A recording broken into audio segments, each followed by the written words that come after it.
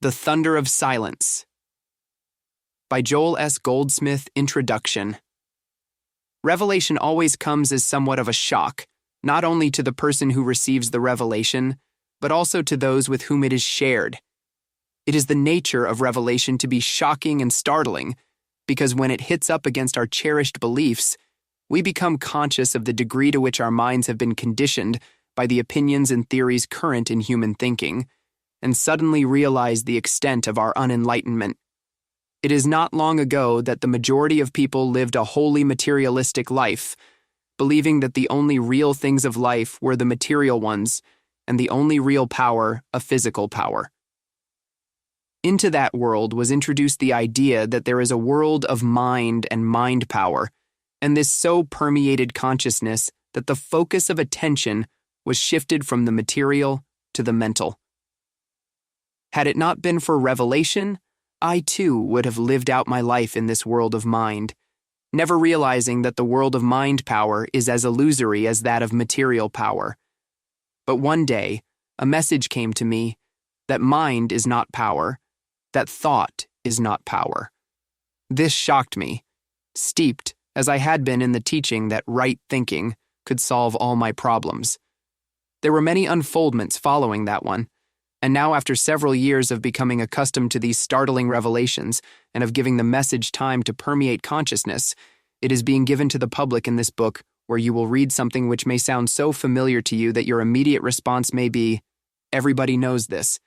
But I can assure you that if people did, they would all be dedicated souls on the spiritual path. Insofar as I have observed from my study of the spiritual literature of the world, the truth stated in this book has never been fully revealed, although it constitutes the absolute basis for true spiritual living. Before you read any further, let me assure you that I have no interest whatsoever in establishing a new religion or a new religious teaching, or in setting up any person or group of persons to be obeyed whose dictates and opinions are in any way considered binding, final, or infallible. I have no intention or desire to leave behind me any kind of religious organization, anything that anyone can join, promote, publicize, or use for personal profit, or even anything that anyone can feel he can rely upon for his salvation. If there is anything that I would like most of all to do in my span of life on earth, it is to remove from man all those props or crutches upon which he has relied. The purpose of this book is not to put you in bondage to any person or organization. Rather is its purpose to set you free from man, whose breath is in his nostrils, free to unite with all those who are on the same spiritual path, free to share with those who are seeking the spiritual way, but in bondage to nobody, belonging to nobody, owing no man anything, but to love one another. That is the real freedom, and nothing less than that freedom can house God. Do not believe for a moment that God can be in anything, not even in the infinite way. God cannot be in anything, and the only way that you can know God is to be free, mentally and spiritually free. Where the Spirit of the Lord is, there is liberty. That is where liberty is. That is where real freedom is, where strength is.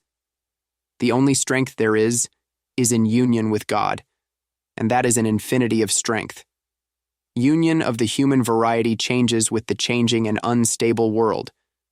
If we have learned nothing else through these centuries of wars, we have learned how fleeting is power. In all the covenants that have been made, all the treaties and other international agreements, there has been no lasting strength. The only real strength there is in conscious union with God and in a realization of the true nature of spiritual power. When we have that realization, one with God becomes a majority. One individual having the spiritual understanding of the nature of God becomes a law of harmony, health, and supply unto thousands and thousands of people all over the world. That is where the strength is, in union with God. For centuries, country after country has been seeking its freedom. Many a country has temporarily found what it thought was freedom, only to find itself enslaved later on by something more powerful than that from which it had broken free. It is not possible to get free from anything. This is a hard saying, bitter in the mouth, and even more bitter in the belly. There are thousands of people trying to free themselves from husbands or wives. thinking that when that particular freedom is gained, their lot is going to be a better one. Sometimes it is, temporarily. But even if it is only a human solution, not permanent and real, because no one ever gets free from. To become free from one thing is to become attached to another thing. There is no freedom from anything. The only complete freedom is a freedom in Christ. To leave one religious organization to join another is to find freedom from one only to become involved in another. That is not freedom.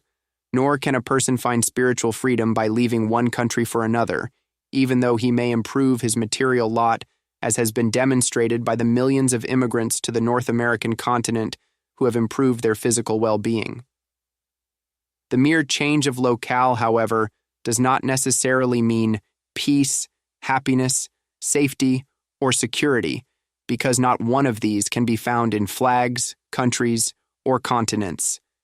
They cannot even be found in health or wealth, but only in the realization of God, which brings a release from fear of what man can do or from circumstances or conditions. Harmony is found not by exchanging one condition of bondage for another, but by coming out from under the law and living under that grace which is the gift of God. For a while, unfortunately, there remain the 1,000 on our left and the 10,000 on our right who will not accept the grace of God and who brought forth from the Master his sorrowful, "Zero Jerusalem, Jerusalem, how often would I have gathered thy children together, even as a hen gathereth her chickens under her wings, and ye would not." This is the one remaining sorrow after we have attained our own freedom. This sorrow of looking at our parents, children, sisters or brothers, our husband or wife, our fellow countrymen, and thinking, why can't you accept this thing that I have found? But the longer we are on this path, the easier it will be for us to understand that it is not possible for anyone to embrace truth except in proportion to his readiness for it. Sometimes that readiness comes only because of the futility and frustration that have gone before. Every sin, every dis-ease, and every lack that have ever touched our lives have been a necessary part of our entire experience, without which we would not have been made ready or prepared to receive the unfoldment of a truly spiritual message. I say this knowing that some of us have been down into the very depths where sin, disease, and lack are greatest, while others have had very little with which to contend. Yet whatever the degree of the severity of the problem each one has had, it is perhaps the degree that each one has needed. Some cannot go up to the heights of spiritual vision until they have gone all the way down physically, mentally, morally, or financially. Some have had to go only halfway down, and some probably much less than that. But whatever depths you and I have known, that was the experience necessary for us to reach the heights. Some of you may yet have to be pushed and prodded very hard and involved in a great many serious problems before you will be able to embrace the principles set forth in this book. Whereas some of you will absorb them very easily and without having any harassing problems to overcome. That too depends upon what degree of unfoldment you bring to this work. This message is proved true only as it is individually demonstrated, and because of that, it should be easy to understand why attempting to organize a religion around such a teaching or asking people to join anything as intangible as this would in no way contribute to the objective of the infinite way, which is that these principles permeate human consciousness and become tangible in individual experience. If any attempt were made to organize this teaching, it would be of benefit to no one. If monthly or annual dues were paid, it would be to no purpose. If mighty temples were built to enshrine these principles, or statues erected of the man who taught them, it would be of no avail. One thing alone will demonstrate this teaching: realizing what the principles are, and then taking them into your heart and mind and soul and body, living with them, moving and having your being in them, with them, and through them, until they become demonstrable principles within you. Then you become the light of the world, a world which may be bounded only by your immediate family or community, or which may be one so vast in its scope that it includes the entire globe. No two will be led in the same way, no two will evolve in the same manner. It all depends upon the degree of your individual unfoldment. The entire message of this book is based on the principle that there is an inner grace which does not operate through or by physical might or mental powers. This grace, of which most people are unaware, operates only when faith in anything and everything has been relinquished, even including faith in a God from whom the world has been expecting miracles and for whom the world has been waiting since the beginning of time. There have been many in the history of the world who have known this secret, and each of these of whom we have knowledge has imparted it to a group of people who became his disciples or followers. In every instance, however, after 1 or 2 generations, the teaching was adulterated, and its heart and soul disappeared from the face of the earth, only to be revealed to someone again in a later age, after which the same process was repeated. In the face of this, it is natural to ask whether it is worthwhile to attempt to teach it again. Is it worthwhile to travel thousands of miles year in and year out to carry such a message to the world if only a few people receive and demonstrate it, and then let it pass from the earth again? And my answer to that is that the circumstances are different today. In all past generations, the world could look forward to the discovery of an increasingly greater power, and in each generation some greater power was discovered. But today, with atomic power and actuality, the world is faced with the ultimate of power. Who can vision anything beyond nuclear power? Is there anything beyond this, or has the world now reached the end of its search for power? The truth in the thunder of silence can be found in the New Testament. Readers of this book, however, cannot expect that the mere reading of it will enable them to live by its revealed principles. Those who feel no response to the unfoldment presented here will, of course, be more than satisfied with one reading, but those who feel a thrill of recognition in their first reading should make this book their constant companion day and night, Sundays and holidays, until their materialistic state of consciousness begins to yield and surrenders itself as the transcendental consciousness takes over the mind, body, and everyday experience of their lives. More than 30 years of experience have demonstrated beyond doubt that this change of consciousness can take place in any person who continues to abide in this message. Such a change of consciousness must take place within the reader before he will find it possible to live by the "I say unto you" of the Sermon on the Mount. The purpose of this book is to reveal transcendental consciousness and thereby develop individual consciousness to that place where one can truthfully say, "I live, yet not I, but Christ liveth in me."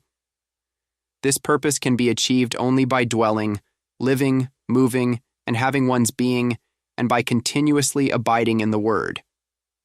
Joel S. Goldsmith, Box 5308, Pawa Station, Honolulu, Hawaii. Part 1, From Darkness to Light. Chapter 1. The Two Covenants, for it is written that Abraham had 2 sons, the one by a bondmaid, the other by a free woman. But he who was of the bondwoman was born after the flesh, but he of the free woman was by promise. Which things are an allegory? For these are the 2 covenants, the one from the Mount Sinai, which gendereth to bondage, which is Agar. But Jerusalem which is above is free, which is the mother of us all. Galatians 4:22, 24, 26. In our humanhood, we are sons of the bondwoman, in subjection to the flesh and its claims, in bondage to the things, thoughts, and activities of the flesh, whether it be this flesh of the body, or the flesh called money, or other forms of human living. Living in and through the flesh as the offspring of the bondwoman, we are under the laws of matter, the laws of economics, and the laws of race, religion, and nationality, under the covenant which gendereth to bondage. The other covenant is that of our spiritual adoption, which comes through a conscious activity within our own consciousness, and at a time when we are prepared for that transition, because the transition from humanhood to spiritual sonship is made only by grace. When a person says that he would like to be a child of God and be free of the burdens of the flesh, usually he does not really mean it. What he means is that he would like to be free of the burdens of the flesh, but retain the pleasures and the profits of the flesh. It is for this reason that as human beings we cannot choose to be children of God. But there does come a time in the consciousness of every one of us, with some now and with some many lifetimes from now, when, through an inner grace, we are able and willing not only to be rid of the ills of the flesh, but also of the pleasures and profits of the flesh, and to become acquainted with our spiritual identity or selfhood, with that new creature, not the old one made healthy, not the old one made honorable, but a new creature which is born of the Spirit. This is the transitional experience. To be born of the Spirit means to be reborn through a transition of consciousness, and this rebirthing can occur while we are on this very plane of consciousness known as the earth, or it can take place after we have left this sphere. It is well to remember that if we fail to make the transition here, there will always be the opportunity for us to make it hereafter, because in the kingdom of God, there is no time. There it is always now, and this now is always presenting itself to us with fresh opportunities. This moment is now. This moment, this now, we have the opportunity to reject our humanness and accept the divinity of our being. But if it is beyond our immediate capacity to do that at this moment, later on tonight we shall discover that it is also now, and in that nowness, we are again face to face with the opportunity to accept or reject the divinity of our being. If we are not prepared to receive it then, there will be tomorrow afternoon, next year, or the year after, and each time that the opportunity to realize our divine sonship comes to our thought, it will be now. 100 years from now, it will be now to us. Now is always the time to accept our divinity, but while that now may come to us at this moment, to some it may have come years ago, and to some it may come years hence. Whether or not it comes at this particular hour of the clock or some other hour, whenever it comes, it will be now. Each of us has to face every moment of every day unto eternity, and those of us who, for one reason or another, are not able at this particular time to accept the covenant of our liberty, the liberty wherewith we are clothed upon when we accept Christhood, will still have a new and fresh opportunity throughout all ages. Those who have gone on before us as human beings and have left our visible sight, some in gross spiritual darkness, and some in actual sin and degradation, also exist now, and they too have the same opportunity now that they had when they rejected it here on earth, only now they may have developed a greater capacity to accept it. What does it mean to accept the spiritual dispensation in our experience? Unless we understand what it is that constitutes this spiritual dispensation, we cannot be prepared to accept it. Regardless of the fact that the majority of people pay lip service to a belief in God, many of them do not believe in God. True, they may believe that there is a God, or have a belief about God, but they have no faith, no realization, no conviction, because the nature of the bondman is to be in bondage to affect, to love, worship, and fear anything that has form, that is visible as effect. It may be bodily health, the heart, liver, or lungs, or it may be dollar bills, investments, or home. But the love and devotion and fear of most human beings are always directed at someone or something in the visible realm. The son of the bondwoman is in bondage as long as some thought, thing, or person is necessary, and that is what constitutes humanhood. The new covenant of the new creature begins in the moment when we realize, I and my Father are one, and all that the Father has is mine. I look in no other direction than to the infinite invisible. Then what appears from within, I share gloriously, freely, joyously. The transition into divine sonship brings about that change from faith in the visible to faith in the infinite invisible, in that which can never be seen, heard, tasted, touched, smelled, or even thought or reasoned. There has to be a faith without a reason for that faith. There must be an all-consuming inner conviction which agrees with this faith, even while not knowing what it is, an inner instinct, an inner intuition, an inner grace. There shall no sign be given.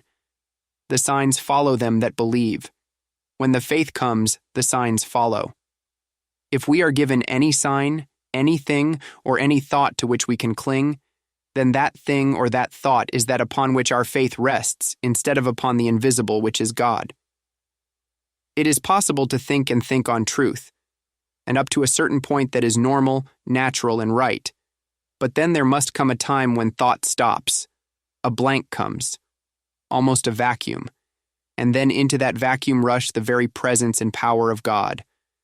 We can only come into that presence stark naked, in a moment of complete silence, when the entire thought processes have stopped, when we have nothing upon which to rely, nothing on which to pin our hopes, but when we have made ourselves barren and completely empty. That is the moment when we perceive that, even when we cannot know it or feel it or think it, there is an invisible presence, an intangible something, which nevertheless is operating, and then from that very invisibility will come into expression everything necessary to our unfoldment. If we think ourselves to be something, we gravely err. It is only when we come to that place of self-renunciation that the divine selfhood of our own being reveals itself. Silence is the way. The silence is not an absence of sound, but is a state of consciousness, which enables us to refrain from mental reaction to what is seen or heard.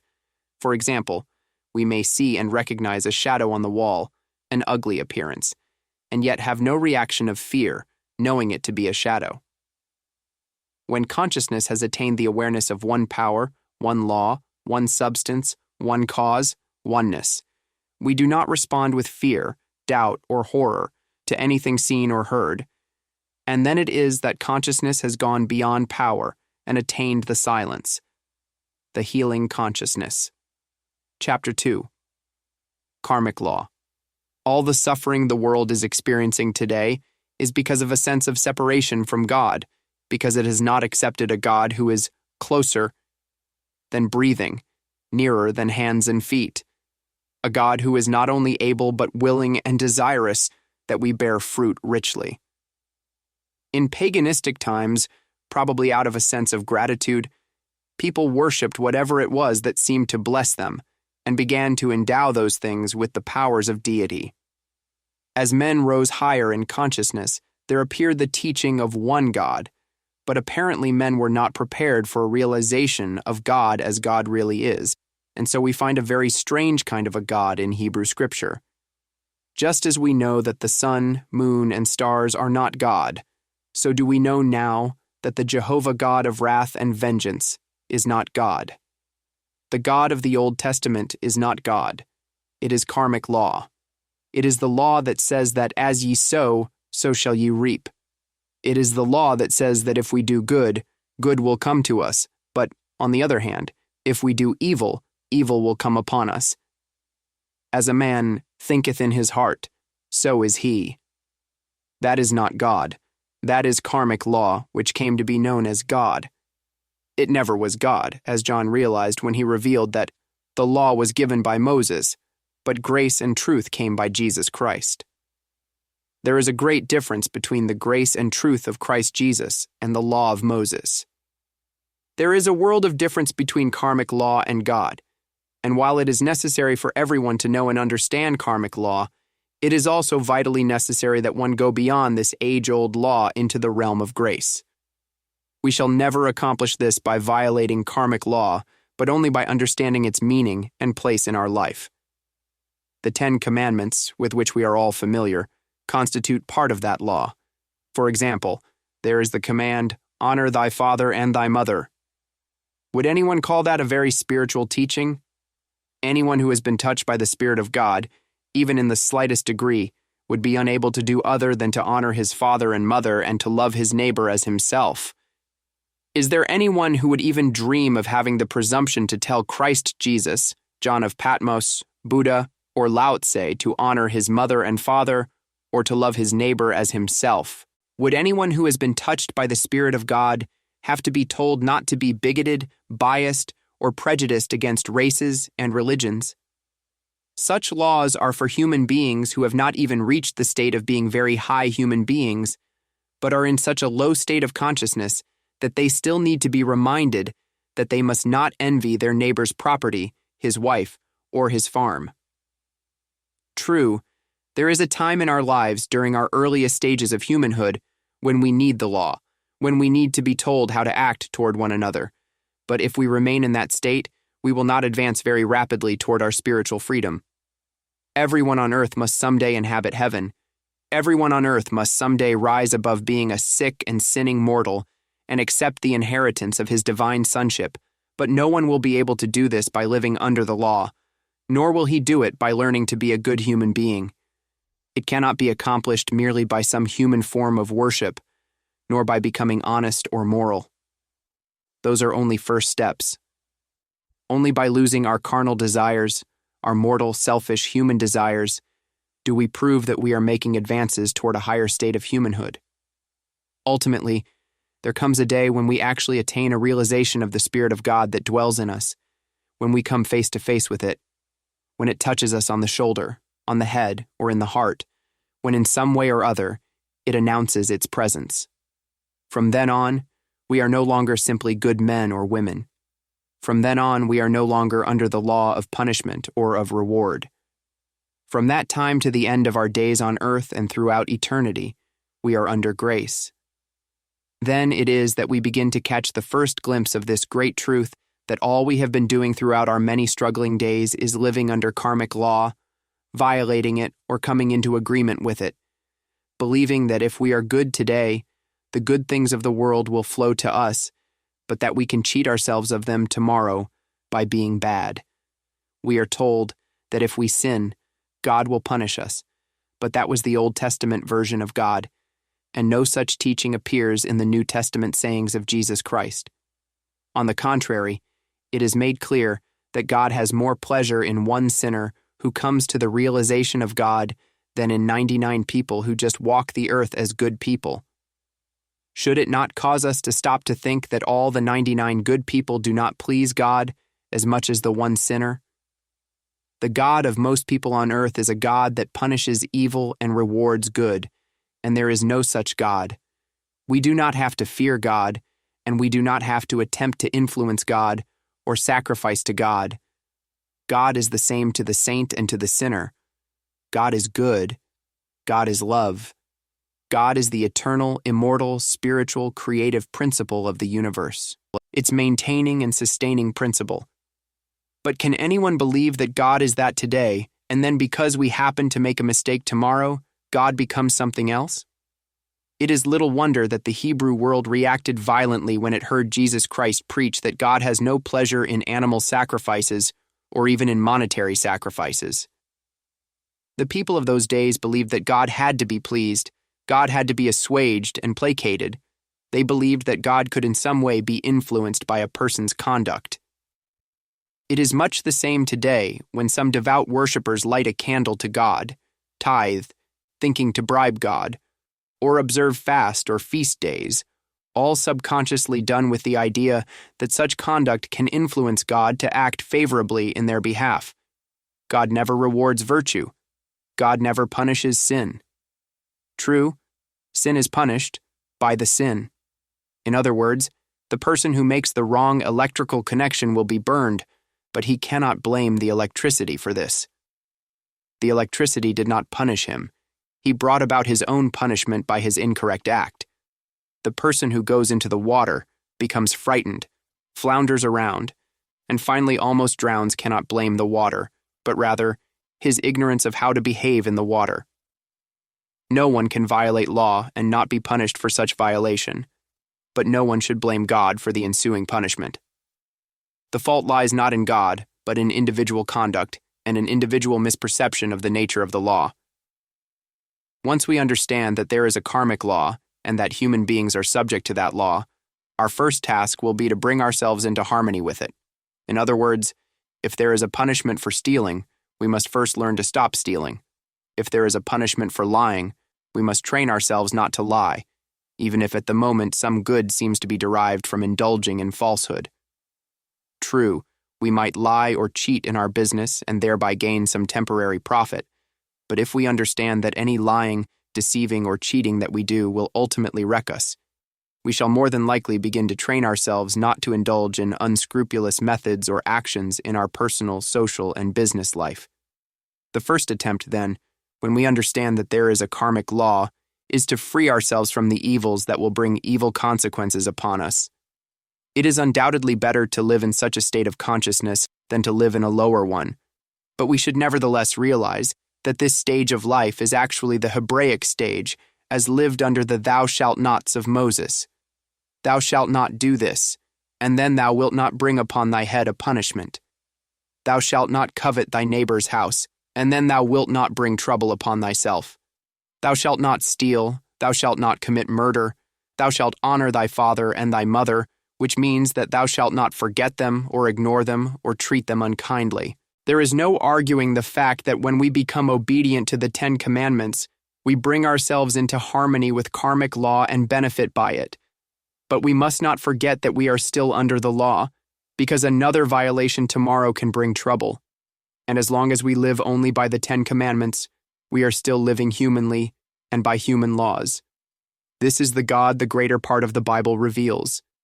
But this is not God. This is the law, the Lord God, the law God, the karmic law, the law of cause and effect. As ye sow, so shall ye reap. That is not God, that is ye. As ye sow, so shall ye reap. It does not mention a thing about God. It just warns us that when we do the right or the wrong kind of sowing, we do the right or the wrong kind of reaping. But surely it must be clear that God has nothing to do with either the sowing or the reaping. None of this has any real reference to God. It has reference to karmic law, the law of cause and effect, the law as found throughout the Bible. But because this was once believed to be God, it has been perpetuated by people who dare not read the Bible objectively. And so today, even though they call themselves Protestants or Catholics, they all go on accepting the same old Hebraic God of the 10 Commandments, the God of cause and effect, the God of karma. Now let us find out, if we can, what God really is, because on this point our whole experience hinges. It is right and proper to be a good Hebrew, that is, to obey the 10 Commandments. It is right and proper to be an honest businessman instead of a dishonest one, and a healthy human being instead of an unhealthy one. But that has no relationship to the spiritual path, nor to our ultimate destiny, which is to return to the Father's house, to God consciousness. In order to achieve our ultimate goal, the nature of God must be understood, and therefore, there must be but one question in our thought, and that is, what is God? First and foremost, we must realize that our prayers and meditations do not influence God, to do good for us or to do evil to us, that we cannot bring the glory of God to ourselves or to anyone else. All that we can do is to recognize that God in the midst of us is mighty, not because of us. It is just that we have been given the grace to recognize the that which already is. That is why the Master told the disciples not to glory because the devil was subject unto them, but because their names were written in heaven. That is why no one ever dares take glory unto himself because of a healing, for no human being has ever brought about a healing. It was brought about by a divine state of spiritual being, which operates and can operate only through and as the consciousness of one who knows the nature of God and can therefore bring healing into visible manifestation. That is our part in this glorious spiritual work. That is our only part. To know God whom to know aright, is life eternal. When we know the nature of God as love and as life eternal, never again will we deal with death, old age, or disease, as if it were a reality that we could change by bringing God to it. We shall understand that this has nothing to do with God. It has to do with as ye sow, so shall ye reap. If we believe in a law of sin, a law of matter or disease, or a law of punishment, that is the experience that we are bringing into our lives and the lives of those who look to us for spiritual guidance. When we understand the nature of God as love, we shall understand the word grace. Then we shall understand that our good comes by grace, not by deserving it or being worthy of it. What human being can ever be good enough to deserve God? As a matter of fact, the more of human qualities we have, the more have to be wiped out before we can realize God. We cannot be brought to a place of deserving God. We can only be brought to a place where that part of us which wants to be worthy or appears to be unworthy, is thrown out of the way, and our true selfhood is revealed. Our good, physical, mental, moral, and financial is ours by divine grace as the gift of God. We cannot earn it or deserve it. We cannot influence God to give it to us, and no act or deed or thought of ours is powerful enough to prevent God from operating and continuing to operate. Though our sins be scarlet, we are white as snow in the very minute we realize our true identity. True, while we are accepting karma, that is, while we are accepting ourselves as human beings, there may be a law of karma operating in our experience, but that law stops operating as soon as we realize, I am coming out and becoming separate, and now I am going to live under grace. The moment we realize that we are living under grace, we drop the word I. We stop boasting that I is good and worthy, and we stop condemning I as bad or unworthy. We even forget the past and come to acknowledge that we did not live an hour ago, and that we cannot live an hour hence. The only time we can live is now, and now we are living under grace. The past is gone. The future will never be. Now we are under grace. Now there is no sin, no disease, no death, no iniquity, nothing operating in our consciousness except love, the love of God, not your love or mine. If only we really and truly could come into some measure of realization of the nature of God, how we would throw the years off our shoulders, how we would throw off the memories of our past acts of omission and commission, how we would throw off the memories of our wrong thinking and begin to understand that now are we the sons of God. Now in this instant of divine grace, the entire memory of all our past years is gone. Now we are willing to forget our good deeds as well as our bad ones.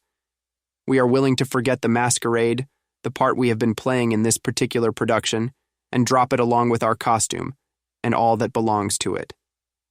If we could call to mind the highest and best example of fatherhood we know, we would then see that no real father ever permits animosity, impatience, or intolerance to interfere with his father love for his son.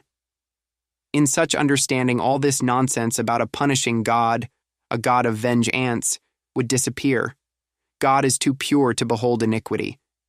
The Master claimed that he came to earth not to do his own will, but the will of the Father. And what is this will of the Father? It is to heal the sick, raise the dead, forgive the sinner. Then, is there a God of punishment? The Master said, "Neither do I condemn thee." Is there a God of punishment? He said to the thief on the cross, "Today shalt thou be with me in paradise." Is there a God of punishment? And he said, "Thy sins be forgiven thee." There is no record in the entire revelation of the Master of damnation or punishment by him, but there is this: sin no more, lest a worse thing come unto thee. Does he say that God will visit it upon us? No, our sin will visit it upon us, not God. The very misdeed will return unto us. We do not even have to perform a sinful deed. We merely have to have a desire for it, a wish for it, as Jesus pointed out when he cautioned against even looking upon a woman with an adulterous thought. One need not carry out the act because the very mental state brings back to one something of its own nature. This is not living under the law of God. This is living under karmic law, because when we are under God, there is no possibility of there being any sin.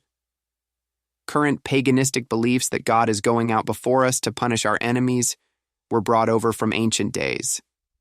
So today, all over this world, people are praying for peace on earth, and they are praying to God for that peace, but God is ignoring them. All over this earth, men and women are praying for their children, for their health and their safety, but God is ignoring such requests too. If God does not answer our prayers for good, what chance is there that God will pay attention to any prayer for evil? What kind of a God do we worship? Has there ever been a race of people on earth so much better than any other race that God would destroy one for the sake of another, or one nation for the sake of another? Have we ever had a perfect race even humanly, or a perfect nation? During the last century, there have been 3 major wars, and those who were vanquished were as Christian and democratic as those who were victorious. What a stretch of the imagination it would require to believe, for example, that Russia was on the winning side of the war, because it was Christian and democratic. Is it not clear that God has been given credit and God has been damned for things for which God had no responsibility? As long as we accept the law of an eye for an eye and a tooth for a tooth, we are setting in operation the karmic law. As we do unto another, that is what is done unto us.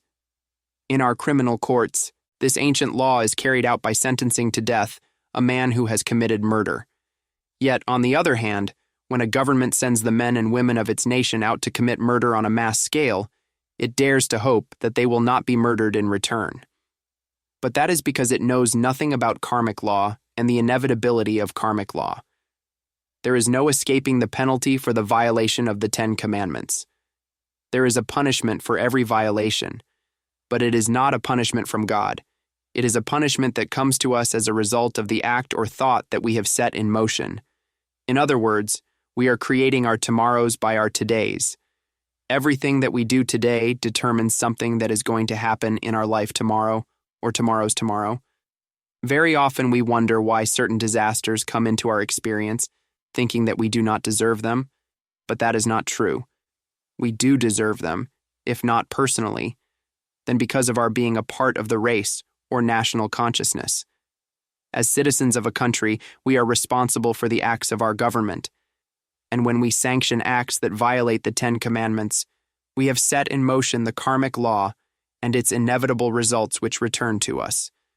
The only way that an individual can escape the karmic law of his government is when within himself he disclaims its acts. When a citizen sanctions the throwing of a bomb which wipes out whole cities, that citizen has entered into the karmic experience of his government, and the day must come when that person is repaid in like coin. If, however, the citizen not only repudiates the act, but actually can go so far as to say and mean it, I would rather be hit by a bomb and have my whole family destroyed than approve of my government's destroying another with it. In that state of consciousness, the individual frees himself from the karmic law invoked by that act. It is not necessary to fight the government. It is not necessary to get up and preach to the government about its sins. It is only necessary that within ourselves we do not come into agreement with any violation of the 10 Commandments. When the Master gave us the true spiritual religion, he threw 9 of those commandments out the window, dropped them entirely, and substituted, for them, the first commandment. Thou shalt love the Lord thy God with all thy heart, and with all thy soul, and with all thy mind, and added to this first one another ancient commandment. Thou shalt love thy neighbor as thyself. These are the only 2 commandments to which Jesus gave any spiritual significance, and they are a guide to us in our humanhood. To love the Lord thy God with all thy heart, and with all thy soul, and with all thy mind, would be to bring ourselves into obedience to God and God's laws. To love our neighbor as ourselves completely removes us from karmic law, because we would then neither think nor do an injustice, a wrong, or an evil to another any more than we would do it unto ourselves, or than we would wish to have it done unto ourselves. To pray to God to harm or injure another is a form of pagan ignorance, and to pray to God for one's own personal gain is but another form of paganistic stupidity. Therefore, in our relationship with one another, we are living completely in the sense that we are one, or, as the Master counseled, call no man your father upon the earth, for one is your Father, which is in heaven. If we look upon one another as brothers and sisters, there is then no karmic effect being generated within us because our life is a life of love, service, devotion, and sharing. If our relationship to one another is pure, we want nothing from anyone but the opportunity to work, share, or in some way be an instrument of blessing to our other self. In return, we ask for nothing. The opportunity of sharing, loving, and cooperating is enough, because all that the Father has is ours, and the Father has means of bringing our supply to us without our desiring it or asking for it. Such an awareness of our true identity creates a spiritual bond among all those who are on this path. In such a bond, no one is thinking of taking advantage of anyone else. No one is thinking in terms of self-gain, of self-aggrandizement, or of any form of self except the idea of a sharing of the self. Eventually, this will be the universal relationship on earth, and the law of an eye for an eye and a tooth for a tooth, the karmic law of punishment will not be operative in our experience. The thoughts to which we give expression as human beings come back upon us, because that is the nature of the karmic law of as ye sow, so shall ye reap. But God is not to blame for that. We have set in motion the karmic law, and that is what is returning to us. All of us, by the very nature of having been born, have been guilty of offenses of omission or commission, and have therefore brought ourselves under the operation of karmic law. Naturally, then, the question arises, can this karmic law be broken? Can it be ended? And the answer is yes.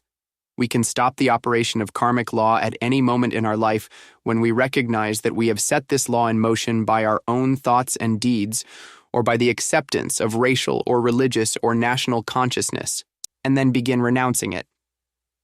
The way to break the karmic law is through repentance, and by living constantly in an atmosphere of love and forgiveness.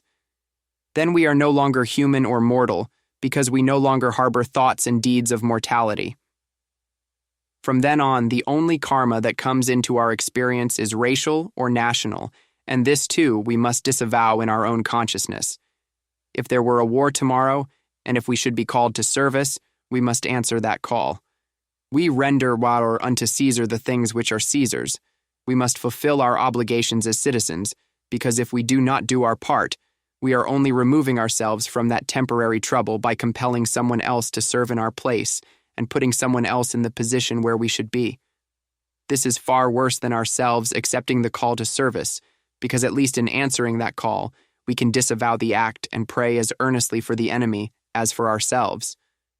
We can pray for the freedom, safety, and security of the enemy, and even while rendering unto Caesar the things which are Caesar's, thereby free ourselves from the penalty of the karmic law by performing whatever is required of us as citizens without hate or vengeance and with detachment.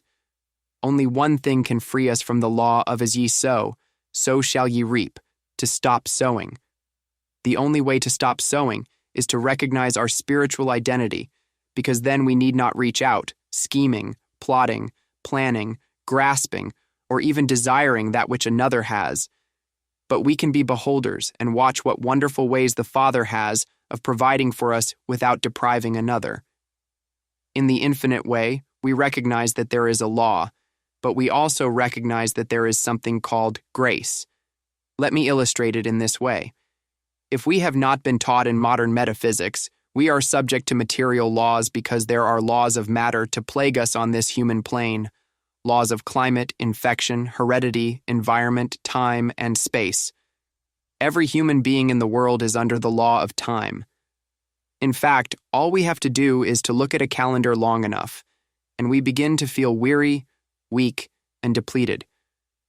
Those of you who have had any experience at all with metaphysical or spiritual healing have already learned that these laws of matter are not power in the presence of spiritual understanding. They are theories and beliefs, but there is a grace which sets them aside. That does not mean that on the human level there is not a law of matter. It does not mean that there is not a law of mind. It merely means that there is a state of grace that sets aside both the laws of matter and the laws of mind. When we come under grace, no laws operate. In the spiritual realm, which is a state of grace, there are not two powers operating, one over another, one overcoming the other, or one removing the other. There is but one. There is no opposition. There is no contention in the realm of spirit. There is only a state of grace, which is itself the law of elimination to every phase of materiality. When we come into a state of grace, we no longer have good health or bad health, nor do we have abundant or meager supply. We live in a state of spirituality in which there is neither good nor evil, no degrees and no comparisons. There is only being, divine being, spiritual being, one being. It is only when we stop thinking in terms of health and sickness, wealth and poverty, and begin to think in terms of spirituality that we transcend not only bad humanhood, but even good humanhood. We transcend the 10 Commandments and rise to that consciousness which Christ Jesus revealed in the 2 great commandments, which acknowledge but one power, one God, one Spirit, one soul, and each and every one of us that same one. Acknowledgement is only the first step. These commandments have to be lived.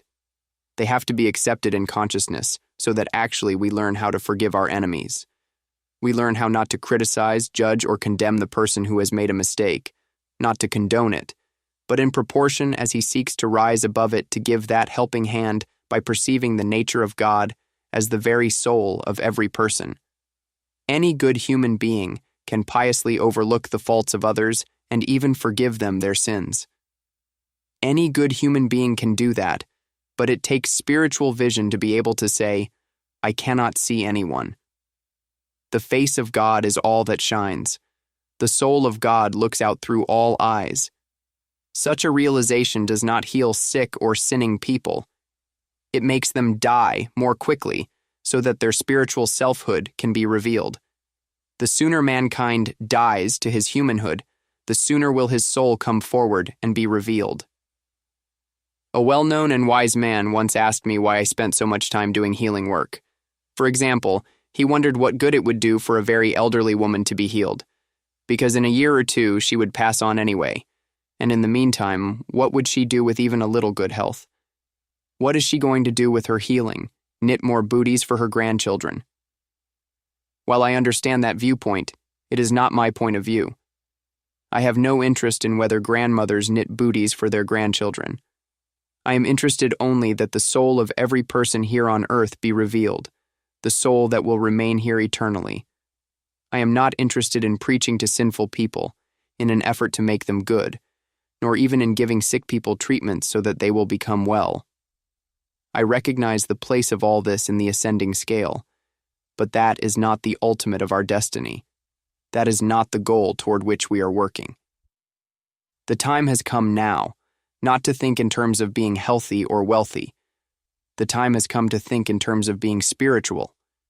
The time has come to think of having that Spirit of God indwelling so that we may claim our heritage as children of God, join theirs with Christ to all the heavenly riches. The time has come when we have to give thought to this. If we are crucified, can we rise from the tomb? If we are crucified, whether on the cross or through the calendar, can we rise and walk this very earth again in a physical body, speak, eat, and drink? It must come to every single one of us that there is something more to life than being healthy and having abundance. There is something more to life than just walking around this earth enjoying ourselves. There is something more to life, and that is life. Life is eternal, a life that knows no grave, a life that knows no infirmity, a life that knows no sin, no poverty, no war, no lack. Can this life be achieved?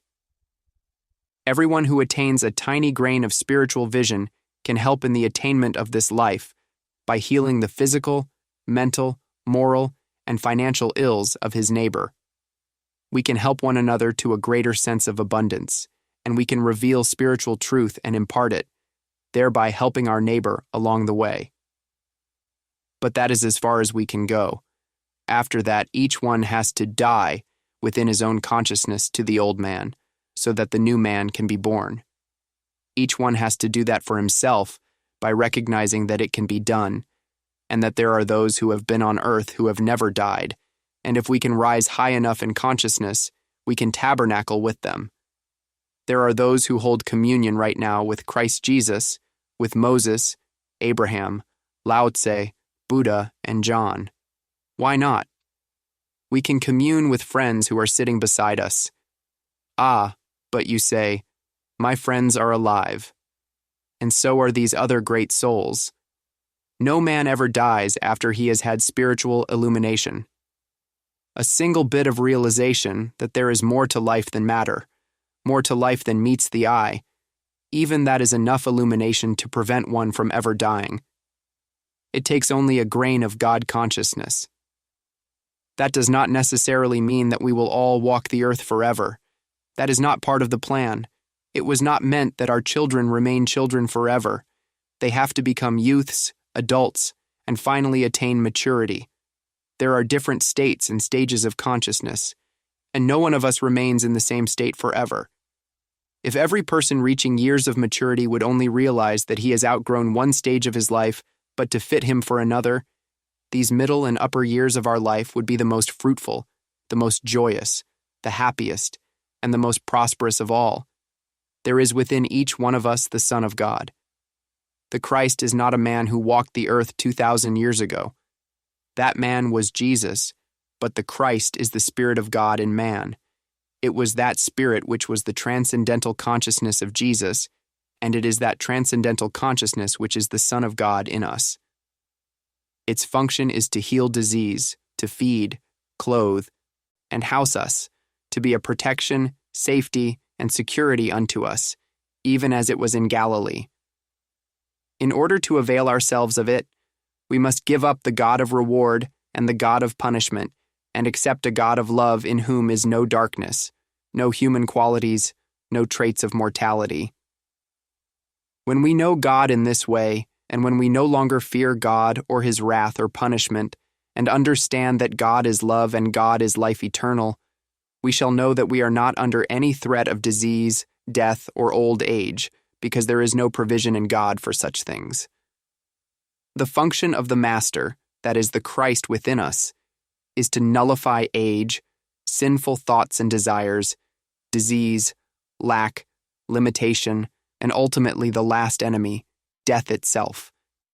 If we sow to the Spirit, if we abide in the spiritual truth that I and the Father are one, inseparable and indivisible, even if we make our bed in hell, or even if we walk through the valley of the shadow of death temporarily, I and my Father are still inseparable and indivisible. We are one, and all that the Father has is ours, not because we earn it or deserve it, but by the grace of God. What God does, he does without any reason for doing it. Is God's love less than a mother's love? What a mother does for her child, she does without any reason. She does not ask for any return from the child. The mother knows that she is pouring herself forth for the child because of love. A mother never punishes her child. Discipline, yes, but from a normal mother, punishment, no. Does a human mother love an erring child less than a good child? On the contrary, sometimes a little more. And does a mother know more of love than God? Is God less than a human mother? God is not a superhuman being. God is not a person with human emotions. God does not pity, and God does not condemn. God is, and God is available to all who can acknowledge that God is. All of our nonsensical prayers of beseeching God to be other than he is will stop once we realize that God is not influenced by man, nor does he take orders from man. God does not accept our idea of what constitutes justice, love, and mercy, but God imparts to us his idea of justice, love, and mercy if we listen for the still small voice. Let us honor God by realizing God's omnipotence, omniscience, and omnipresence. God is the infinite intelligence and love that maintains universal law. Instead of praying up to God, let us be so silent within ourselves that we can hear the still small voice. Chapter 3. Beyond power. As long as man has someone or something to which he can cling, he will not find God. Whatever man knows or is able to know with his human mentality, whether a thing or a thought, is not God. No one is going to find God while he has anything on which to stand, anything to which he can hold, or anything about which he can think. Startling and unbelievable as this may seem to be, nevertheless it is true. Most of us have known a fair share of the good things of life, and a few of the bad ones. And while we may not have been happy with the bad things, we undoubtedly would also admit that we did not find any permanent happiness in the good ones. Many of us must have suspected that there is something beyond all this, but what? What is that something? Is it God? And if so, what is it that men call God? Is God just a vague hope, a senseless dream, or is God really attainable? Is it possible to know God? The search for God is not easy for anyone, and when the revelation of God does come, it is something so entirely different from what was expected that if a person is honest, he will have to confess that it is beyond his understanding. Only after finding corroboration for what he himself has discovered, as it is presented in 1,000 different ways through the spoken and written word, and then living with it for years and years, does it ultimately register. Religions have evolved because somewhere far back in the past, men were constantly encountering troubles of one sort or another in their human experience. If they were fishermen, they found that the fish were not running well in some seasons. If they were hunters, there were periods when the game was scarce. And for those engaged in farming, some years there was too much rain and some years not enough. Occasionally, there were enemies from across the border molesting them, and at such times the strong nearly always overcame the weak, plundering their less powerful neighbors, and often reducing them to the status of slaves. Even if they did not hold their captives in complete physical slavery, they held them in mental slavery, keeping them in as much darkness as possible that they might exploit them the more easily. But then, if and when the weak became strong, the picture was often reversed. The record of history indicates that the mighty have always taken from the weak. Bullets overpowered those who had bows and arrows, cannon triumphed over bullets, and finally bombs overcame cannon. One power has always been used to overcome another power, and as a last resort, men have turned to God hoping that He would be more powerful than the weapons they possessed. The Old Testament is filled with accounts of people and nations who called upon God to destroy their enemies. That these enemies were more wicked than they and therefore deserved to be destroyed is usually not recounted, only that they needed the land of their enemies or their enemies' slaves, or that they needed some other thing which their enemies possessed. Their whole object in praying to God was that He would wipe out the enemy and deliver to them their property. That is what God means to most people today, something to use.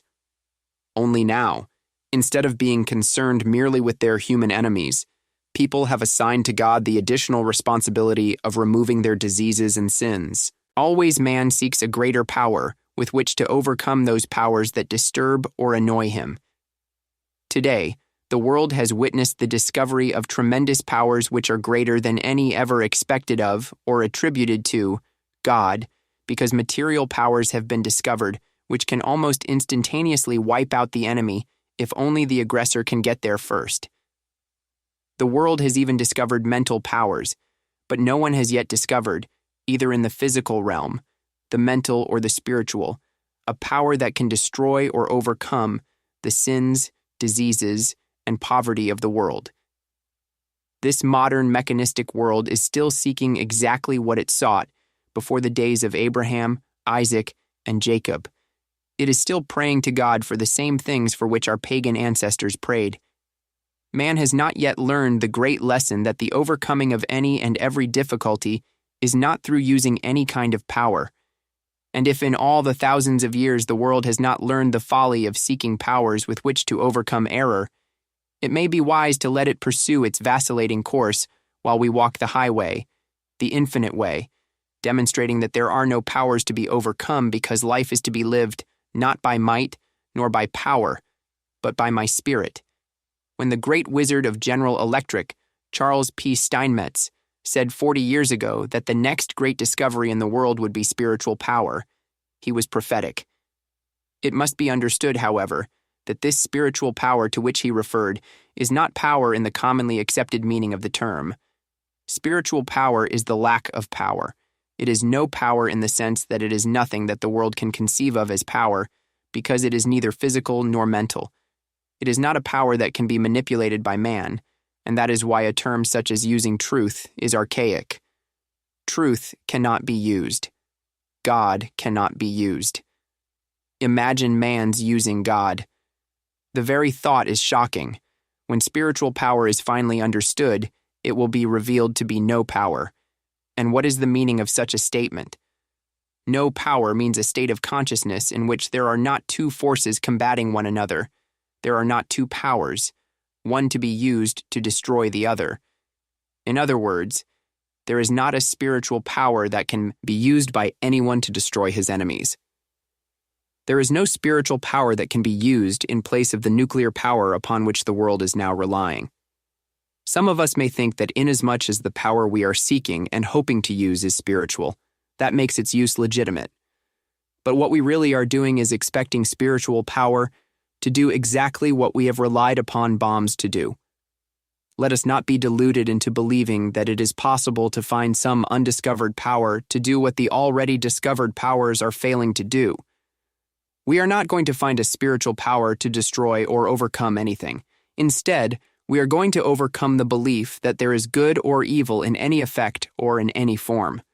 When I was led to meditate on this idea of power, I saw that the cause of all the turmoil and conflict in life lies in the deep-seated belief in two powers, which has resulted in such attitudes as that of the survival of the fittest, self-preservation as the first law of nature, and the use of force in war and in almost every other activity of human existence. Always throughout the ages, one power has been used to overcome, destroy, or replace another power, and yet despite all this use of power, the same evils that were on earth at the beginning of time are still plaguing the world.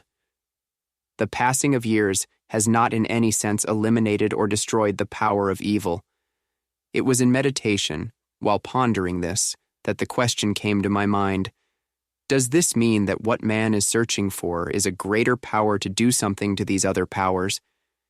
Is it possible that there is a spiritual force which will destroy material power and supplant it? And in the event that such a spiritual force might be discovered, is there a possibility that some evils may develop in its use, so that ultimately the world will have to find still another power with which to overcome the spiritual power? What is the limit? Where does it all stop? I knew that wherever power of any kind has been used, there have always been the possibility and the potentiality of its being used either for good or for evil. How can this be? Was the question I asked in my meditation. In a God-ordained world, is it possible that God power can be used for both good and evil? Quick as a flash, the question answered itself. No, if you ever discover what God power is, you will learn that it has no opposite and no opposition. It cannot be used for good and it cannot be used for evil.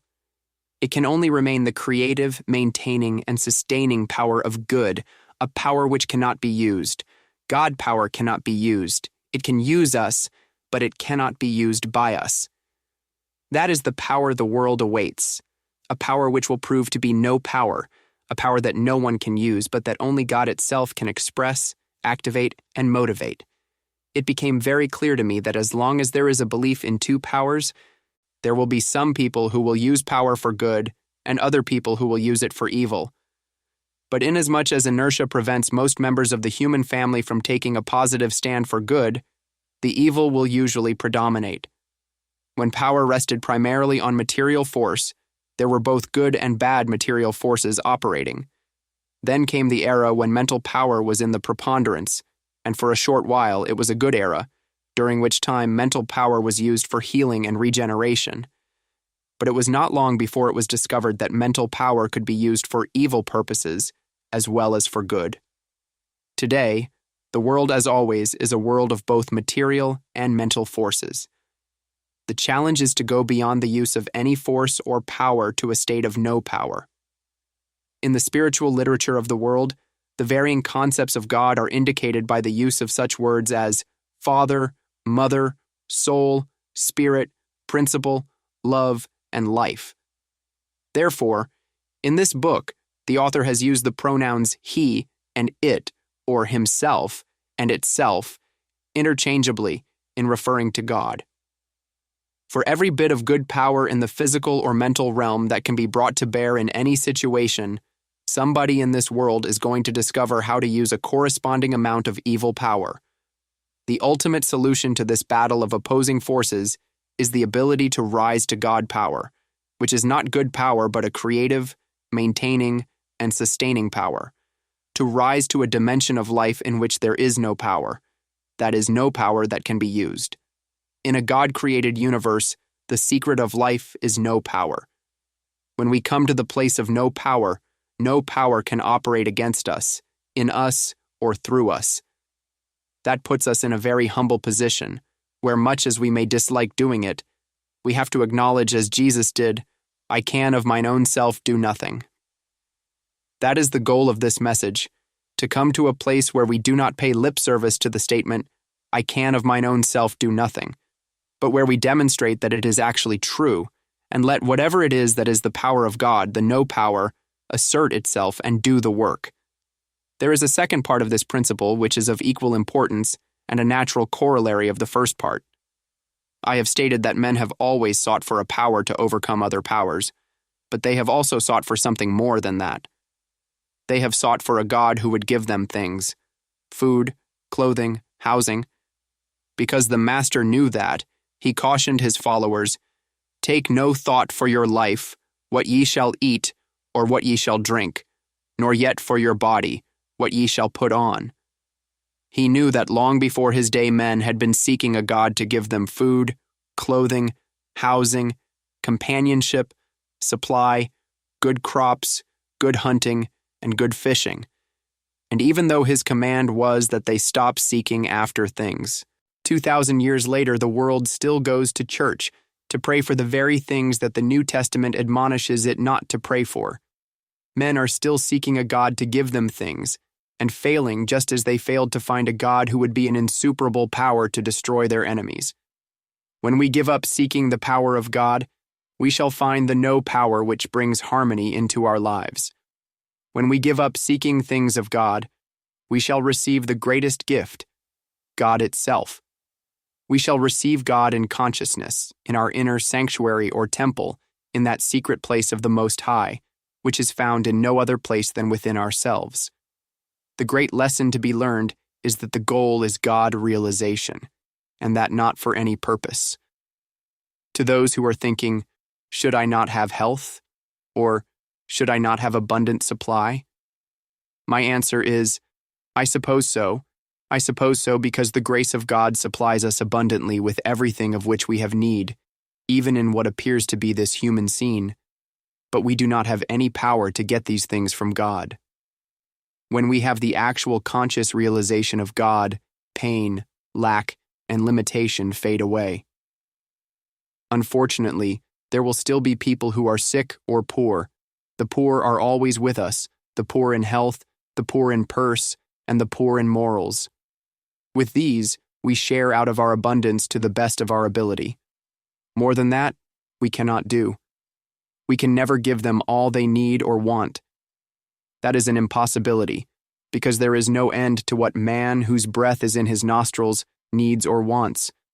But until a person realizes the futility of seeking things, he will not be fulfilled. Why do we not stop searching for the power of God, stop looking for some thought or some truth that we think will make us well or prosperous, and acknowledge that of our own selves we can do nothing, and that nobody ever has discovered a power that destroys his enemies?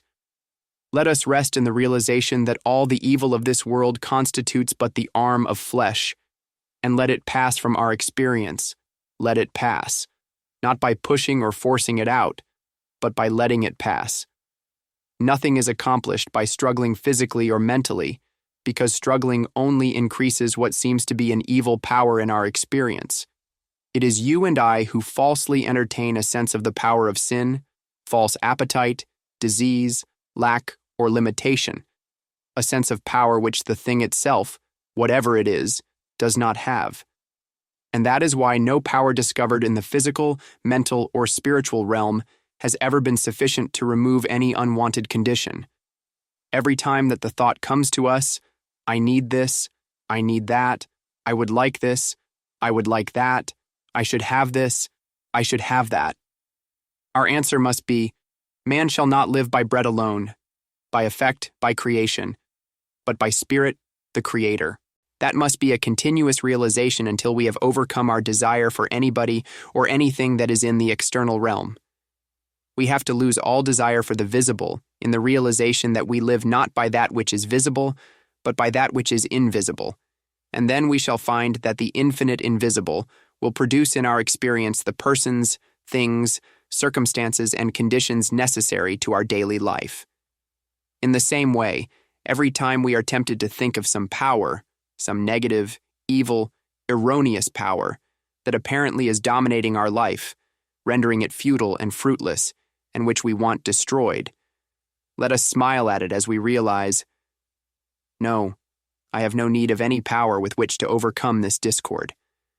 There is a God, even though I do not know what God is. I cannot know what God is because it is beyond the utmost comprehension of the human mind.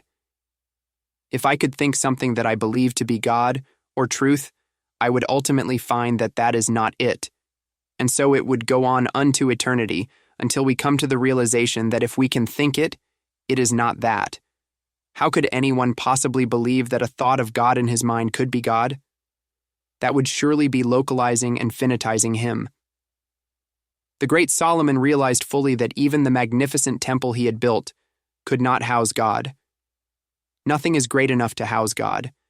Not all the world can house him, and yet we build a little doghouse in our minds, or a pigeon coop, and think that God is there simply because we have changed his name to mind, life, or love, trying to anchor him in thought where we think we can hold on to him. How foolish that is. How impossible it is to build a mentality big enough for that. Why, this whole universe of men is not big enough to embrace God.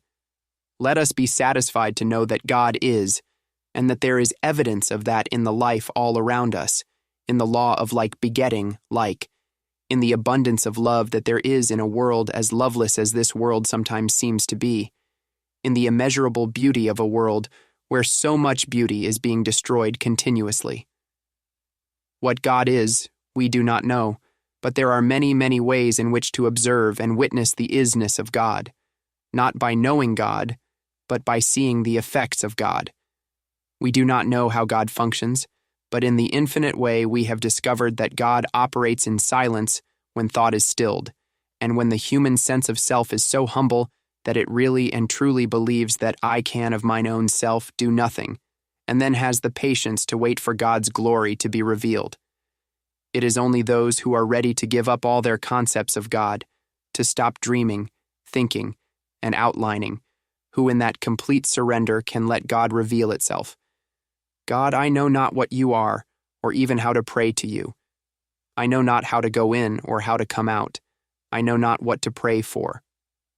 I cannot believe in the God that the world has accepted, for I have seen the fruitlessness and frustration which follow such blind faith. I must find the God whom no man knoweth, the God that is, the one true God that created this universe in his own image and likeness, perfect, harmonious, and whole, and who maintains and sustains it in its infinite and eternal perfection. In such a God I can believe. Reveal yourself, Father. Show me your will.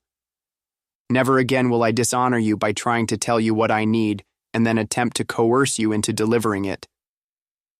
Never will I expect you to do my will or my bidding, to be my messenger boy. I place my life, my hand, my being, and my body in your keeping. Do with them what you will, Father. Take my sins, my fears, and my diseases. Take my health and my wealth. Take it all. I ask only one gift, the gift of you, yourself. We can come to this state of receptivity and respond to it only at the point of our readiness, and our readiness comes only when we have experimented with all the different forms of God that the world presents to us. The God of the religious world, the metaphysical God, the God we think we can use, the God that demonstrates things. Every kind of God we try, and only when we come to the end of trying are we ready for this surrender, ready to give up seeking a great power to destroy our enemies or to shower us with gifts. We give up the desire for that kind of a God, and we rest in this word, God is. Thy grace is my sufficiency, not power, not might. Man shall not live by outer powers or outer things, but by the word. Long ago, those of us who have delved into metaphysics lost our faith in material power and material means. Now, when we take the next step of giving up our faith in mental means, mental powers and remedies, we come to the real God who can be experienced, but who can never be known with the mind, and who cannot be used. The italicized portions of this book are spontaneous meditations, which have come to the author during periods of uplifted consciousness, and are not in any sense intended to be used as affirmations, denials, or formulas. They have been inserted in this book from time to time to serve as examples of the free flowing of the Spirit. As the reader practices the presence, he too, in his exalted moments, will receive ever new and fresh inspiration as the outpouring of the Spirit. Part 2. From the unreal to the real chapter. Who told you?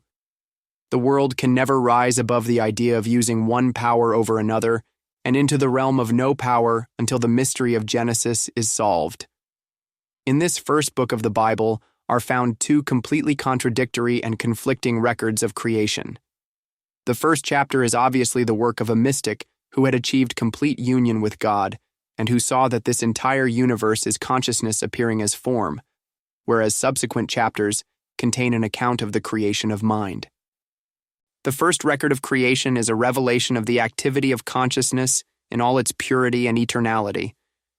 It recounts the unfolding of a spiritual universe where there is light before there is a sun or a moon, where the crops are in the ground before the seeds are planted, and where there is man before there is woman. That which is formed of consciousness is never born. It is merely an emanation of consciousness, which not only has no beginning, but has no ending, because as long as there is consciousness formed. When consciousness appears as form, it can appear as a seed or as a completely developed tree without ever having gone through any process of growth. Consciousness, or soul, which we call God, reveals and expresses itself as a spiritual universe in which there is no conception and no birth. In other words, creation is the immaculate conception of God revealing itself as individual identity, an identity expressing as human, animal, vegetable, and mineral forms. So that in reality, God, consciousness, is the very essence and substance of the earth, even of what appears as stones, rocks, sand, and soil, just as that same consciousness is the substance of our true identity. In Genesis, we learn that God created Adam and Eve and placed them in the Garden of Eden in the midst of perfection and harmony, surrounded only by goodness, love, and beauty. Joy and harmony reigned there until into that Eden came something that destroyed it and ejected Adam and Eve from the garden. That something has always remained more or less of an enigma, and yet the whole mystery is clearly explained in the second and third chapters of Genesis. In the Garden of Eden, Adam and Eve were naked, but they were unaware of their nakedness. They had bodies, but as long as they were of a pure mind, there was no shame in them. Bodies were just normal, natural things, so why be ashamed of them? Yet the next thing we read is that Adam and Eve were ashamed because they knew they were naked. Suddenly, the belief of evil had come into their minds, and they began to cover up and hide. What were they covering up, and from what were they hiding except the belief of evil in their minds? And God said to Adam, "Who told thee that thou wast naked?" In that query is summed up the whole essence of human life. All of us are in that same predicament in which Adam found himself. As long as we entertain a belief of good and evil, we are the Adam who is hiding, the Adam who is outside the Garden of Eden, and because of that, we are all covering up our nakedness. Everybody is hiding from someone or from himself, or hiding something within himself for fear of having it brought to light. Why? Because he is dwelling in the realm of good and evil. Who told him that this is good and that is bad? Who told him that it is more moral to cover up the body than to expose it? Who told him that there is sin? Who made this condition? From his very question, God certainly implies that he did not. God did not say there was anything wrong about a naked body, nor did he say there was anything wrong on the face of the earth. The sin that crept into Eden was not an apple, nor was it sex, although traditional religious opinion would so identify it. The sin was the acceptance of two powers, and when man began to eat of the tree of the knowledge of good and evil, he took upon himself a dual universe, so that no longer could it be said that he was too pure to behold iniquity, because now he saw and knew both good and evil. The second chapter of Genesis departs radically from the first, in that it is the account of the creation of mind producing mental images, not externalized reality but mental images in thought, mind appearing as thoughts, change able as the weather, thoughts which never penetrate beyond the realm of mind into the realm of being. The truth of the matter is that neither thinking 2 times 2 is 4, nor thinking 2 times 2 is not 4 will make it so. 2 times 2 is 4, is 4, is 4, is. It has nothing to do with thought. It would be so even if we did not think it so, because it is. Thinking cannot make anything true. But in the inner silence, which is a listening attitude in which we are taught of God and in which God utters his voice, the earth melts. Sin, sickness, and all lack disappear. And God imparts to us that which is. Only in the realm of being are we outside of thoughts, where is. Who is there who has not had good thoughts, and who is there who has not had evil thoughts? Who is there who has not had pleasant and unpleasant thoughts, healthy and sickly thoughts, pure thoughts, and sinful thoughts? That is because thoughts that emanate solely from the mind are always either good or evil. This mental creation is not a creation of spirit or consciousness, but a creation of the false or carnal mind, a mind that is constituted of both good and evil, that thinks correctly and incorrectly, having no consciousness or God for its guide.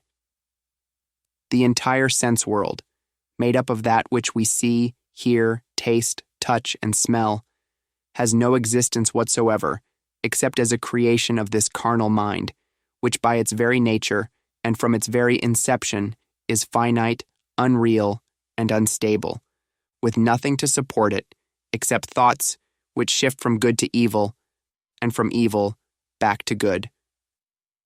The very moment that we recognize that the second chapter of Genesis describes mind, in action we have the secret of its destruction.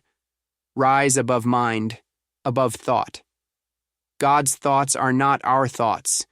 We do not have the capacity to think God's thoughts, but when the mind, in rising above thought, has been transcended and silence supersedes thought, God can utter his word through us. When we are able to rise above the realm of thought to that high place where we have no opinion whether anything or anybody is good or evil, but are willing to be a perfect transparency for the instruction of God, then God speaks in our ear and shows us the spiritual reality which exists right where that man of flesh, who cannot please God, appears to be. But in that instant when God speaks, the man of flesh is transformed into the Son of God, and is immediately returned to the Garden of Eden, where he is now the Son of God living under God's government. The belief in two powers is what traps us into vacillating between the pairs of opposites, harmony and discord, poverty and abundance, life and death, sickness and health, whereas the ability to abide in our inner being, realizing that there is only one power, that there is no good and there is no evil in any form, frees us and brings the peace that passes understanding. The only devil is the knowledge of good and evil. We decide that this is good and it is so unto us, or that this is evil and so it is, whereas the truth is that there is nothing either good or bad, but thinking makes it so. Then to be rid of the pairs of opposites, we must stop the merry-go-round of the human mind, and that actually is not as difficult or as impractical as it sounds. I have been asked many times, how do you stop thinking? And I have found one way. The minute I can look at any person or condition and know that it is neither good nor evil, my thought stops, and my mind becomes quiet. That is the end of it, because then there are no thoughts left for me to think about it. I do not think good of it, and I do not think evil of it. All I know is that it is. And then I am back at the center of my being where all power is. Our mind is restless only when we are thinking about things or persons, either in terms of good or evil, but the mind is at rest when we surrender all such concepts. After we have had enough experience hitting up against every form of error that can conceivably come to the human race, and have seen at least a portion of it, rendered a nothingness just by realizing that there is neither good nor evil, because there is only God, then we are approaching the place where eventually we may have sufficient conviction to respond to our particular pilot, as did Jesus to his. Thou couldst have no power at all against me, except it were given thee from above. Throughout my years of healing work, I have learned that if I can be made to accept the condition or the person that is brought to me as either good or evil, just in that proportion will I fail to bring forth a healing. Healing comes with the realization, this is not evil and this is not good. There is neither good nor evil here, because God is here, and where God is, where the Spirit of the Lord is, there is liberty. When we lived in Eden, that is, in harmony and perfection as pure offspring of God, we were as gods, complete and whole, and the way to return to the Garden of Eden is to give up the pairs of opposites. Complete harmony comes when we no longer desire good any more than we desire evil, because when we desire anything, although we may think we are desiring good, actually, we have not the least way of knowing whether our fulfilled desire will result in blessing or harm. Even as apparently a desirable and much sought-after thing as having $1 million can be harmful and destructive, as many people have discovered to their sorrow.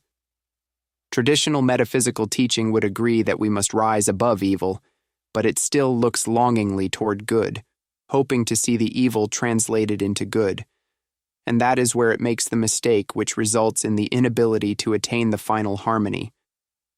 As long as we can be made to believe that one thing is good and another evil, we shall remain outside the Garden of Eden and one day have health and another day disease, experience youth and vitality one day and age, and debility another day, because those are the pairs of opposites, and they follow one another in cycles. It is only when we do not desire wealth or harmony any more than lack or discord, but seek only that which was original and primary in the Garden of Eden, that we rise above these opposites into eternal life. In this state of consciousness, we are pure enough to dwell in the Garden of Eden, which is a state of desirelessness, a contentedness with being. The original purity of Adam and Eve consisted of this desirelessness. They were constituted of God and given all that they needed by the grace of God. God was their being. God was their life. God even formed and governed their body. All day long they enjoyed the good things of life, until into the midst of this paradise good and evil entered their consciousness, after which they no longer walked blissfully up and down the garden, but walked right out of Eden into the world where they became the man and woman of earth. They turned from the sheer joy of being into that state of consciousness, in which they had to earn their living by the sweat of their brow, by their mind, and bring forth children in pain. As long as we have a knowledge of good and evil, we too are living in the world like that Adam and Eve, who were expelled from the Garden of Eden, and we are subject to chance and change, to accident, limitation, and old age. In the 8th chapter of Romans, we read that the man of flesh, that is, the Adam man, cannot please God, is not under the law of God, and is only the child of God, if so be that the Spirit of God dwell in him. Let us never forget, however, that there are not two of us. There is not a real man and an unreal man. There is not a real universe and an unreal universe. There is only one universe, and that is the real universe. There is only one you, and that is the real you. Actually, the man of flesh is that real man, even before the Spirit of God has been awakened in him, because the first Adam and the last Adam are both spiritual. The one, pure before he is expelled from Eden, and the other, pure after his return. So it is that you and I are that pure child of God, born into Eden, but at this moment entertaining a sense of good and evil. We are moving about as the man and woman of flesh who cannot please God and cannot be under the law of God, until at some given time in our lives it is revealed to us that the whole difference between the original Adam and Eve, the God-created, pure, eternal being, and you and me as we now are, is that we know good and evil. If we want to return to the Edenic state and be the man and woman we were in the beginning, the pure creational we have to do is give up our knowledge of good and evil. In reality, such knowledge is all in the realm of theory, belief, or human concepts. We must be willing to look upon all the good as well as the evil conditions in our life and in the world, and state with conviction, I renounce you, both of you. Henceforth, I know neither good nor evil. I know only God manifest. Through spiritual vision, I behold consciousness forming itself in immortal forms, eternal, harmonious, and abundant. Henceforth, I accept only the revelation of the real creation in which there is light even when there is no sun and where all is harmony. There is no other way, and whether or not we are willing to accept this idea, the secret of harmonious living lies in the ability to withdraw all our estimates and judgments of situations and people. It is difficult to do this because at first we have to live a dual life. For example, it is unavoidable that we be aware of evil in the world, evil conditions, and at times evil men. There is not any doubt but that, like the Master, we may have to whip those evil ones occupying important governmental posts out of the temple by voting against them and exposing corruption in high places, although all this must be done with as much detachment as that of an actor who plays a part on the stage. In the play, his role may be that of a thief who has stolen $1 million, but the crime perpetrated in the play will not benefit or harm him because he has only been playing a part and going through the motions required of the character. An actor does not have to be a villain to play the part of one. He merely has to act like one, and as soon as his curtain call has been taken, he removes his makeup and is his own self again. So it is with us. We say and do things in this state of dualism in which we live, but we must learn to smile an unbelieving smile within ourselves because we remember that we are only actors in a play and, therefore, do not accept appearances at appearance value. True, we have to rebuke evil. Sometimes we have to vote against it. Sometimes we have to talk against it. And sometimes we have to correct children and even grown-ups too. But this has to be done without our actually believing it, recognizing, yes, that's the appearance world, and the people in it have not awakened to this great secret that there is neither good nor evil in person, place, or thing. We have to be able to look around at a room full of people with a silent agreement. I know that there is not an evil person in this room, not an evil thought, not a thief, not a liar among all of them. But that is not enough. We have to go a little bit further and add, but neither is there a good one. In our early days in metaphysics, it was difficult for many of us to unsee evil, but it is far more difficult to reach that high state of consciousness in which we are able to rise above good health and good supply, and retire into a realm of consciousness, where even though outwardly we are living a normal life, inwardly is the conviction, I will not accept appearances, I will not accept them. I stand on IS. God is and only God is. There cannot be bad conditions and there cannot be good conditions. There can only be God. The first chapter of Genesis is the account of a spiritual universe, peopled by spiritual beings who do not live by effect but by cause, who do not live by bread alone, who do not have to earn their living by the sweat of their brow. Whereas in the second and third chapters, a knowledge of good and evil creates a sense of separation from God, after which man lives by power and by effect. He lives by bread, by money, by the beating of the heart, by sunlight. He lives by all the creature things, instead of by the Creator. At the present moment of reading, this may not seem too hard to accept because, if we have renounced and forsaken both good and evil, we are now pure, immortal, eternal being, without sin and unashamed, knowing there is nothing at all to fear because we are living by God's grace. But let us not forget that tomorrow there will be problems that will tend to throw us right outside the Garden of Eden. Tomorrow there will be mail and telephone calls which will tempt us to be hypnotized by the appearance of good and evil. When these moments come, let us remember that that is when fortitude is required, but that is also when the grace of God comes forward to enable us to stand fast in our spiritual integrity. The truth that there is neither good nor evil in any form is the secret of no power. It is the secret of life for which people have sought throughout the ages. They have called it a search for God, for the Holy Grail. But when they found it, if they did, what they found was that there is neither good nor evil in effect. When they discovered that secret, they had their foot right inside of heaven, because they had found the ultimate reality. It is only the knowledge of good and evil that keeps anyone from the Holy Kingdom. Chapter 5. Transcending Mind. In the beginning, there was only one state of consciousness, the spiritual. But ever since the so-called fall, man has been divided into 3 states of consciousness: the material, mental, and spiritual. Spiritual consciousness, when made flesh, is the perfect, immortal body, but few of all the billions of people who have lived on this planet have achieved spiritual consciousness. Very few. Instead, throughout countless generations of humanhood, the world has been living in a material and mental state of consciousness, and for the most part, all that has been known is a material sense of the world, a world in which men make their living by the sweat of their brow, and in which everything they do is done by physical or mental means. Even today, the world has not risen too far above that physical sense of a universe, despite the fact that in this last century more of the mental has been revealed, although revealed primarily in the sense of the mental governing the physical. Out of that has come what is known as the science of right thinking, designed to manipulate the human scene.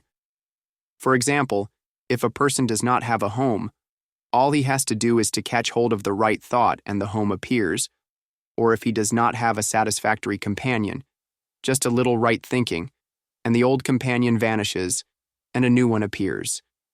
If he suffers from some physical discord, just a little bit of right thinking, holding the right thoughts, and lo and behold, the diseased body disappears and the harmonious body appears in its place. Even when this sort of mental therapy is effective, and it often is, those using this technique are still left with a physical universe, a physical body, a physical companion, a physical anything subject to the laws of good and evil, and the very next day it is possible for the discords and inharmonies to begin all over again. One part of the body is healed, and then another one speaks up. The problem of supply is solved, and something else pops up. And so it goes from one belief of physical, mental, moral, or financial inharmony to another, and always there is the same attempt to use the power of the mind to adjust, heal, or improve the condition. Nevertheless, the world is fortunate to have made even that much progress, because without the revelation of the mental realm, it would have been almost impossible to take the next higher step into the spiritual kingdom. Before we proceed any further, let us understand the function of the mind. Perhaps this can best be done by using the body as an example. Everybody is aware that the body is an instrument used for the activity of human life, but few people recognize that, because it is an instrument of God, it should be perfectly harmonious. There is no reason why the body should deteriorate or lose its faculties, and it appears to do so only because man has not yet learned how to prevent such changes and maintain the body so that it is a proper and effective instrument for daily use. This can be done by realizing that the mind also is an instrument, and that it too has its rightful place in our human experience. When it is understood that the mind is an instrument, it should also be understood of what it is the instrument, because an instrument must of necessity have something governing 33 and controlling it. Unfortunately, the average mind is not controlled, even though some people try to control it, thereby often working havoc with their lives because they have not yet learned that the mind cannot be controlled by man. The mind is an instrument for something higher than itself, and that something is the one self. When we come to the point where the mind is governed by the self, we will be embraced in a peace that passes understanding. Then we do not control the body or the mind, but the activity of truth in our consciousness, of which we become aware through the mind, keeps the mind clear, clean, harmonious, and vital. And it, in its turn, manages, controls, and governs the body, acting as the purifying agent of both mind and body. There is a spiritual center within every one of us, and in that center is stored up our entire spiritual heritage. This center is not within the body, but in our consciousness, and we can draw out of the infinity of our consciousness all that is necessary for our unfoldment from this day unto the end of the world and beyond it into infinity. The original and basic creative principle and substance of life is God, soul, or consciousness, but mind is the instrument through which God's activity takes place. Because properly understood and utilized, mind is an instrument of God. When the mind is open to receive the divine impulse, harmonious and perfect form flows out from it. Through Adam, the mind of man accepted a belief of good and evil, and from that moment on, instead of being a pure instrument of the soul, mind began forming itself in material forms of both good and evil, just as if it were a mold similar to a muffin tin. Whatever the shape of the muffin tin, that is the shape in which the muffins come out. Similarly, the product of mind appears as form. If there is evil in the mind, it appears as evil form, and contrariwise, if there is good in the mind, it appears as good form. The mind produces its own image and likeness, and if we who stand behind the mind permit it to be filled with superstition, ignorance, or fear, all of which stem from the belief in two powers, that is what the mind produces in our experience. Mind is the substance of every form of sin, disease, death, false appetite, lack, limitation, wars, rumors of wars, and all the other things listed under the word evil. A mind filled with evil thoughts, fear, hate, injustice, lust, or malice must appear outwardly as inharmony and discord, whereas a mind filled with good thoughts, charity, purity, benevolence, or cooperation must appear outwardly as the good life. That is the karmic law as taught in Scripture. Whatsoever a man soweth, that shall he also reap. The mind in its unillumined state, filled with materialistic beliefs, theories, opinions, doctrines, and creeds, can only manifest its own state of chaos. But a mind freed of these beliefs becomes the instrument through which the creative principle of life can flow as harmonious and eternal form. The external appearance is always mind-formed. As we sow mentally, so shall we reap materially. Matter is matter only to the material state of consciousness. But once we rise to a mental state of consciousness, matter is not matter, but mind. Mind is the essence and substance of which matter is formed, and it appears to us as form or effect. Mind is the principle, the life, and the law of all material and mental form. This is not an easy concept to grasp, but if we draw an analogy between this and a substance with which we are all familiar, it may clarify the idea.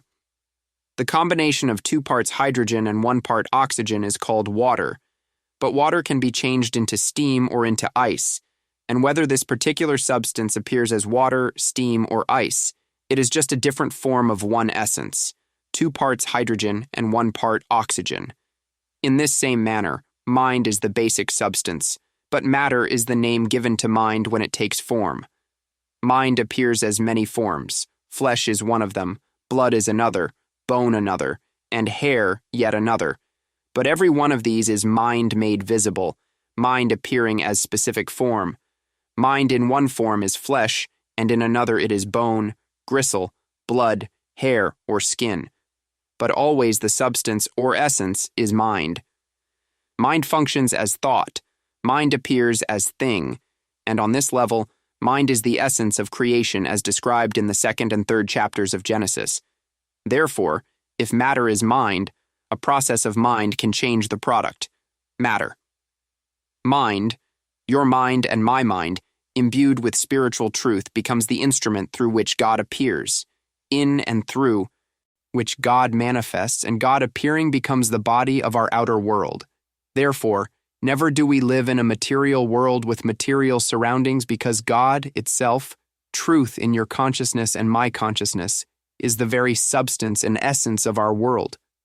When God, or soul, becomes the activity of the mind and appears as form, then all form is spiritual and can be multiplied. When we rise above the level of mind and thought to the silence, that is where I, God, becomes the activity and substance appearing as matter or form.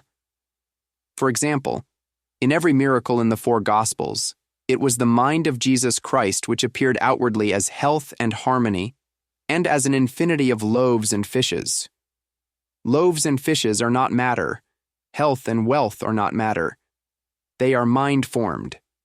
Once the mind becomes permeated with truth, truth becomes the substance and the essence of all form, and then the form can be multiplied, but it can be multiplied only because it is not matter. There was a time when there were only 1 billion people on earth. Now there are 4 billion, but no more of God is on earth. The same God is here. The same life is here. But what has happened is that mind has multiplied form, not divided it. This is the same principle that was in operation when Jesus performed the miracle of the loaves and fishes. What he did was to multiply the visible form to satisfy the sense of need at that particular moment. There is only spirit and its spiritual formations, but mind, as the instrument of spirit, forms and governs itself as outlined form, and this is called matter, or physical form. Actually, it is mind, because matter can be reduced to the mental and eventually back into the spiritual. But mind appears to us as finite forms, and it is mind that forms that form. Mind will even transform this body and provide for it. Mind will form for us everything of which we seem to have need, and yet no new thing will have been added to creation. Mind, when it functions on its own level, appears as either good or evil, or both, whereas mind, when functioned by soul or God, appears only as a harmonious universe. This does not mean that when we think good thoughts, our perfect spiritual universe appears. It means that when we have risen above both mind and thought into the realm of silence, soul or God now manifests as our spiritual identity, being, body, and universe. When you and I permit our minds to be filled with ignorance, superstition, and selfishness, that mind produces its own image and likeness, which is mirrored forth as the sins and diseases of the world. But when the mind is purified, so that it becomes an instrument for the pure soul, then the mind produces the image and likeness of the soul, which is, according to the pattern showed to thee in the mount, spiritual perfection. The creations of God are incorporeal, spiritual, and infinite, not physical, material, or finite. God is spirit, and therefore the universe of God and the body of God are spiritual. However, as the creations of God present themselves to our human sense, they appear to be physical, material, and limited. The reason for this anomaly is that our mind in its unillumined state is interpreting to us only what we can become aware of through our senses. We do not behold what is, we behold the interpretation of our mind. For example, if there were a bowl of yellow roses in the room, you and almost everyone in the room would see them as yellow. But to the person who is colorblind, they might be interpreted as some other color. Or, while these same roses might be beautiful to you, they might precipitate an attack of rose fever or asthma in another person. Clearly, it is not what we become aware of that is important, but how the mind interprets that of which we are aware. There are artists whose interpretation of roses might startle us because they are able to perceive some underlying spiritual truth about them, whereas we see only their finite physical form and color. Some of us might visit an art gallery, look at masterpieces, and call them daubs of paint, and yet others could look at the same pieces of canvas and live in an ecstasy because through their developed understanding of art, their knowledge of line and color, they could appreciate and see what the artist saw when he put his vision on canvas. If we have developed any appreciation in the field of art, then we can stand before the artist's canvas fully aware of what he has placed there. But if our mind has no knowledge of art, we would then see nothing but splotches of paint. When our mind is free of judgments, we can look out at this world and enjoy the sky, the air, the earth, the oceans, the sun, moon, and stars. But if our mind is filled with material concepts, we shall query as a friend of mine did years ago. I don't see why people travel. There are only two kinds of earth. It goes up and they call it mountains. It goes down and they call it valleys. Or it is wet and they call it water. Now what can anyone see in travel? What difference is there between one place and another? We rarely see what is before us. Everything that we observe in the world, we see through the eyes of our background, our parents' attitude toward life, our racial and religious roots, our national heritage, our early environment, our education, and then later the experiences that we garner after leaving school. These concepts are formed by prenatal influence, early environment, education, and personal experience, which make of you and me what we are, human beings. So it is that if our world is a world of harsh, bitter, and disagreeable people, it sometimes is because those four factors have conditioned us and influenced our interpretation of what we encounter. On the other hand, if we are meeting with a world of cooperative, understanding, and loving people, that too is probably due to our particular frame of reference. Right where we are is the very kingdom of God. All that is in heaven is on earth. But whether we find earth a heaven or a hell depends upon whether we are seeing the earth through spiritual or through material vision. The mind's interpretation of experience determines whether it is heaven or hell. We look at the creations of God through the instrument of the mind, and the forms we see take on the color and complexion of the mind interpreting them.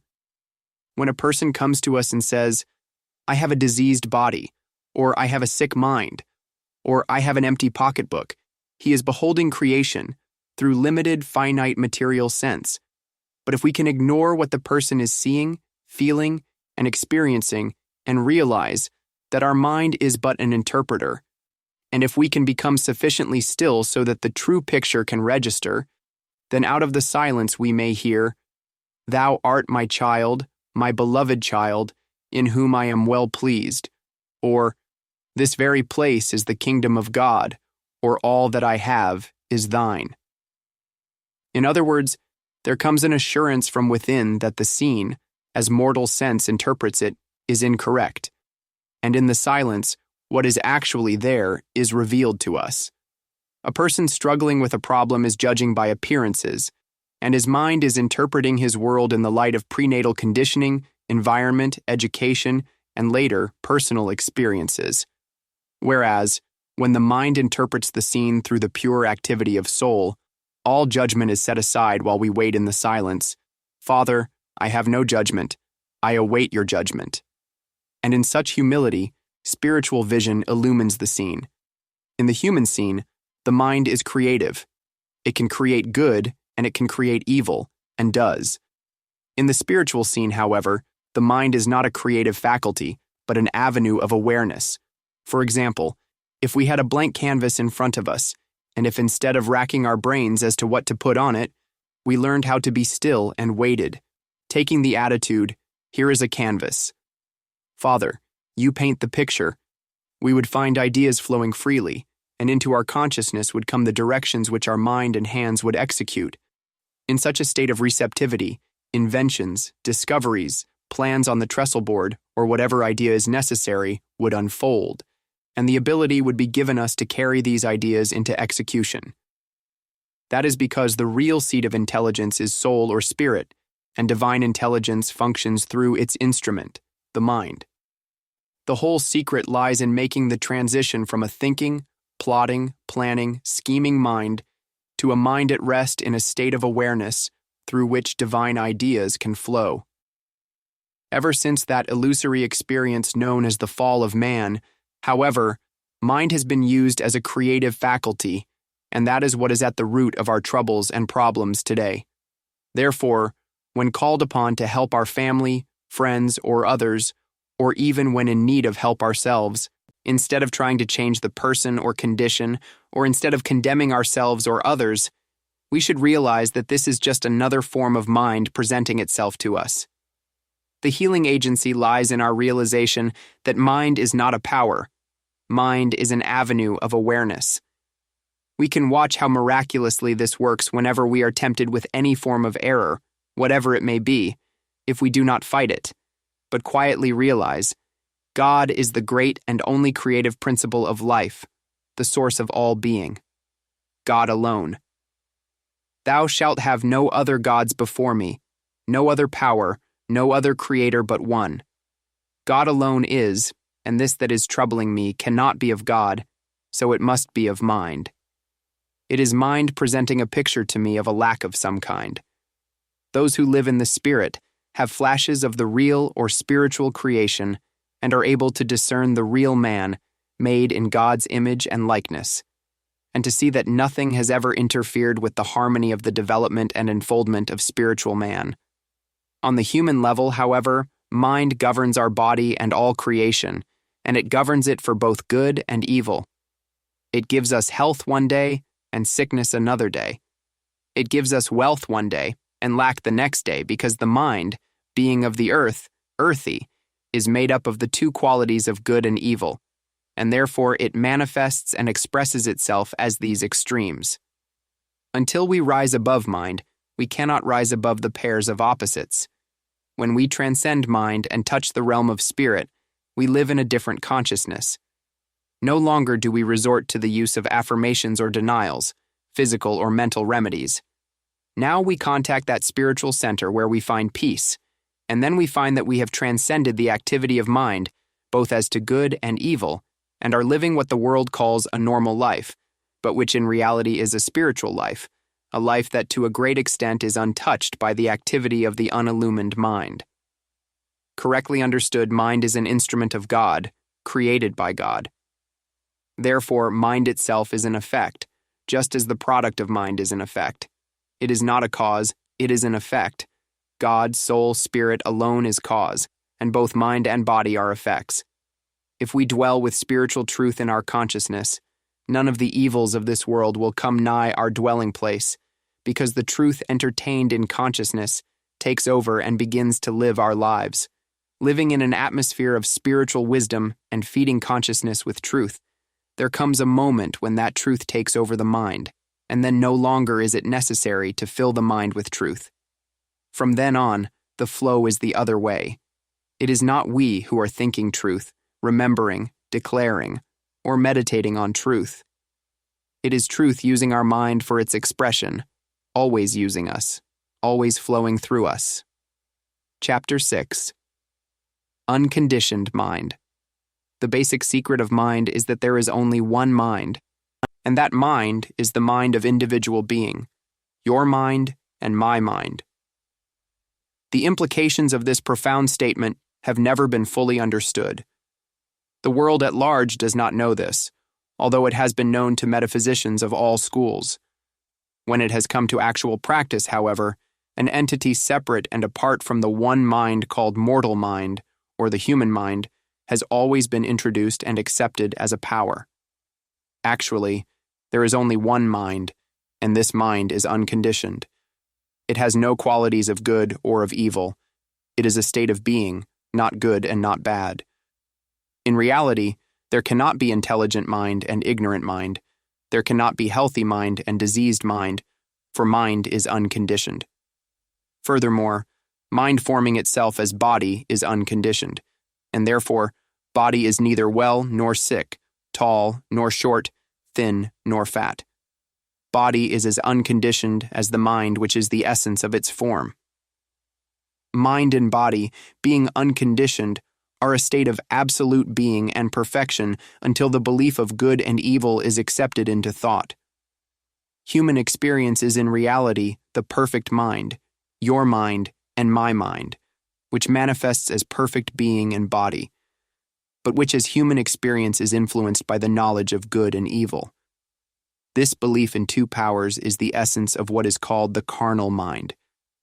To return to the Father's house, and once more become the Son of God, it is necessary that we individually, for no one can do this for us because it is an individual experience, give up the belief in good and evil through an activity of our consciousness. Mind forms its own conditions of matter, body, and form. Mind does not create, mind forms. Creation is already complete, spiritual, eternal, and perfect, but our mind, depending on its conditioning, forms and interprets our human experience on this plane. If our mind is completely free of the judgment of good and evil, then spirit forms its own image and likeness through the mind as happy, harmonious, and successful living. If mind is conditioned by judgments of good and evil, mind is not a clear transparency, and in proportion to its conditioning will experiences of good and evil take place in our lives. Mind, when free of theories, superstitions, beliefs, and false concepts, governs material form harmoniously and eternally. If we had no false concepts of anything in this world, that is, no judgment whether anything is good or evil, we would soon discover that our mind would bring all forms to us, forms wondrous in their intricacy, beauty, and abundance. Only as we ourselves let the judgment of good or evil, healthy or unhealthy, operate, does the mind present those forms to us for our acceptance. When the mind receives the light of spiritual wisdom, the appearance conforms more nearly to mind's pure form. As soul governs its spiritual activity and firm, so mind, when it is free of hypnotism, that is, the belief of good and evil, receives the full light of soul. Mind, imbued with spiritual truth, is a law of renewal, regeneration, restoration, and resurrection. Your mind and mine, imbued with truth, is the mind of those who come to us and of those embraced in our consciousness. Your mind and my mind, imbued with truth, is the mind of individual being. Anyone who has ever been the means of a spiritual healing knows that this is true, and that his individual mind, as it is imbued with truth, becomes a law of renewal, regeneration, or reformation, expressing as physical, mental, moral, or financial healing to those who come to him. As troubled people bring their problems to us, if we are able to see the person or condition as neither good nor evil, sick nor well, rich nor poor, that is, see him without judgment, we then no longer have a carnal mind, but are in full possession of the mind which was in Christ Jesus, a mind which recognizes only one power, an unconditioned mind, and it dispels the illusions of sense. We do not have to get rid of or overcome the carnal mind. We do not have to destroy it. We only have to understand that our mind is a perfect instrument for the soul, and this it becomes as we fill our mind with spiritual truth and grace. When we are faced with a problem at any level, we must first remember that the substance of the visible universe is unconditioned mind, which is the instrument of pure, immortal being, essence, substance, and reality, and its formations are also unconditioned because they are mind itself appearing as infinite form. Mind, unconditioned and having no qualities of good or evil, is the substance of all that is visible. And all that is as unconditioned as the mind which is its basis.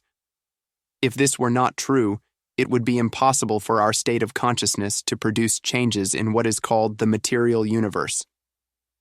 Those who have actually witnessed or experienced metaphysical and spiritual healing know that a practitioner may be anywhere from 1 to 25,000 miles away from the patient and nevertheless be the instrument through which a fever is reduced, a lump removed, or wasted lungs restored, because when the practitioner has attained a sufficient stillness for the mind to be a pure transparency for God, the condition of the body changes. Our consciousness of this truth is the law of harmony, and therefore if we were called upon to help someone who had a fever and were to realize that mind, unconditioned mind, is the substance of all visible form, and that this universal belief in two powers, good and evil, is not operative because it is the arm of flesh, or nothingness, and then the fever disappeared, we would know that our consciousness of one power, which really is a consciousness of no power, had produced the healing and was a law of harmony. We would observe that our mind functioning as an instrument of God had produced an effect on what we call body or matter, and we would know then that the substance of mind and the substance of matter are one and the same. That is why mind can affect matter, and moreover, that is why truth in consciousness can affect matter. Mind itself is unconditioned, but the human race has accepted the belief of both good and evil, and has produced a good effect by taking good into its mind, and an evil effect by taking evil into its mind.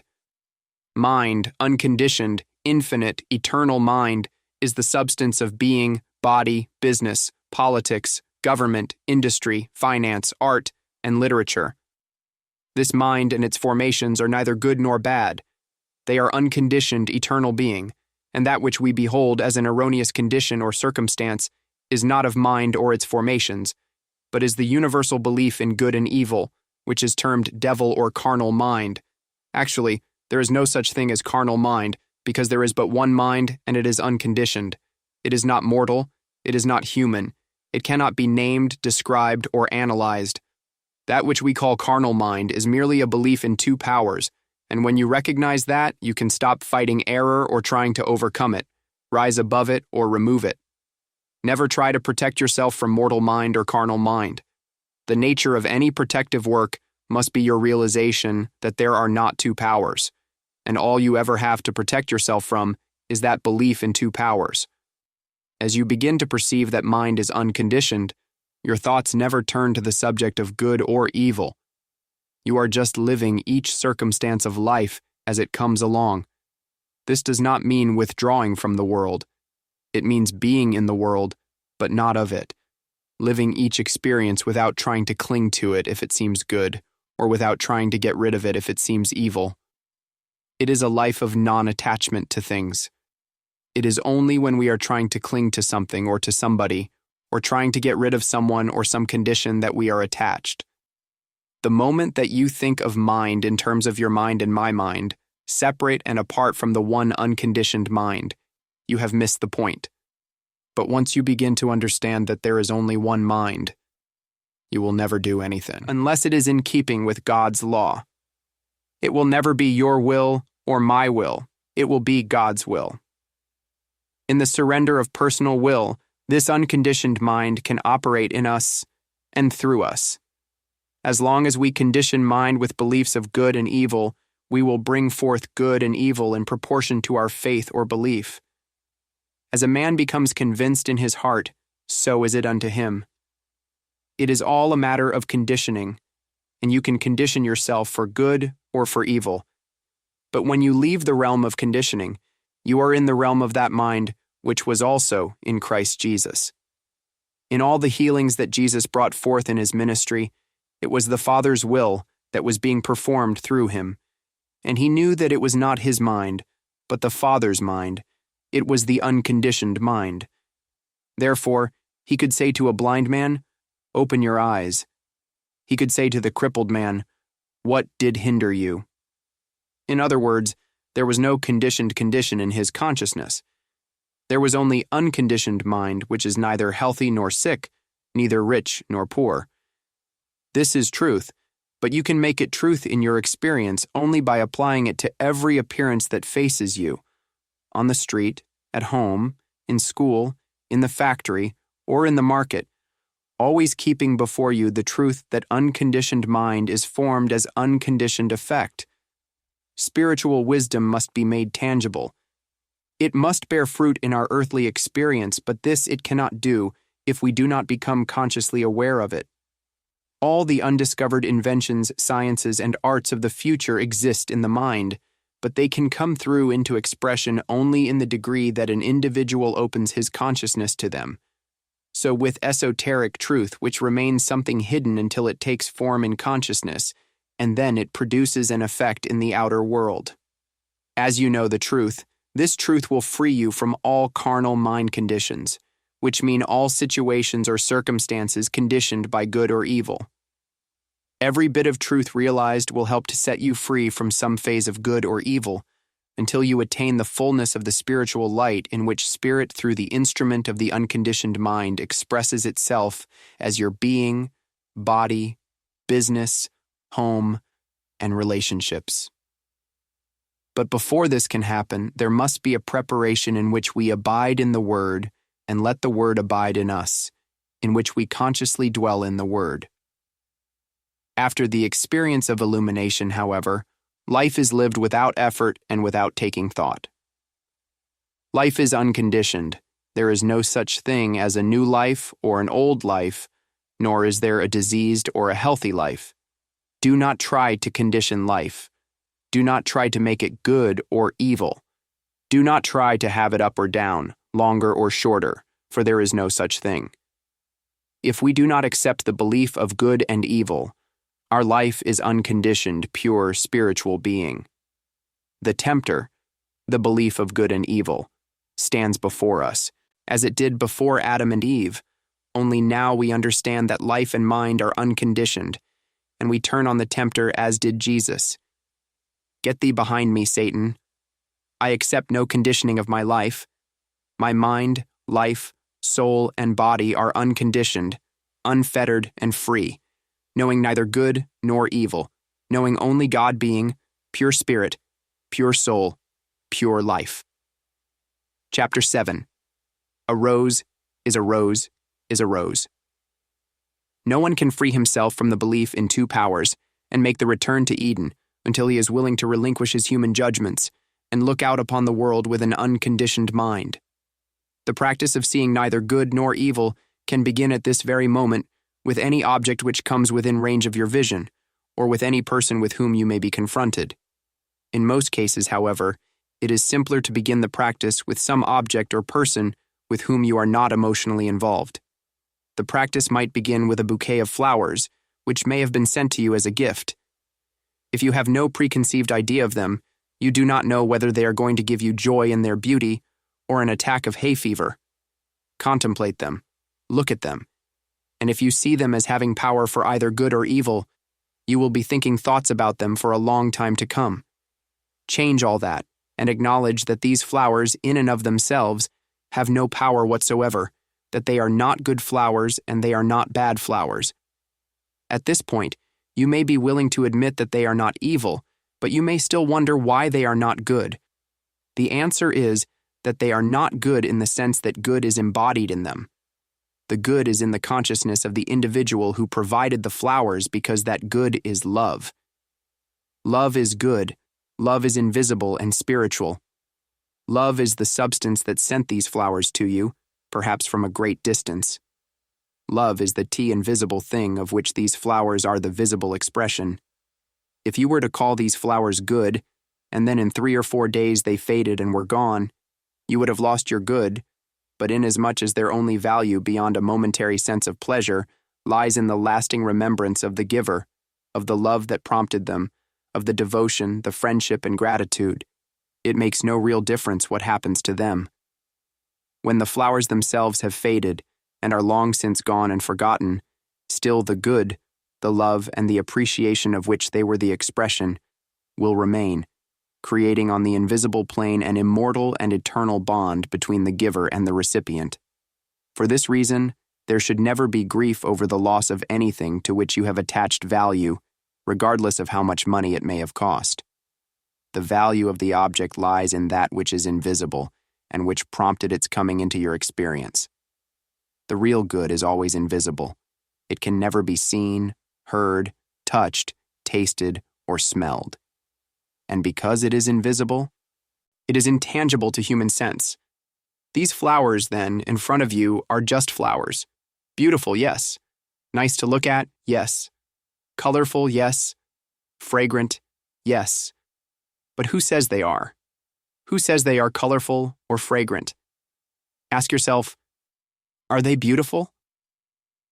Then wait until you begin to perceive, why, no color registers until those vibrations touch my eyes and my mind interprets them. And then I know that the flowers are yellow. But they are not yellow.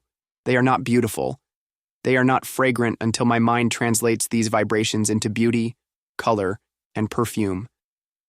As you ponder this, you will find that even the form of the flowers is not beautiful in and of itself, but is beautiful only because of your interpretation of it.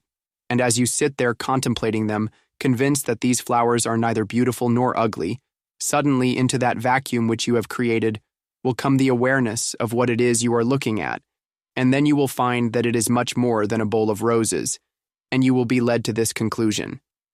Roses, roses, you are nothing. Using the unconditioned mind as an instrument, I create you in my own image and likeness. I give you your color, form, beauty, and perfume. This I, however, is not the personal sense of I, which can never do such things, but the I, which is God, that part of me, which is my true identity. And it is that I which has created these roses in its image and likeness, and therefore they are not good, and they are not bad. They are perfect. Of themselves, they are nothing, but by virtue of the grace of God, they are perfect. Gradually, it will be revealed to you that these flowers are the very form of God itself, placed here in your room for some miraculous purpose, not just for the purpose of being admired for a day, but as a part of the allness and fullness and completeness of God in its beauty and essence. Everything in this world has a spiritual significance, but you will never discover what that significance is by consulting dictionaries or encyclopedias. You will only come into an awareness of the function and spiritual significance of anything as you turn within to that vacuum which you have created by your realization. This is not what it appears to be, and of my own self, I cannot interpret this appearance. God alone can interpret it correctly. So now, God, what is it? Then will come the revelation and the unfoldment of its true identity and spiritual significance. If you are one who is plagued by lack, it is possible that you may find yourself in such a state of confusion, with your mind so beset with a sense of fear that there may not be a sufficiency, that sometimes you find it very hard to quiet your mind enough for a peaceful meditation. But there is a way in which you can meditate, even with these disturbing thoughts uppermost in your consciousness, and your mind will settle down into such a peace and tranquility that God will be able to speak to you about supply. Take out a piece of money. It makes no difference what its denomination is, whether a coin or currency, and put it in front of you. Look at it. If you can see what I see, you will agree that it is as dead as a doornail, inanimate and lifeless. If you continue looking at this piece of money and proceed with your cogitations, your thought will eventually turn to where this money came from and how it came into your possession. Perhaps somebody gave it to you as an expression of love or gratitude, or if you earned it, it represents somebody's payment to you for service of some kind. Then you may think of the use that will be made of it. As a piece of metal or paper, it has no value to you, but it can be used as a medium of exchange for marketing or purchases of one kind or another. You are now beginning to lose sight of this object as money and are gaining the vision of its function as something useful, loving, and generous. Soon your mind has gone beyond the money itself, and you begin to see why this money belongs to you. Once you are able to look at money in this light, you will see that far from it supplying you, it is you who supply money with its capacities and power. By that time, your mind has gone from the physical realm into the invisible, and peace descends, quiet comes, and a complete stillness in which you can receive an impartation from God in regard to the true interpretation of money. If you follow this procedure in regard to anything for which you have grave concern or to which you are unduly attached, you will be given the correct interpretation of it and its function in your experience. For example, whereas the acquisition of money is generally considered desirable, the addiction to alcohol is considered evil, and yet the problem of alcoholism can be handled in much the same way as the problem of supply. When a person begins to realize that alcohol has power neither for good nor for evil, he loses all taste for it. This is also true of gluttony or the tobacco habit. True, many people would be willing to go so far as to agree that these have no power for evil, but at the same time, they still think that they have power to give pleasure or satisfaction.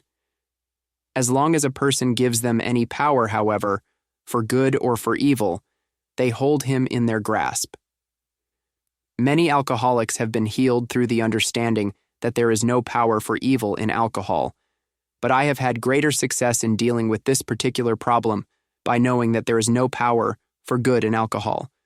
Several years ago, a very interesting case was brought to me by a woman who told me in great tears and self-righteous horror that her husband had reached the place where he refused to work, that she had to support him, and that he lay in bed every day of the week, except on her payday when he got up to go out to buy his weekly supply of whiskey, using her hard-earned money to pay for it.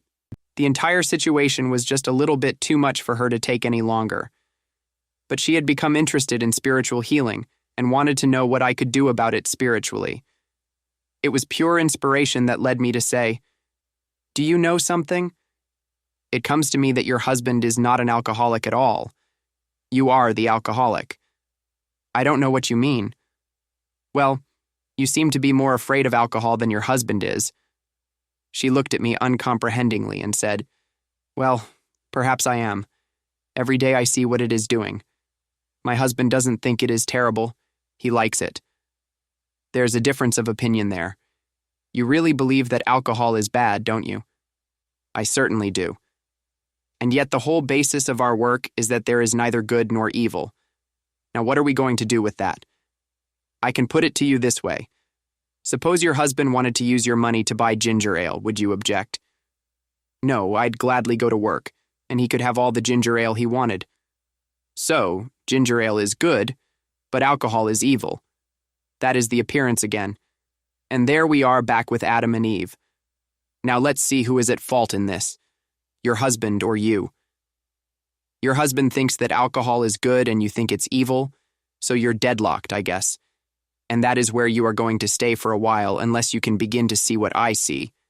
And that is that actually ginger ale isn't good and whiskey isn't bad, that there is no power in either one if all power is in God. That's the vision and the way I see it. God is the infinite all-power, and besides God, there is no power for good or evil. Where does that leave me? What am I supposed to do? Suppose we agree that for the next week your husband can have all the whiskey he wants, because we know that it has no power for good and that it has no power for evil, so we don't care what he does with it. You go right home and tell him that you've made a serious mistake and that you don't think whiskey is so terrible after all, and that from now on, he can have all he wants of it. That seemed to be going a little too far. She was shocked, so she went outside and sat in my outer office for a while. But finally she decided that since nothing else had been effective, she would try this as an experiment. And she said to me when she came back into the office, "Well, I'm not getting anywhere this way. I can't do worse that way, so I'm going to do it. But it's a pretty hard thing to ask me to do. Try it and see." She went home, waiting for the proper moment, and when her husband wanted whiskey, she said, "Oh, yes, sure, here it is." He looked at her in surprise, but made no comment until a few days later, when he came to her complaining, "You know there is no use drinking this stuff. They're making that wartime whiskey again, and it has no punch, no effect. There's no power to the stuff." And that's how he was ultimately freed. He couldn't drink it anymore because it no longer gave him the satisfaction he had heretofore received from it. From my observation, I believe that the majority of alcoholics suffer from alcoholism, not so much because they think that its indulgence is evil, as because they think they are going to derive some good, that is, some pleasure from it. With the realization that alcohol is not good, their taste for it disappears. Watch this carefully. Do not make the metaphysical mistake of declaring that evil is not power, but believing that good is. Be quick to recognize that there is no power but God. Do not make the mistake of worshiping or fearing any creature, whether the creature is in physical form or in thought form. Do not fear it, and do not glorify it. Glorify the Creator of all form, and when you do that, you have neither good power nor evil power. You have only God power, and for that one brief second, you will be right back in the Garden of Eden, where there is not a single problem, where there is not a force or power acting upon you negatively or positively.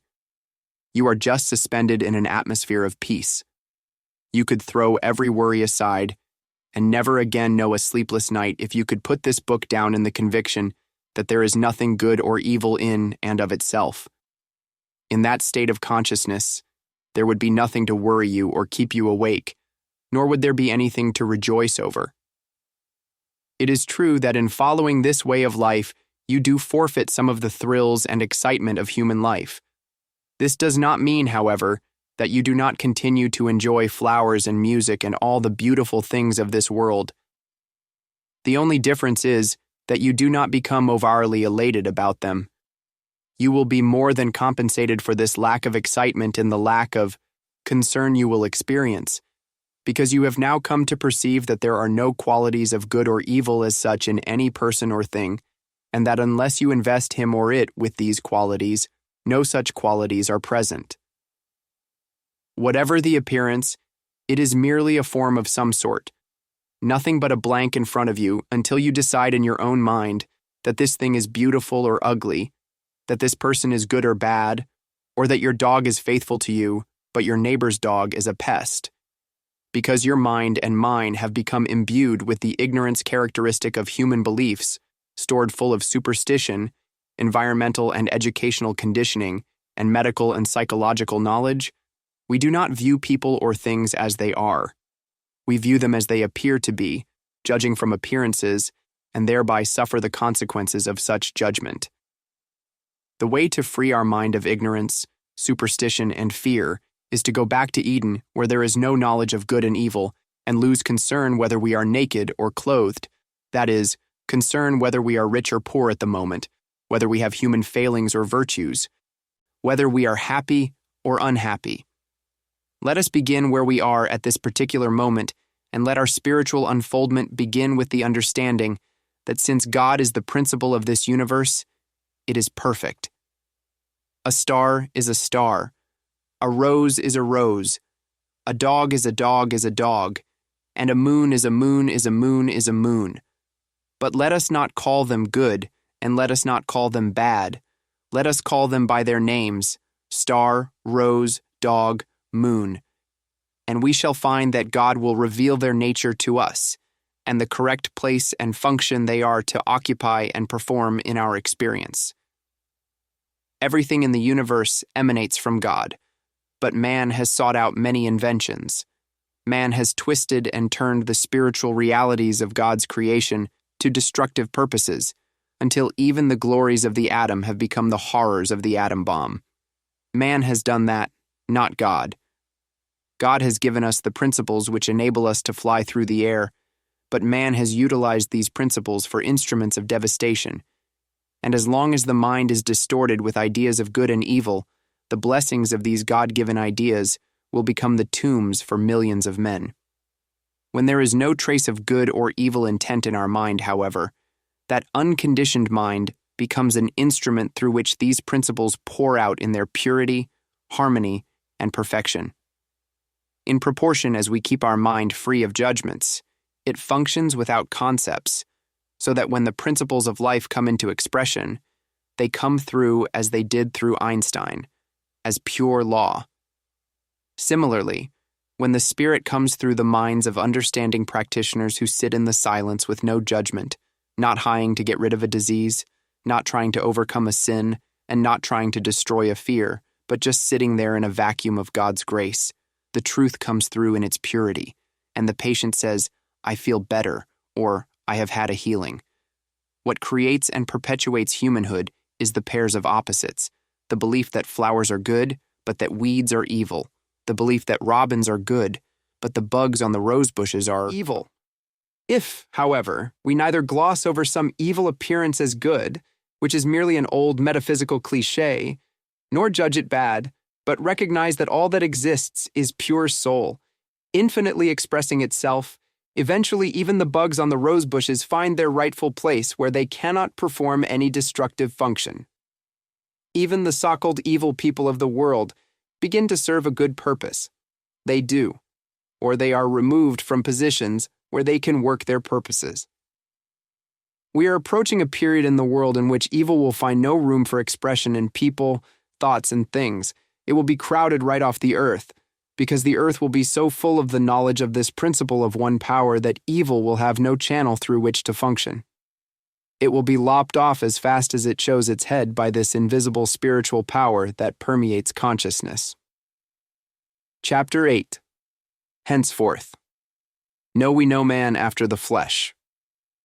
The question may arise in your mind. How can I stop thinking about and believing in good and evil? Let me give you an example, which may help to clarify this point.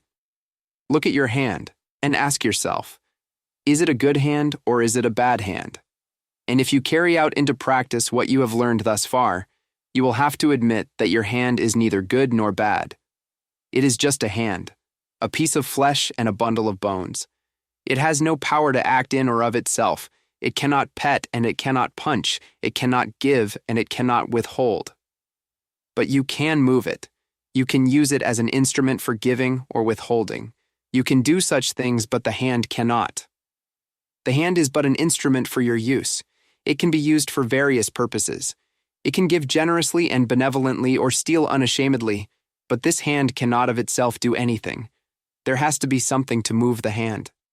Since you govern your hand, you can empower it to do good or evil. And not only can you empower the hand, but also the body, sometimes to do good and sometimes to do evil.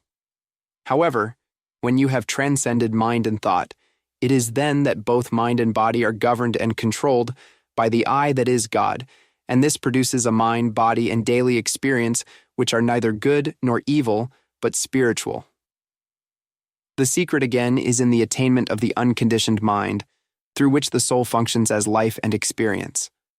The very moment you are willing to admit that this hand can of its own self do nothing, it is governed by the I, and from then on, It becomes an instrument of God, carrying with it only the power to bless, because you and I, of our own human selves, are no longer governing this hand.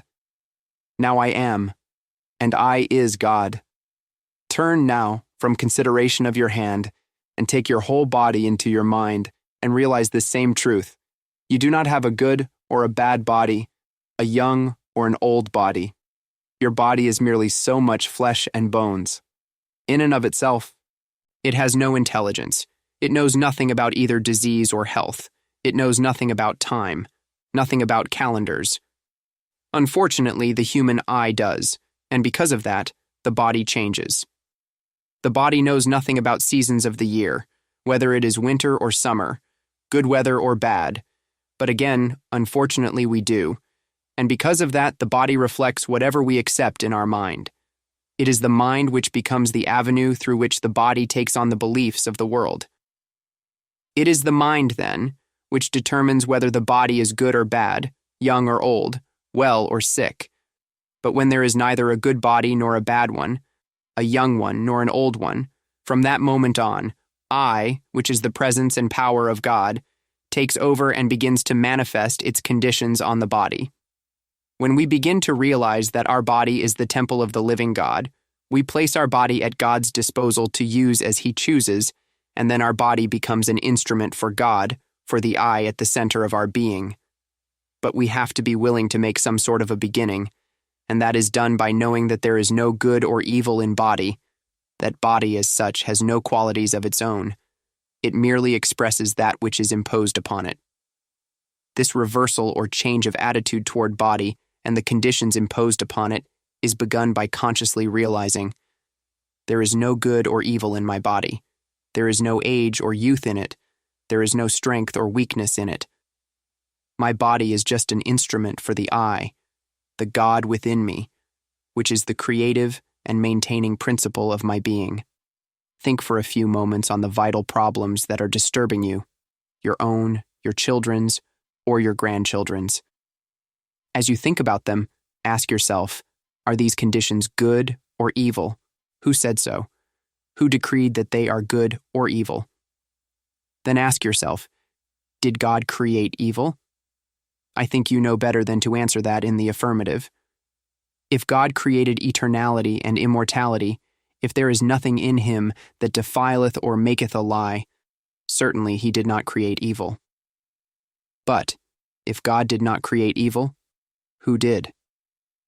Did anyone, or have you been entertaining a belief in good and evil? Who gave you that belief? Where did such a belief come from? You may not know the answer to that question now, but as you work with the principle which is the theme of this book, the answer to this, as well as many other questions, will be revealed to you. At this time, however, why not be willing to accept the premise that in reality there is neither good nor evil? When you reach the point where you can understand that all human conditions of whatever name or nature exist, but as a belief in the human mind, a belief that resulted in man's expulsion from the Garden of Eden, and when you become convinced in your innermost heart that because God is infinite there are no pairs of opposites, you can say with the Master, I have overcome the world. Then, you are back in the kingdom of heaven where nobody knows what health is because nobody knows what disease is. Nobody knows what painlessness is because nobody knows what pain is. Nobody knows what wealth is because nobody knows what poverty is. And if one does not know what health and wealth are, how can one know what their opposites are? There is nothing with which to make comparisons. There is just God, just spiritual being, perfection. As we approach the healing work, we should have in our consciousness no awareness of evil to be removed or risen above. But because so much of humanhood remains in most of us, we still recognize that there is before us the appearance of evil in the form of sin, disease, death, lack, and limitation. And as long as we are faced with such appearances, we cannot be absolute and ostrich-like, ignore the appearance, repeating over and over again, "Oh, God is all, there is no error." That is useless and foolish. We should not do that. We should let God say it to us. And when we hear the still small voice, or when we feel that stirring within us, we may be assured that whatever appearance of sin, disease, death, lack, or limitation is before us will melt away.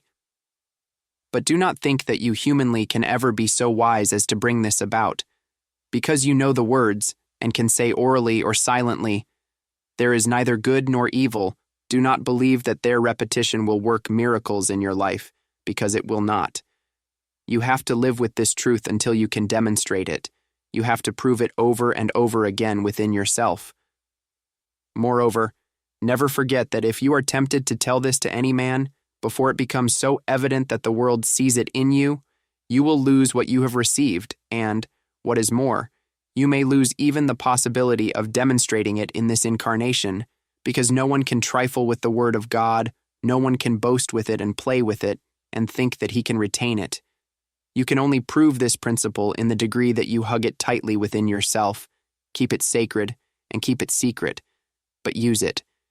Use it morning, noon, and night with every bit of error that confronts you, whether in the newspaper, on the radio, in your family, or on the street. Wherever and whenever you are faced with error, turn and ask yourself, can this make me believe in good or evil? Can I be made to accept two powers? If you can do that, you will refrain from accepting or judging by appearances, and you will not be tempted to try to heal somebody or something, but you will stay within yourself and judge righteous judgment. Stay within the Garden of Eden, which represents your spiritual domain, the state of divine harmony. Righteous judgment knows, in the beginning God. God created all that was made. God looked at what he had made and found it very good. Are you able to hold to that truth? As ugly appearances stick up their heads, are you able to overcome the temptation to be fooled by them? Are you able to declare and know within yourself, I accept God alone as constituting the very substance of all life. I cannot be made to accept either good or evil because there is only spirit. There is only one life. Spiritual healing cannot take place on the human plane. It can take place only when you have stopped thinking of the person and the disease and the condition and the belief and the claim, and have returned to Eden where there is only God, spirit, wholeness, and completeness. Nobody can ever be a spiritual healer who works from the standpoint of effect or who prays from the standpoint of trying to correct something in the atom world, because, if he succeeded, he would but have exchanged an unpleasant dream for a pleasant one. If he succeeded in improving the human picture, he would only have good materiality instead of bad materiality. He would be no nearer the kingdom of God. At one time, I was sitting in a room with a person who was to all sense very near death, and I felt the same discomfort that anyone would feel in similar circumstances, because I realized that there was nothing I could do to prevent his passing. I had no miraculous gifts, nor any miracle-working words that would prevent the apparently inevitable. Something had to come to me from the depths of the within, or there was going to be a funeral. All I could do was to turn within to that still small voice and wait and wait and wait, and sometimes beg and plead. Finally it came, and the sea were the words, "This is my beloved Son, in whom I am well pleased." No one would have believed that if he had seen him. Here was disease in its final form. Here was a person dying, and yet despite the appearance the voice said, "This is my beloved Son, in whom I am well pleased." After those words came, it was not long before they became an actual fact and demonstration, and health, harmony, and completeness were restored. On another occasion, I was called to my own father's side when he lay in an oxygen tent and, according to the physicians in attendance, was on his deathbed. I stood there with no words of wisdom that could change this appearance into health. I stood there just as anyone would stand in front of his own father in such a situation. But with this difference, I knew that if God uttered his voice, the earth would melt. Standing there, watching my father breathing through that apparatus, the words came, "Man does not live by breath alone." In less than 5 minutes, he signaled for the nurse to take the instrument away, and 2 days later, he was out of the hospital. Who decreed that that condition was evil? God did not. God merely said, "Man shall not live by breath alone," thus dissipating the belief that man lives by breath and proving that he lives by the word of God. Only as long as you entertain the belief in two powers can you be in difficulty. You are free as soon as you begin to look upon all conditions with a, "Who told you you are naked? Who told you you are evil? Who told you this is sin? Who told you this is disease? Who told you this is dangerous? Where did it come from? Did God ever say that to anyone?" The very moment that you perceive that your function as a spiritual healer is not to remove or heal disease or believe that God heals disease, or that there are some formulas or affirmations that will remove disease, but that your function is to know the truth that this whole mortal creation is made up of the belief in good and evil, you will know neither health nor disease, poverty nor wealth, but only a continuous outpouring of spiritual harmony, the Garden of Eden. You never will be a spiritual healer as long as you believe there are two powers, the power of God and the power of sin, disease, lack, or power in astrology or diets. You never will be a spiritual healer until you know that you do not need any power. God is maintaining his spiritual universe eternally, and there is nothing wrong with it. What is wrong is with us. What is wrong is this universal belief in two powers. In the second chapter of Genesis, God is no longer the creator, but now there is a being called Lord God, and Lord, it is said, is synonymous with law. In other words, the man of the second chapter of Genesis lives under the law, whereas the man of the first chapter, created in the image and likeness of God, lives under grace. How can we become that man who lives under grace? How else except by giving up the belief in two powers? Then grace permeates our entire being. Grace supports, maintains, and sustains us, and grace goes before us to make the crooked places straight. Grace is all about us, and yet we have no more awareness of it than a fish has of water. The fish is swimming in the water, but it does not know it. A bird knows nothing about air. It is flying through it, but flying unthinkingly. In the words of Francis Thompson, "Does the fish soar to find the ocean, the eagle plunge to find the air, that we ask of the stars in motion if they have rumor of thee there?" And so it is that when we are in a state of spiritual health, we not only do not know disease, but we do not know health. We only know that we are harmonious, normal, and free. How can a healthy man describe health? It is impossible because he does not know it. He only knows that he is in it, whatever it may be, and it is nice to be. Let us understand that somewhere, sometime, somehow, we have accepted a belief that is no part of us, a belief that there are two powers, a God power that can do something for us and is not doing it, and a power of evil that is very much in operation. God power is already doing all that it can do, and it is operating in the Edenic state of consciousness for all spiritual creation, but it cannot operate in the world of two powers.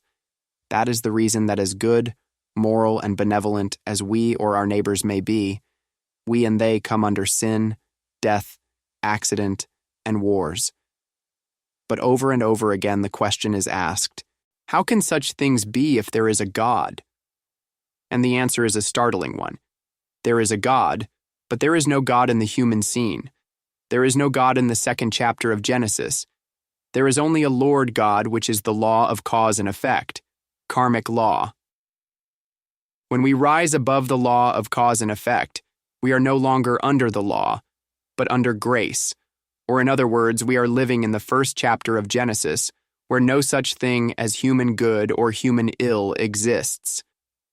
There is no sin, and there is no purity. There is just God. If we have a problem, either our own or a problem of some member of our family, of a friend, patient, or student, or if somebody is looking to us for harmony because of our greater understanding, this principle of neither good nor evil must be practiced in our meditation. Father, here I am waiting to commune with you, but for what purpose? Is it to turn evil into good? If that is what is necessary here, would you not have done that before I had an opportunity to ask you to do it? But yet, you do not seem to be doing anything about it, so perhaps that is not the need. Where the Spirit of the Lord is, there is liberty. Where the Spirit of the Lord is, there is no evil. Then what becomes of the evil? Nobody has ever discovered where darkness goes when the light is let in, but when the sun comes up, there is light, and in the presence of the sun, there is no darkness. In the presence of God, there is no sin, no false appetite, no disease, lack, or unemployment, no insecurity or danger, because all such things evaporate in His presence. Where God is, I find no evil. I find God. God as my high tower, God as the health of my countenance, God as my supply, God as my all in all. Whatever this is, in and of itself, it is neither good nor evil, because there is no good or evil anywhere present. There is only God filling all space. So there is nothing to be made good, and there is nothing that can lapse from good. God formed this universe out of Himself. Therefore, it is God that is good, not the condition or the thing. And even though appearances may testify to either good or evil, I do not accept them. God constitutes my body, which is the temple of God. God is my dwelling place. God is the health of my countenance. God is the secret place of the Most High in which I live and move and have my being. To heal, it is necessary to transcend thought. Even though a meditation begins as a contemplation of truth, it must, before the healing is accomplished, rise into the higher realm of silent awareness. At the beginning of a healing meditation, a passage of truth, such as, "Henceforth know we no man after the flesh," may come into thought. After that has repeated itself several times, or after we have consciously repeated it, thought slows down as we ponder the meaning of knowing no man after the flesh. Henceforth know we no man after good flesh or bad flesh. Henceforth know we no man as sick or well, rich or poor. Henceforth know we only God appearing as individual spiritual man. This is the secret of the infinite way, and it is the secret of healing. Henceforth know we no man after the flesh, not even after healthy flesh. Henceforth know we no man after his wealth, large amounts or small. We know only God as Father and God as Son, the Christ, the spiritual image and likeness of God. Henceforth know we only God as constituting man. Henceforth know we only God as the substance of man. Henceforth know we only God as the life of man, the soul of man, the health of man, the wealth of man, the dwelling place of man. Henceforth know we only God, and not man. Now we perceive that man is not flesh, but consciousness, possessing only spiritual qualities. We discern that there is a creative principle which produces its own image and likeness, and that this creative principle is also the sustaining principle of life, and therefore its creation must necessarily be of its own essence: life, love, spirit, soul. This is the true nature of man. Henceforth, know we no man after the flesh. Then how do we know him? As the Son of God, his true identity. As we know ourselves and everyone else to be spiritual offspring, we never look at the body, but look right through the eyes until we can see way back of them beyond mortal man, see beyond young man or old man, sick man or well man, to where the Christ sits enthroned. Visible man, whether sick or well, is not the Christ man. It is the spiritual self that is that man, and that Christ man is not subject to the laws of the flesh, not even harmonious flesh, but is subject only to the Christ. Soon one reaches the end of such mental cogitation or contemplation and settles into a quiet, peaceful state of receptivity into which no thought intrudes. In that state of consciousness, the healing Christ takes over, flooding consciousness with tranquility and peace. It is a spiritual, peace, be still, and from this emanates the healing grace which envelops one or one's patient, and then harmony becomes apparent and tangible in experience. In our meditation, we may sit down with a sick person, in our mind, or with a poor or sinful one, but we should not get up until, through realization, we have come to that place where there is no man, sick or well, rich or poor, sinful or pure. There is no sick person to be made well, and no well person over whom to rejoice. There is only God. There is only God appearing as the Father, and God appearing as the sun. Then is our prayer complete, and with it comes the conviction, it is so. As long as we are knowing the truth, thinking, declaring, or voicing truth, we are in the mental realm. True, we may be thinking of spiritual things, but we are thinking of spiritual things mentally, and no healing is likely to take place. If healing does occur in some such cases, it is through mental argument, and it is not spiritual, but mental healing, the effect of suggestion, the fruitage of the type of practice which says, "You are well," or "You are perfect," or "God's will is done in you," and the mind accepts the suggestion and responds to it. That is not spiritual healing because the patient has merely responded to the suggestion of another mind. In the infinite way, we do not make suggestions. We never use the word "you" in a treatment. We never use the name of the patient, nor do we take the name of the disease, complaint, or condition into the treatment, nor do we let the person enter our thought after he has asked for help. Even though we are still in the mental realm when we contemplate, it is not about the patient. It is about God and the things of God that we know, or the laws of God that we understand or have read about, and are now trying to realize. We do not expect healing from any of this, because we cannot bring forth the Son of God from the 2nd chapter of Genesis, out of which comes only Adam, the man of flesh.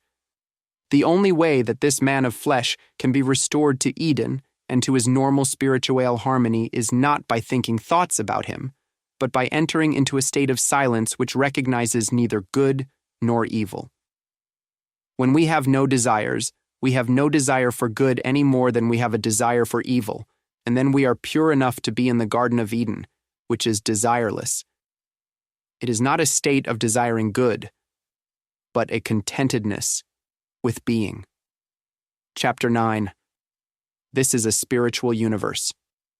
Several years ago, when I was on my way to South Africa, I stopped off for a day in the Belgian Congo, and after the man in charge of the bookings and his assistant had taken care of all my tickets, made whatever examinations were necessary, and weighed my luggage, I called a little native boy to carry my 3 bags out to the plane which I was boarding for Johannesburg.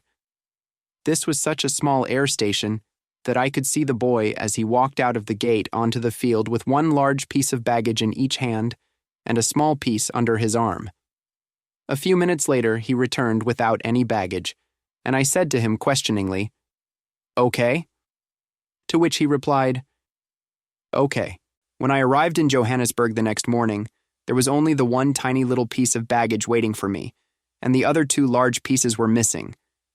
Immediately, the personnel of this tremendously big and active airport at Johannesburg began searching for my baggage, but they did not find it in the enclosure, nor was it with the crew's baggage. And furthermore, when they sent someone to search the plane, there was no baggage there either. The person in charge of the airline said that he would immediately contact the station in the Belgian Congo and would soon have an answer for me, so there was nothing for me to do but go to my hotel. The Infinite Way students in Johannesburg had arranged for me to visit Kruger National Park, so after buying some necessary clothing, we started out on our 3-day trek through this fabulous wild animal preserve with the full expectation of picking up my baggage when we returned. But upon our return, no baggage had as yet been found. The only explanation the airline had to offer was that somebody must have stolen it, and that somebody must have been the little native boy and a Confederate, because the last time the bags were seen was when he had picked them up and carried them out onto the field. The absurdity of such an assumption should have been apparent at once, because certainly nobody could have taken those 2 heavy pieces of luggage away from the airfield without being noticed. Nevertheless, all the native quarters in the town were searched, and the place turned upside down because the authorities were convinced that a theft had occurred. Despite all this hullabaloo, however, no baggage was found. For 3 weeks, I was in South Africa without baggage and without money, without purse and without scrip. But this was no great hardship because I ate regularly, my hotel bills were paid, and clothing was purchased, although only the absolute necessities, because I was convinced that my bags would show up, which was a very wrong conviction. 2 nights before I was to leave for India, I sat down to give this whole incident some serious consideration. This represents a failure on my part. What is that failure? What has gone wrong here? As I sat in my room, pondering and meditating, finally the answer came. This is a spiritual universe, and yet here I am waiting for baggage, when the truth of the matter is, there isn't any baggage. All that baggage is part of the belief of time and space. Space 56 that is occupied by baggage, time in which it could be lost, and space in which it could be lost. Here we are trying to find baggage, which if it were found would only be an evidence that the human scene had been manipulated. There is no truth to this whole picture, because we are living in a spiritual universe where nobody has any need of baggage. Whatever there is of reality is incorporeal, spiritual, and omnipresent, and whatever appears as finite baggage in time and space must be an image in thought, and it can have no reality to it. So I have been fooled into hoping and waiting for material baggage to turn up in a spiritual universe where every idea is omnipresent. With that, I retired. The story came to a quick conclusion after that realization. The assistant manager of the airline at the station in Johannesburg was seated at his desk at 8 o'clock the next morning when, apparently out of nothing, the thought came to him, baggage can't dissolve into thin air. It just couldn't disappear between here and there. It has to be somewhere. Just where is it? Suddenly another idea struck him, and he went to the hotel where the crew was lodged on overnight stops, and there were the 2 pieces of baggage on the floor where they had been waiting for 3 weeks. Nobody had thought of that possibility. In fact, nobody thought of any kind of a practical solution until I stopped thinking about baggage. This story illustrates a very important point in spiritual living and healing. Ordinarily, in metaphysics, we would think, oh, well, it has to turn up, or it can't be lost. In other words, we would be dealing with an it called baggage. The fallacy of this method of meeting a problem is immediately apparent, because in the case of illness, in order to be consistent, we would have to give a treatment that dealt specifically with heart, liver, lungs, stomach, digestion, elimination, head, or foot, and we would be completely outside the realm of spiritual being. Most of us do know enough not to treat people by name, and we know enough not to treat hearts, livers, and lungs, but just see how easily we can be fooled into looking for baggage. We become very sure of ourselves and believe that we are going along in the right direction, and then all of a sudden the hypnotism of human sense can make us think about baggage or the lack of it. Now please understand that I was not concerned about the loss of the baggage. My mistake was that I was sure it would turn up, which is exactly like being sure that a person's heart is going to get well, or that his sick foot is going to be better. Whereas the principle upon which all our work is based is that of the real creation, as recounted in the first chapter of Genesis, in which God made all that was made, and all that He made is good. The spiritual creation is an incorporeal creation, and the proof of that is that there was light before there was a sun in the sky. If we live and move and have our being in the spiritual creation as set forth in the first chapter of Genesis, we can have everything we need without having baggage. The sense world, that which we can see, hear, taste, touch, and smell, is the unreal creation described in the second chapter of Genesis, a mental image in mind.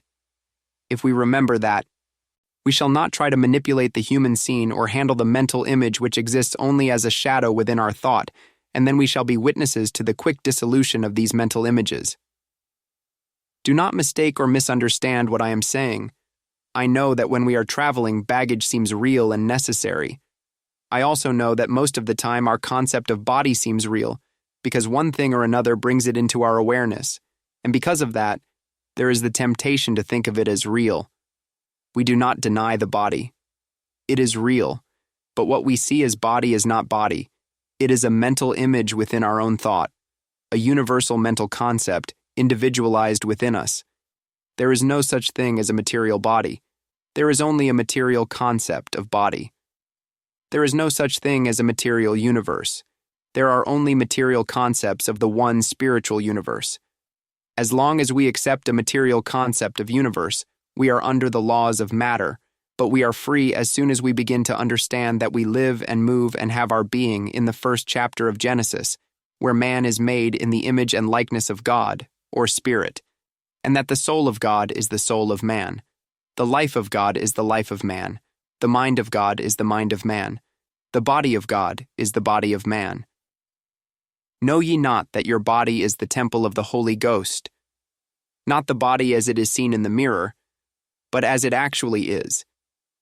Just as my realization that we were not dealing with material baggage, but with omnipresence, immediately awakened the one man necessary to the demonstration, awakened him to the idea of omnipresence. And right where he was where he found the baggage. So in times of problems, to understand what body is and what this universe is to arrive at a realization that would bring the solution. I live and move and have my being in God. I am in my Father, and my Father is in me. How can I be finite or limited if an infinite Father is within me? How can a finite, limited being have an infinite God within him? Therefore, I must be as spiritual as the Father that created me. All being must be spiritual, and into this spiritual creation, nothing finite can enter to limit or create any sense of separation. The suffering of this world is due to our looking around for a piece of material baggage, even expecting it to be in its right place. That is the error. There is no place for you or me or for any he, she, or it, except in the only place where it is to be found, and that is in omnipresence, where even that which to human sense seems absent is present. On a cloudy day, the sun seems to be absent when it is merely hidden from our view. Just so, the clouds of human belief and the density of human thought may temporarily hide from us that which is omnipresent, that which is present where I am. And what is it that is present where I am? All that the Father has is omnipresent: integrity, loyalty, fidelity, eternality, immortality, justice, freedom, joy, harmony of every name and nature, unless we finitize it and see it as a piece of baggage, something that occupies time and space. Nothing occupies time or space but our mental images, and the reason they do is because we accept a yesterday, a today, and a tomorrow. The minute we rise above the mental realm of life, we shall perceive that there is no such thing as time. Anyone who has ever made a God contact has discovered that he had no awareness of time while he was in that experience. Because even though the contact may have lasted only half a minute, enough took place in that half minute to convince him that several hours must have gone by. Other times, when the contact is made, it may seem that something like a minute must have gone by, and then when we look at our watch, we find that 2 or 3 hours have elapsed. In other words, there is no such thing as an awareness of either time or space in the consciousness of omnipresence. We are in the mental state of consciousness when we are thinking and reasoning, or when we are beholding anything as person or thing. It is only in the spiritual realm that we transcend mind. People have sought for a way to transcend mind through a process which has been described as stilling the mind, and they have found that such attempts frequently result not in achieving spiritual consciousness, but in quite the opposite effect, a dulling of consciousness. There is a way, however, in which we can rise above the mental level of life, although we may not be able to remain there permanently, because to do that requires years and years of devotion to this and to nothing else. But we can rise above mind to such a degree that, at least when we are in the world, it will no longer disturb us to any great extent. A beginning can be made by not attempting to stop our thinking processes. If the mind wants to think, we let it. And if necessary, even sit and watch it as it goes through the thinking process. No matter what thoughts come, they can do us no harm. They have no power, and there is nothing in them for us to fear. If we fear or hate them, we may try to stop them, and on the other hand, if we love them, we may try to hold on to them. So let us not hate or fear any thought that comes to our mind, but also let us not love or try to hold on to any thought regardless of how good it may seem to be. We let the thoughts come and go while we sit and watch as beholders. All we are looking at are shadows that flit across the screen. There is no power in them, nor any substance. There is no law in them, nor any cause. They are just shadows. Some of them may be very sweet, and we may want to cling to them. Some may disturb or frighten us, but they are only thoughts and nothing else. They may testify to disease, they may testify to sin, or they may testify to accident. But no matter how frightening they are, we sit unmoved and watch them come and go. There is neither good nor evil in what I am beholding. These things are merely pictures, without power. They cannot do anything, they cannot testify to anything, and even if they seem to be good, they are not good because they are only pictures. If we try this little experiment in our meditation periods, we soon will see that we have suffered because these pictures and thoughts have so flooded us, and we have become so frightened that we have tried to run away from them or blot them out. And yet, when we are able to see them in their correct perspective, they are inoffensive nothingness, just shadows. True, sometimes they represent man-made theories or man-made rules with man-made punishment attached to them. But does that endow them with authority? So let us look at them. This one testifies to infection and contagion, and that one to false appetites. The next one is a prophecy of disaster. Another one is a fear of lack, and still another is a fear of fear. But the truth is that these are only names. Terrible names, certainly because of their tragic connotation, but nevertheless only names. Names that Adam gave to something which he did not understand. Only images in thought. Let us stop being afraid of names. Even if it is a picture on an X-ray machine, why should we be afraid of it? It is still only a picture of mind's image. When we no longer have it in mind, it is no longer possible to have a picture of it. We can only take in pictures of that which is being held in mind. If we can see it, hear it, taste it, touch it, or smell it, it is an activity of mind, a mental image, the arm of flesh, nothingness. It is a false creation which God never made. All the time that we are thinking this, we are still in the mental realm, the realm of knowing the truth. But as we continue this exercise, looking squarely at the picture, we begin to realize that it is a picture without substance or cause. Regardless of how material the condition appears to be, it is not any more material than was my lost baggage, and that was not material. It was a mental image, the realization of which revealed omnipresence. Sometimes in following such a practice, people are likely to see beautiful pictures or visions, and then they make the mistake, first of all, of trying to hold on to them, and then they make a second mistake of wanting to bring them back at some future time. This is very unwise. We should never do that. Never hold on to even a beautiful image, because it is only an image. If it is of God, God can give us as many more as we need, and if it is an unpleasant picture, we must learn not to be afraid of it because it has no existence as externalized reality, but only as a mental image. Eventually, we come to a place where there is nothing more to be said or thought, so we have only one last word for it.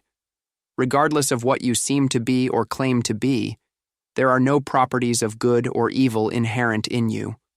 All properties are in the consciousness that made this universe in its own image and likeness, and neither good nor evil is in form or effect. Whatever your name or nature, if you exist in time or space, you are a mental image, a nothingness. I do not have to fear you because you have no existence in my or anyone's being. You have existence only in mind, and as a mind existence, you are without form and void.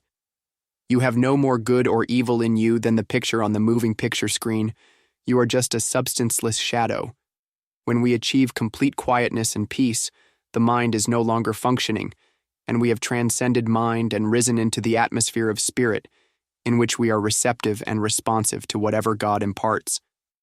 As soon as we become unattached, that is, as soon as we are detached from thought, from hate, fear, or love of objects or people so that they can float in front of our eyes with the utmost indifference to us, we are no longer in the realm of mind.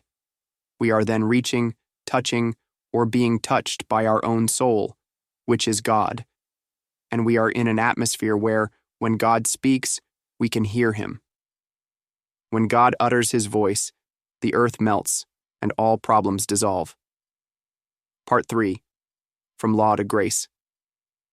Chapter X. Ye have heard it said of old. At any moment of our experience, it makes no difference whether we are 9, 19, or 90. We can begin the return to the Father's house. But let us not believe that we can return to that Edenic state by continuing to be the same persons we were yesterday, with all our human virtues and failings, vacillating constantly between good and evil. Our human virtues will not gain us entry into Eden any more than will our human failings. We have to lose both human failings and human virtues and take on the mantle of the Christ by rising above the mental creation of the second chapter of Genesis, which has chained us to the law of good and evil. The law was given by Moses, but grace and truth came by Christ Jesus. For hundreds of years before Moses, the Hebrews had been living in a state of slavery with little or no opportunity to make advances in education, culture, religion, art, or the sciences. And under such circumstances, it is not surprising that they were living without any greatly developed moral sense. To these people, Moses presented a higher way of life, the backbone of which was the 10 Commandments. If those commandments were obeyed, a person was considered as fine a type of citizen as could be expected, and moreover, if in addition to that, he also obeyed the dietetic laws and a few other customs, he merited the title of a good Hebrew. If the law were disobeyed, all the offender could expect was to be stoned or excommunicated. Little or no concept of love was embraced in this teaching. It was strictly a teaching of moral and ethical laws. A moral or ethical sense, high as it may be, however, is only a step on the way to spiritual consciousness. While a person may live in absolute obedience to the 10 Commandments, he may still be eons away from the spiritual life because the true spiritual life is a living above the pairs of opposites. When Jesus came, he taught a way of life which was not primarily concerned with changing the negative sense of life into the positive, but with rising above both the negative and the positive into the spiritual. It should not be forgotten that as a Hebrew rabbi in the organized Hebrew church, Jesus was authorized to speak and preach from its platform. Nor should it be forgotten that what he preached was not called Christianity. There was no Christianity. Moreover, he did not preach to Christians. There were no Christians. He was a Hebrew rabbi preaching to Hebrews. But now, a miracle takes place. This man Jesus received an illumination which gave him an entirely new religious teaching, something which heretofore had been unknown to the Hebrews. Now he goes far beyond the karmic law of the Old Testament in his teaching of one power.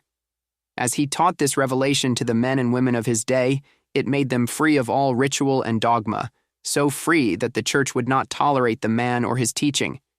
What else but hatred and fear could they feel for one of their own who turned his back upon some of their long-established and most cherished practices, such as the insistence on a pilgrimage to Jerusalem once a year for the purpose of paying tithes, as well as the observance of other rituals? Jesus' very turning away from these observances was a silent criticism and condemnation of that in which they had placed their trust for so long. Jesus brought to light the truth that spiritual welfare is in no way related to the rigid observance of any forms, but has to do with the state of consciousness developed by the individual. He preached a new dimension of life, a higher consciousness, which required a dying to old beliefs. He made it clear that new wine cannot be added to old bottles. That is, that this new dispensation could not merely be added to the old Hebraic mode of life, but that the old would have to be exchanged for the new because the two were contradictory. In the Sermon on the Mount, Jesus summarizes the difference between Judaism and his new teaching, which was not yet known as Christianity, but as the teaching of a radical and independent thinking Hebrew rabbi. And what is the teaching of this man who was undoubtedly the most illumined and spiritually developed of anyone ever known, so illumined that today the world practically revolves around his teachings? The word grace will reveal what it is. The law came by Moses, but grace and truth by Jesus Christ. This grace and truth means something quite different from what is meant by the law. And so for 300 years after Jesus' ministry, There were people traveling up and down the Holy Land, crossing over into Rome and Greece, teaching and preaching not the law as set forth in the Hebrew faith, but a something new, a something startling, something different called grace and truth, which gradually came to be known as the teaching of Christianity. The first followers of his teaching were called Jewish Christians because they were Jews who were followers of the Christ. In fact, in those early days, only those who were Hebrews could become Christians. But eventually Paul and Peter realized that this Christ teaching was more than just a different kind of Judaism. It was unique, something separate and distinct of its own, and gradually it came to pass that in order to become a Christian, it was not necessary to be a Hebrew first. Circumcision was no longer required, and many other time-honored practices were forsaken. The disciples began to preach to the Gentiles and to acknowledge that this teaching of the Christ was universal in its nature, until the day came when even the pagans of Rome and Greece or any man, regardless of his background, could, if he would, become a Christian. So for several hundred years, this was the state of the Christian teaching, and then one of the strangest events that has ever happened in the history of the world took place.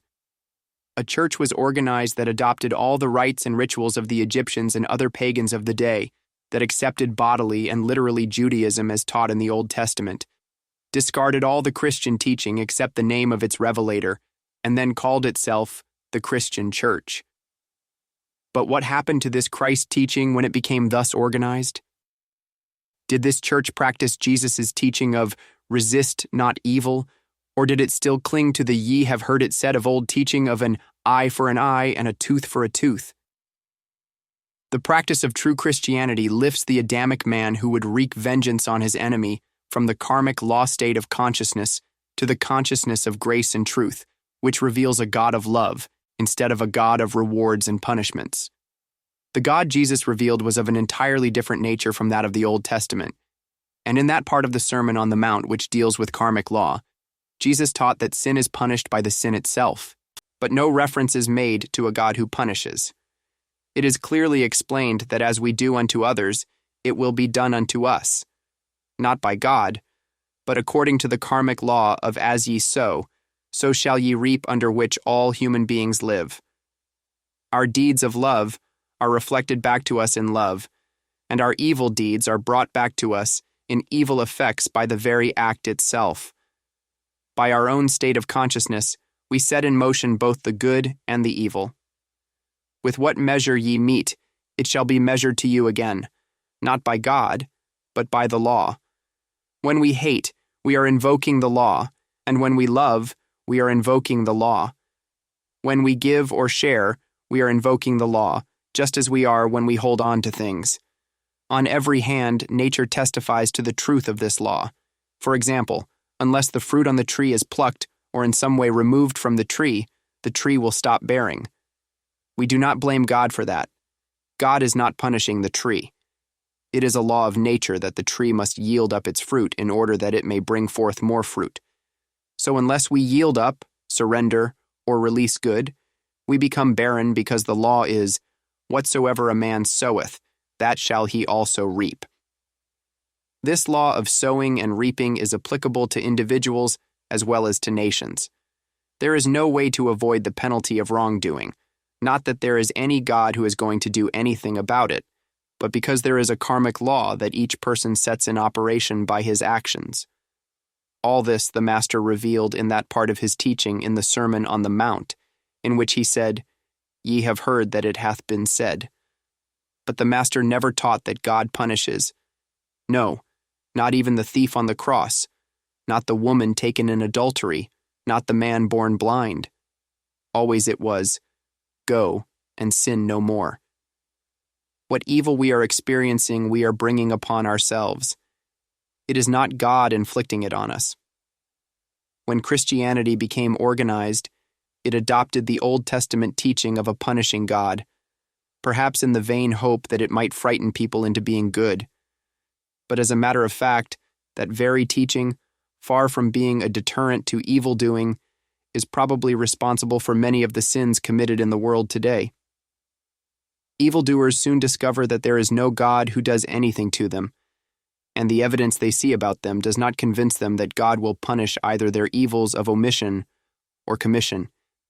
If men were taught that the evil deed itself punished them, they would understand Jesus' interpretation of karmic law, and then they would be prepared to accept his higher teaching of how to overcome that law. It is possible to set aside karmic law, wipe out all punishment for our former misdeeds, and live under grace, but this cannot happen to anyone individually or to the world until the karmic law as explained by the Master is first learned and understood. The deed itself carries with it its own reward and its own punishment. It does not have to be an overt act, because the act itself is only the outward expression of the thought impelling the act. Therefore, for example, it is not necessary to steal to bring down the punishment of karmic law. It is only necessary to think of stealing, and actually it is not even necessary to think about it. Merely desiring what somebody else has is sufficient to set in motion karmic law. It is not necessary to strike a person. To become angry with him is enough to bring the law down upon us. People in grosser states of consciousness do not feel the repercussions of karmic law as quickly as those on the spiritual path who suffer more as a result of a minor infraction of the law than others from a major one, because they have a greater awareness of what is right and what is wrong, and the slightest deviation from the way sets the law in operation. Setting aside karmic law involves first of all a recognition that it exists, that the evil that we think or do reacts upon us, and then this realization prevents us from blaming somebody or some set of circumstances or conditions for any predicament in which we may find ourselves. We begin to see that we alone are responsible. There is not a mysterious God somewhere chalking up our errors against us, but we, ourselves, determine the issues of life by understanding that we have set in motion the good and the evil that befall us. That leads us to stop blaming or condemning other people, and makes us realize that some change must take place within us, and that the state of consciousness which made it possible for us to do wrong, either carelessly, thoughtlessly, or sometimes willfully, must be transformed. Very quickly we learn what Paul discovered, that there are two of us. Each one of us is a dual person, one the creature who is not under the law of God, and the other, the Son of God who has the Spirit of God dwelling in him. For the good that I would, I do not, but the evil which I would not, that I do. There seem to be two of us, the one warring with the other, one who knows the right, and the other who is struggling against it, one who wants to be the perfected man, and the other who through limitation of one sort or another cannot achieve it. When we come to the place of realizing that there is a Son of God in us, but that the prodigal Son of Man is still struggling for survival, we begin to understand the warfare between the flesh and the spirit. The prodigal, or Adamic man, out in the world, using up his substance, and finally sinking to the depths of degradation as symbolized by his eating with the swine, was none other than the son and heir who later wore the purple robe and jeweled ring. They were not two different men, but the selfsame man in two different states of consciousness. As soon as we can begin to accept the principle that there is neither good nor evil in person, thing, or condition, that is, in any effect or appearance, in the moment the inner yielding begins, which leads to the life by grace, because we are now no longer in conflict with or in opposition to any person or thing. There is always the choice of accepting one way or the other, and the choice as to which way we accept is ours. The goal of life now becomes the attainment of the conscious awareness of our true self, or as it is stated in mystical literature, that conscious union with God in which the little self disappears and the pure self remains intact as our eternal and everlasting identity. There is within every one of us the kingdom of God. There is within every one of us a capacity for living on earth without fighting, hating, or envying. But this we cannot do as human beings, and that is why we are told by our friends that this is a very impractical way of life. Beautiful, of course, but very impractical. The "I say unto you" of the Sermon on the Mount is possible only when people come to the realization that they are not living off one another, or from one another, or by human modes or means, but by every word that proceedeth out of the mouth of God. The Sermon on the Mount is a way of life that is impossible for us as human beings to attain, unless we have contacted the divine faculties within us and are living through the soul rather than through the body and mind. Then, as we begin to accept the responsibility of loving our neighbor as ourselves and loving God supremely, acknowledging in true humility that of our own selves we can do nothing, that we cannot even be good because there is but one good, the Father, and nothing else is either good or evil, we are on the mystical path, the path of conscious communion with God. In the Sermon on the Mount, which is the greatest message ever given to the world, two diametrically opposite ways of life are presented. Here is the ye have heard it said of old way, the way the world is now living, and here too is the but I say unto you way, the new dispensation of living by divine grace. I say unto you is a complete assurance that God is the creative, maintaining, and sustaining principle. It is the mystical way of life in which we are not the actor, the doer, or the beer, but in which there is a transcendental presence and power, which the Master called the Father within. We live under the law and are in the ye have heard it said of old, or the prodigal experience as long as we are in the mind creation of the second chapter of Genesis. When we return to our original state of pure being, we no longer live under karmic law, but under grace, under the I say unto you of the Sermon on the Mount. Chapter 7. I say unto you, for I say unto you, that except your righteousness shall exceed the righteousness of the scribes and Pharisees, ye shall in no case enter into the kingdom of heaven. Matthew 5:20. In the Sermon on the Mount, the Master made a clear distinction between the Old Testament teaching, the ye have heard it said of old way, and the new teaching of my kingdom, which is not of this world, something different from being merely a good person humanly and living by the standard of two powers. Here was a complete departure from the old Hebraic teaching. Here was a whole new standard which took no cognizance of either good or evil. We can know how close we are to my kingdom by observing to what degree we still react to good and evil. How joyously do we react to the good, and how much are we disturbed by the bad? In what measure are we becoming indifferent to either the human good or the human evil? There is a spiritual kingdom, and dwelling in it would make us completely indifferent, even to the good things of life. Only at the beginning of our journey on the spiritual path do we think that the ultimate goal is the improvement of our human experience, that doubling our income is a good demonstration, or that having our heart, liver, or lungs function a little more normally, or even perfectly according to human standards, represents spiritual demonstration and is an indication of progress on the spiritual path. The true demonstration that we should be seeking is not merely the increase of dollars or an improvement in health, as desirable as these are, but rather should it be a rebirth, an entrance into that state of consciousness which is the my kingdom not of this world. If we want merely to be humanly happy, healthy, and wealthy, we should remain nominal Christians, because trying to follow the teaching of Christ Jesus demands a tremendous price, a strict and a disciplined way of life.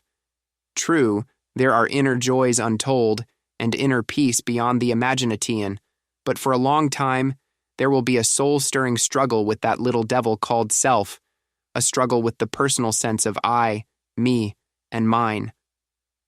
We are responsible to a large extent for our lives as we find them at this moment, not responsible in the sense that it is necessarily the mistakes that we have consciously or unconsciously made, or our deliberate transgressions and offenses, as much as because of our ignorance of life and life's principles, which has made us an easy prey to world beliefs. Had we been properly taught from infancy, and had we possessed a knowledge of spiritual law, we would have learned how to avoid many of the discords in our experience.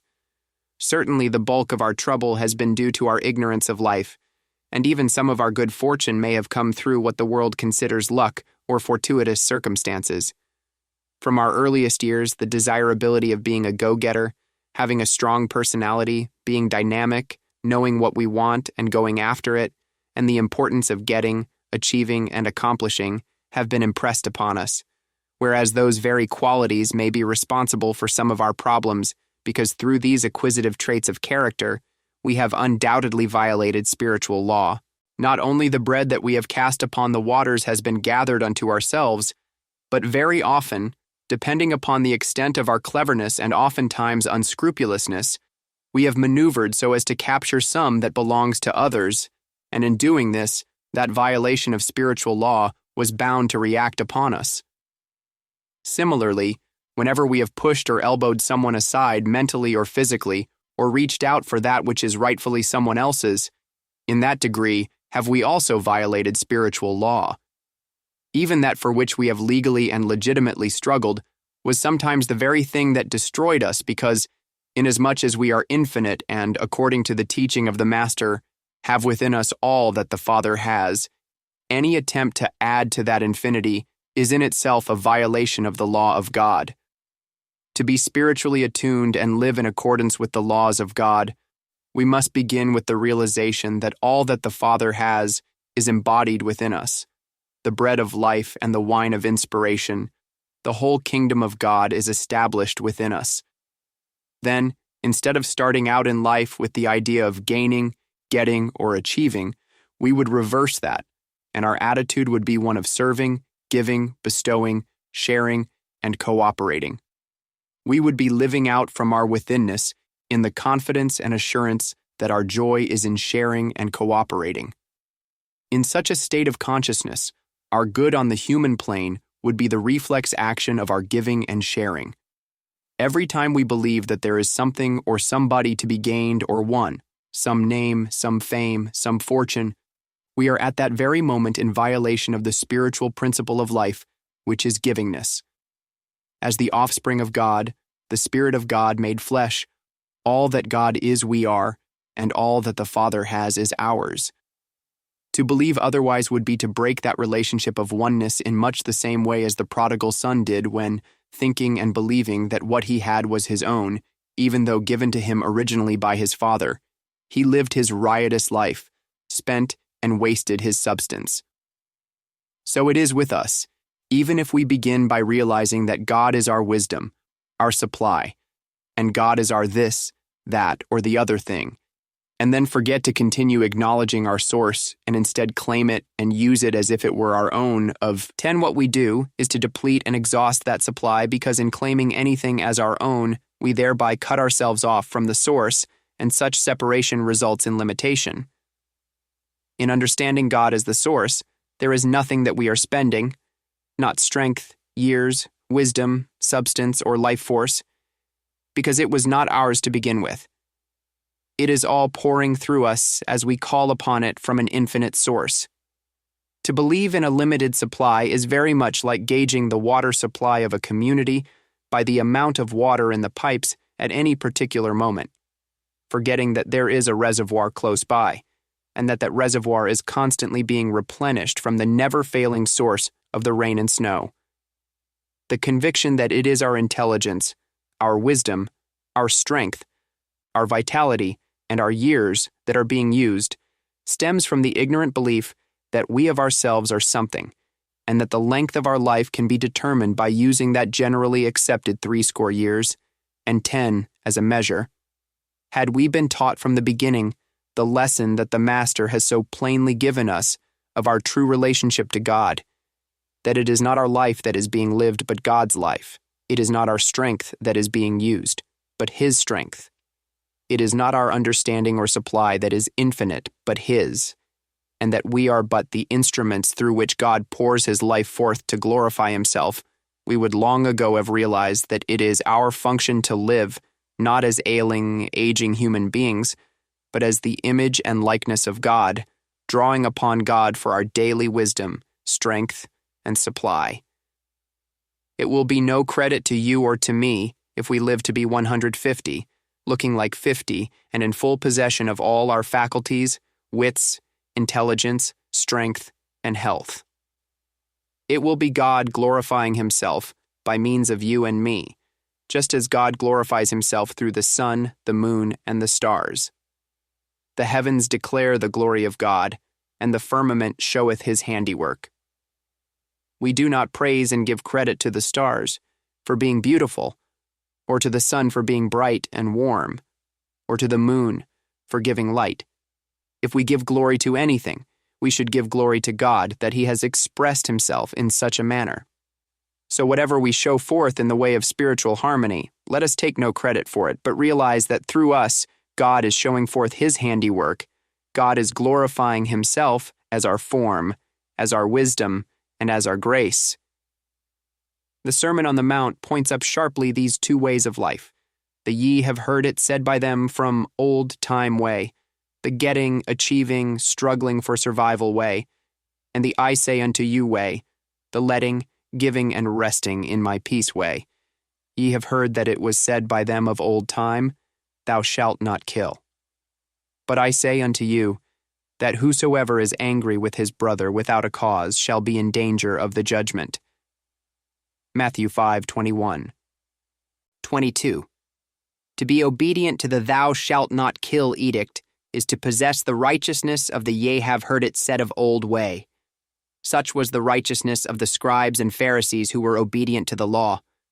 Such is the righteousness of many of the religious people of today, for they also teach, every denomination teaches, thou shalt not kill. But the righteousness of those on the spiritual path has to be beyond that. It has to go beyond being angry with one's brother, beyond retaliation.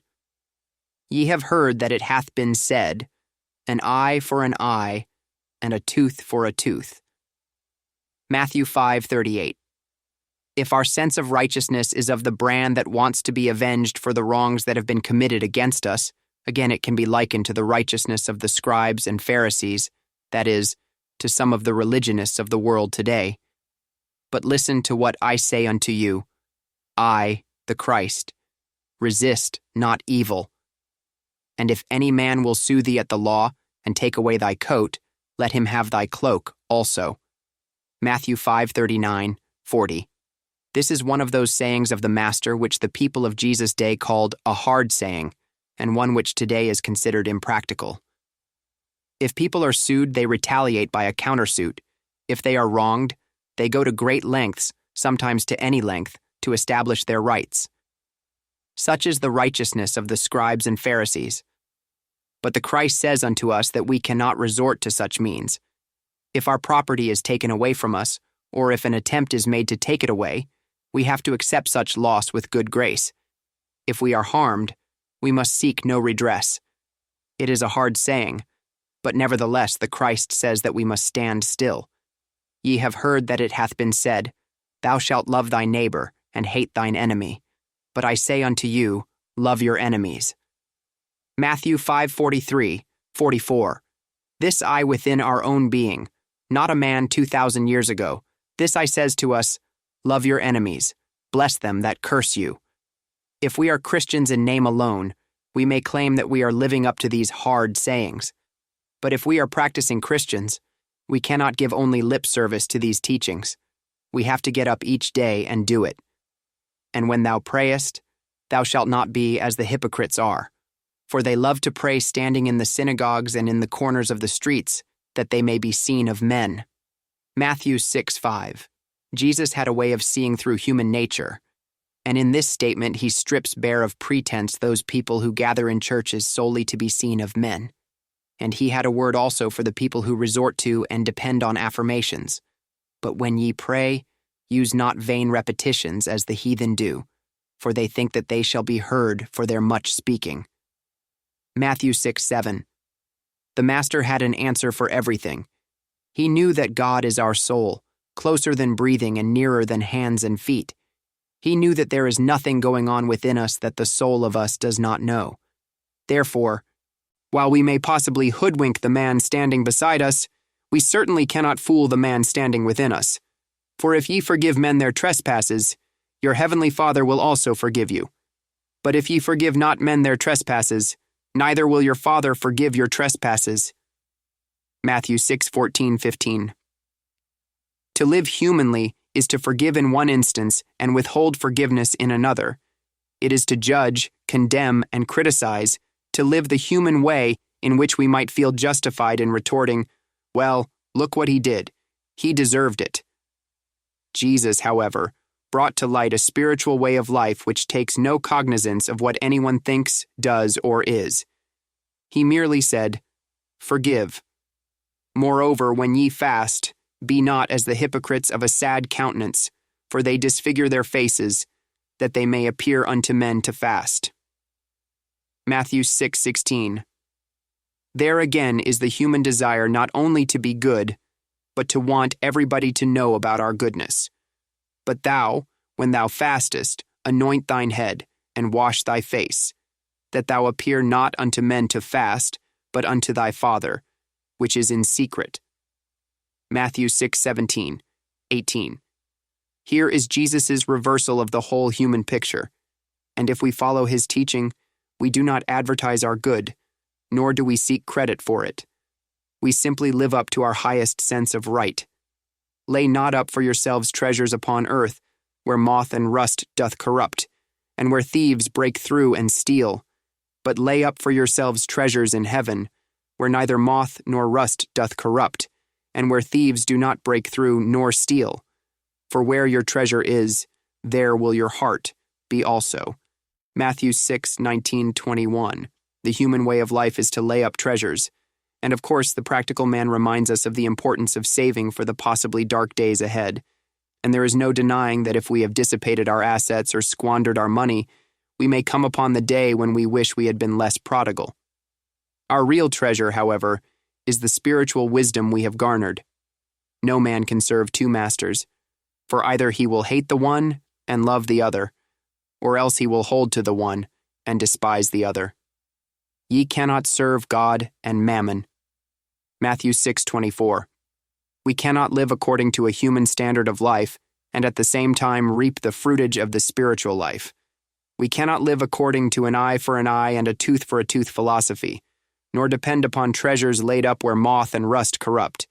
We cannot live according to the human code and at the same time pray to God for spiritual light, spiritual bread, spiritual wine, and spiritual water.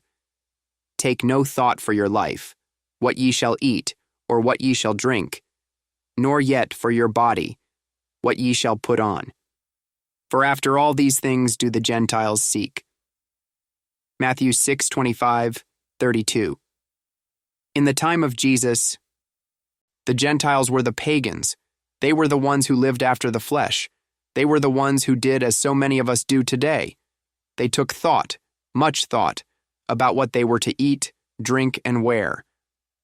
But Jesus reminds us that the truly Christian life is a dependence upon the infinite invisible. It is a life lived with the understanding that the soul within us is our bread, wine, and water, that soul is our intelligence, the strength of our body, and that which renews the body, making it youthful and harmonious for the purpose of wholesome and fruitful living.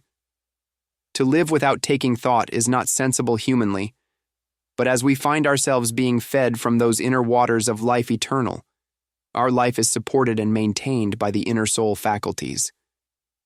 Living by the spiritual standard, we live what in Christian terminology is called the life by grace. There is that within us which we call our soul, the substance of our life, upon which we can draw as we would upon our checking account, but with this difference. With a checking account, we are limited to what we have deposited in the bank, but in the spiritual way of life, we are limited only to what God has. We can draw upon our soul for strength or wisdom, for skill in our profession, or even in driving an automobile, in running a business or a household. When the spiritual capacities have been developed, there is absolutely no limit to what can be accomplished, because it is not we who accomplish it. God it is who does these things. God it is who goes out invisibly into this world and draws to us everything and everybody necessary for our experience, and we find ourselves drawn to the place where we should be at the right time, receiving that which we should have. Paul called it living by the Christ, letting the Christ live our life, letting the Christ do all things, not through muscles, not through bank accounts, not by revenge, but through the Christ which strengthens us. To live by the Christ demands that we give up the personal sense of life with its reliance on physical force, human reasoning, and material resources. In the Sermon on the Mount are set forth two entirely different ways of life, with no common meeting ground. The one is the ye have heard it said of old way, exemplified by the righteousness of the scribes and Pharisees, which is the way of the great majority of human beings the world over. It is also the way of almost all religious teachings on earth today, except for those mystical teachings which rarely reach human consciousness, because most people do not seek for a way of life which is such a radical departure from the conventional human mode of living. And therefore, except among those who follow the mystical path, little, or perhaps more correctly, nothing is known of the I say unto you way of life. The Master's great teaching in the Sermon on the Mount and in all the four Gospels is not one of weakness, expediency, or compromise, nor is it one of blindly and meekly letting the world do anything it wants to do to us, and of our passively taking all the beating that it wants to give us. Rather, is it one in which we resist not evil in the realization that the Father within is taking care of our interests. To a person engrossed in materiality, enmeshed in and governed by that tyrannical master, the reasoning mind, this way of life would undoubtedly be quickly judged and condemned as totally and impossibly impractical. At first, it does seem impractical, but let us stop for one moment and try to see why it is that we feel we must protect ourselves by battling and struggling mentally, physically, or prayerfully. Is not all this based on the erroneous premise that there are two powers in this world? If there were only one power, God, would there be anything to struggle against or to battle? It is true that if we judge according to what we see and hear, there are two powers. But upon what are we basing our judgment? Are we not judging solely by appearances? Are we not judging by the evidence before us? The Master warned us not to judge according to the appearance, but to judge righteous judgment. If we judge righteously, which means bearing witness not to what we see or hear, but to what unfolds spiritually from within, we shall soon discover the miracle and the mystery of this teaching. There are not two powers, there is only one. In the Sermon on the Mount, we are shown the human way of life as we have been living it, but we are also given a glimpse of the spiritual life which can be attained and which is the most practical way of life there is because it is a life lived by a spiritual principle, and that spiritual principle is God, infinite, eternal, universal, omnipresent, omnipotent, and omniscient.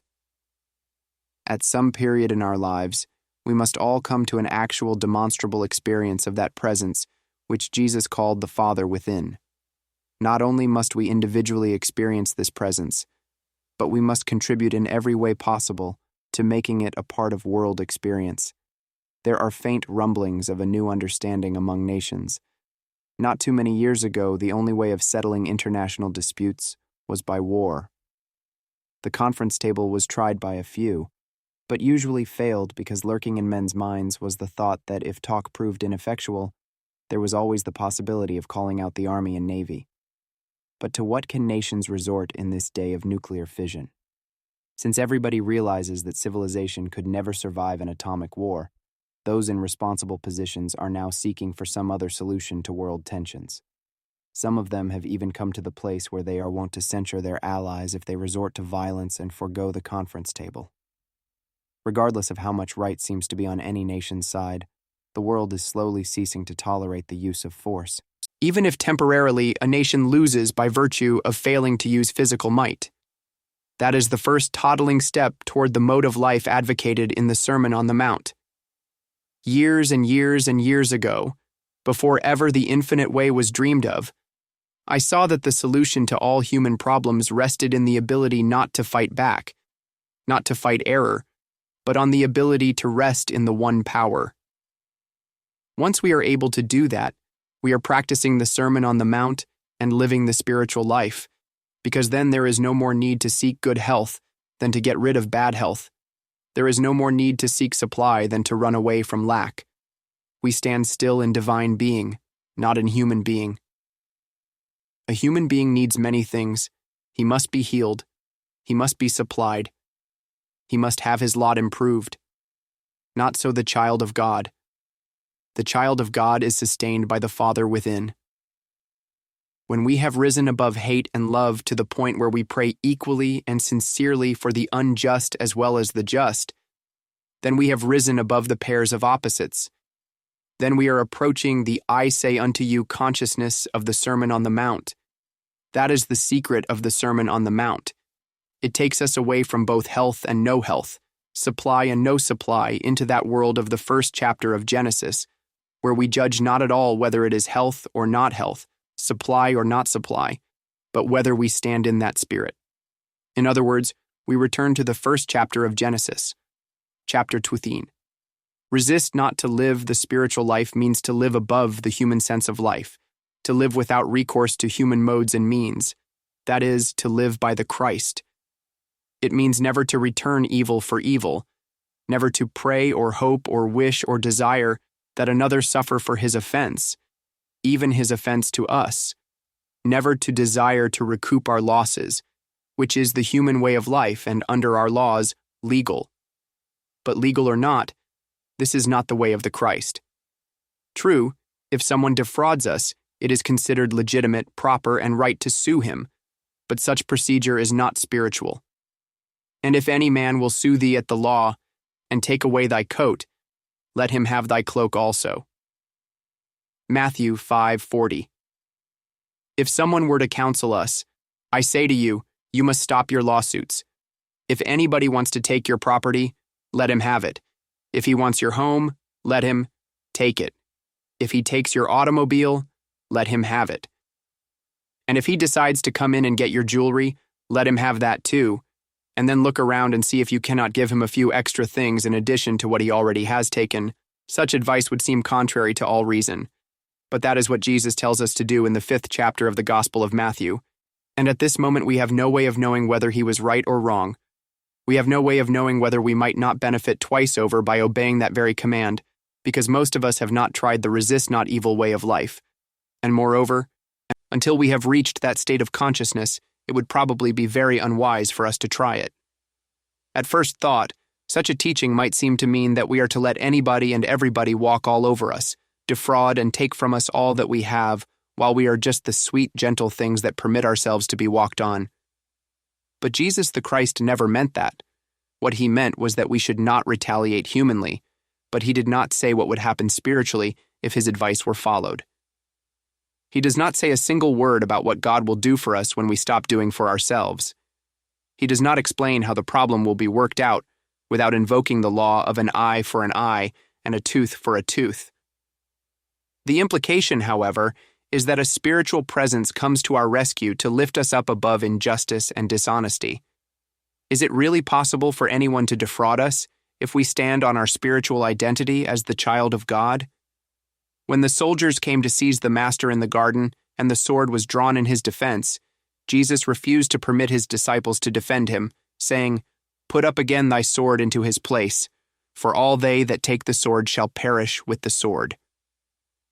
To material sense, that would seem as if he were giving them carte blanche to drag him away and do whatever they wanted to do with him. But he was not doing that at all. Instead, he was realizing, I have an infinite invisible upon which I rely.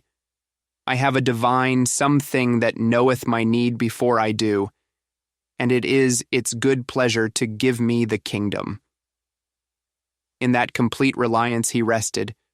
Resist not evil sounds like the most foolish and impractical of human teachings, yet it is the wisest and most practical of spiritual principles.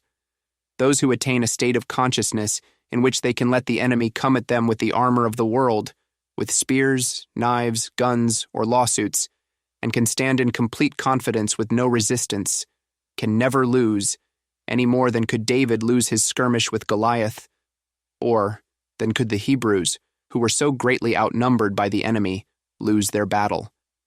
As long as we resist evil, we are not living under grace, but under the law, and the very knife that we throw at another will boomerang to pierce us in the chest, all in a blinding flash and out of nowhere. There is no way for grace to descend upon us if we are indulging the human way of life.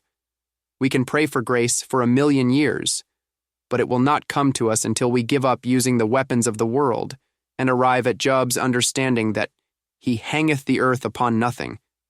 Then if we are willing to lean back on that nothingness, the Spirit rushes in to pick us up and carry us forward, appearing in and as whatever form may be necessary.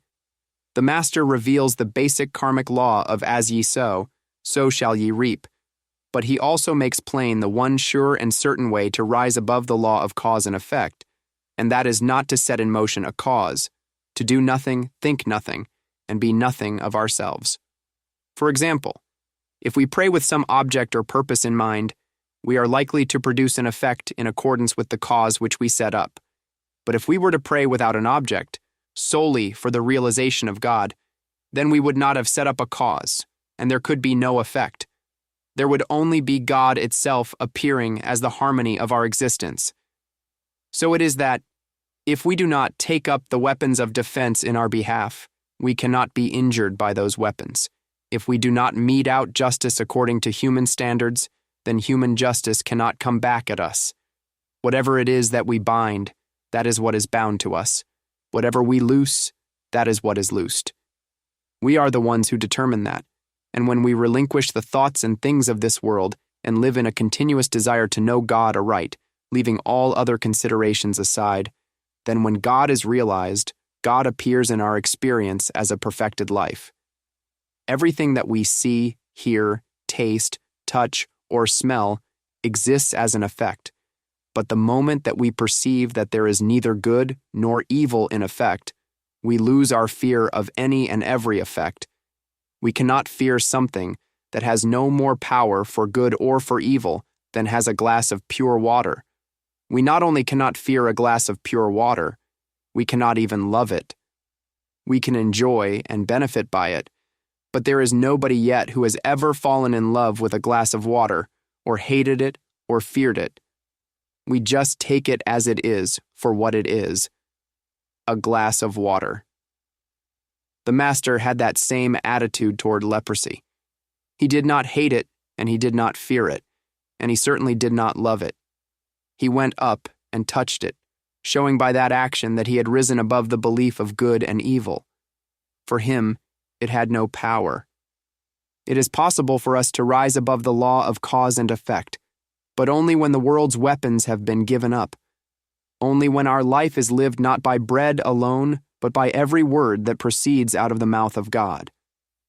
When we are not thinking of food or money or climate or any effect as constituting our security, and when we realize that our real life is sustained by the Word of God, we are living the spiritual life with no dependence on human beings, on human investments, or human positions, not throwing them away or casting them out of our life, but realizing that they are the added things in life, part of God's grace made manifest, and therefore, there is no thought whatsoever of fear should they be taken from us.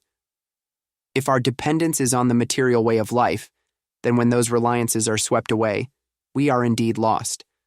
No one is ever lost, however, who practices the spiritual way of life, who no longer takes up the sword in his own defense, whether it be the sword of a lawsuit or a bomb-proof shelter, who no longer relies on force, not even on forceful arguments, but rather rests quietly at the center of his being and lets the infinite invisible be his defense, and his offense if necessary.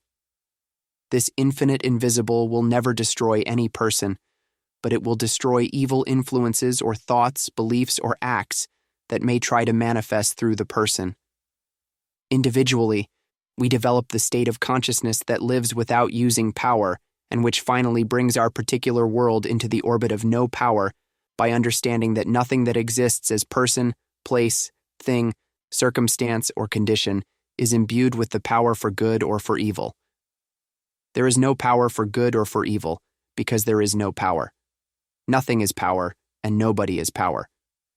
God alone is a creative, maintaining, and sustaining power, which operates without any help from us.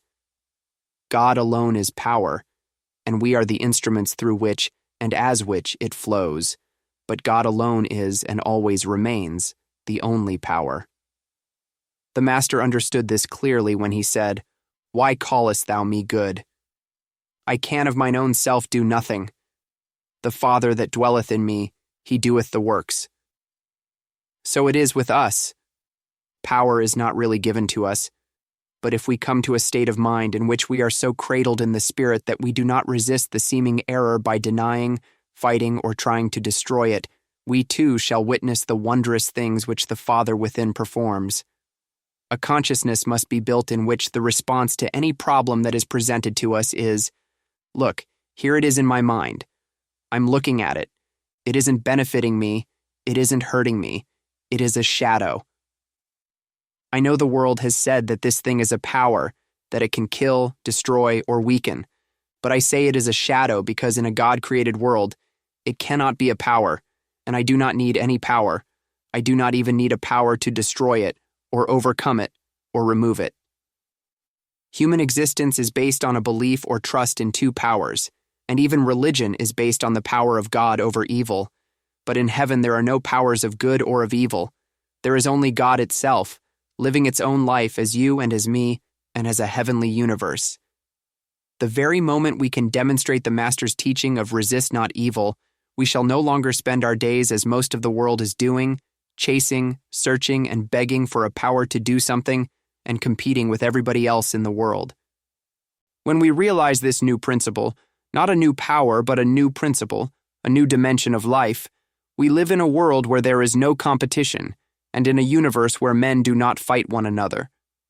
Watch the transformation of your own world as you bring yourself inwardly to the feeling that you do not want to oppose or use a power against anybody or anything. Resist not evil. At first, it may be that somebody will want to take every last dollar you have in the world, but he cannot permanently deprive you of one dime. Because faster than he can deprive you of it, it will be returned to you in some way, so that it will not be long before you will have as much as you had before, and probably 12 baskets full left over. Whereas if you struggle to hold on to it, you may find yourself with less. Wars and lawsuits result from the conviction that possessions, whether of land, money, or persons, must be held tightly within the owner's grasp at whatever price, even if it arouses envy, jealousy, and hatred. When any form of evil or danger threatens, immediately the law of self-preservation goes to work, which instinctively causes us to raise our hands or make a fist. And if we are students of metaphysics, we quickly set up a mental wall of defense resorting to affirmations and denials such as, "It isn't true. It isn't so. There is no life in matter.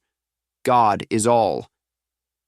There is a resistance to the error as if it were a power, whereas the truth is, it is only an arm of flesh. Such an attitude leaves us without any feeling of needing to overcome, rise above, or destroy anything. The physical resistance of fist or sword, and the mental resistance of affirmations and denials are practically the same thing, but rising above the physical and the mental into the spiritual realm brings us to that new dimension where there is no power, where there is no good over evil, where every situation is met by resting in the Spirit. It is only the Spirit of God in us that enables us to rise above seeking revenge or wanting to defend ourselves from slander, scandal, or rumors. When we can refuse to yield to the temptation to justify or defend ourselves, when we can smile and say, "If you believe it, I am sorry for you," and let it go at that, then we are trusting the Christ to make the necessary adjustments and bring to us the defense which the Master promised. Settle it therefore in your hearts, not to meditate before what ye shall answer. For I will give you a mouth and wisdom, which all your adversaries shall not be able to gainsay nor resist. We do not have to plan in advance what we are going to say. We do not have to be a clever attorney for ourselves, but only wait until we are before the judge, open our mouth, and hear the Spirit speak through us. Let us learn to sit quietly, resting in the realization that underneath are the everlasting arms, and that no amount of praying will put those everlasting arms there. They are already underneath us. If it is necessary as a reminder, whenever problems are brought to our attention for solution, we should close our eyes and remember what Jesus said to Peter, "Put up again thy sword into his place." All these discordant pictures that we see round about us are just mental images in thought, shadows on a screen. We must learn not to be afraid to look at them and understand that they have no more substance than the men and women on a moving picture screen and no more power than the bullets that are fired into and through our television sets, but which never crack the set open.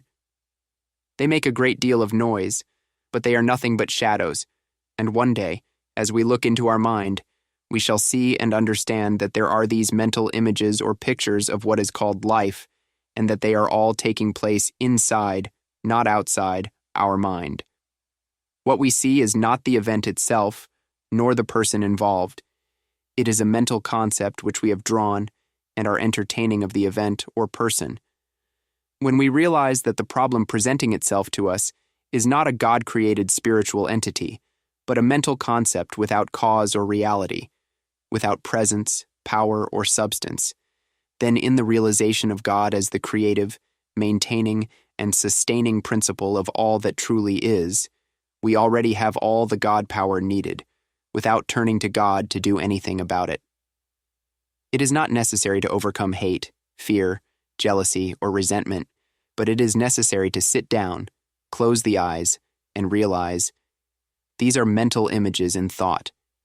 These are projected states of thought out of the vast mental illusion. Then by abiding in an inner peace, they are dissolved. They are not destroyed because there is nothing to be destroyed. There is no substance to them, and they have no more reality than the pictures on our television screen. True, back of the moving picture there is a real picture with substance.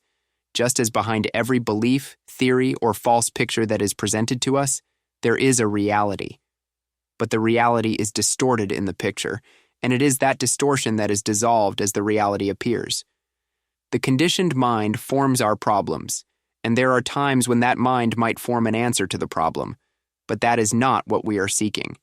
What we want is a higher capacity than the human mind, and so now, without calling upon the thinking process, we let our mind be an instrument through which the soul can reveal itself. A problem can exist only in the mind, but if we make of our mind a vacuum, if there are no thoughts in it, where would our problem be? There is then no problem, and in place of the problem, the truth or reality rushes in.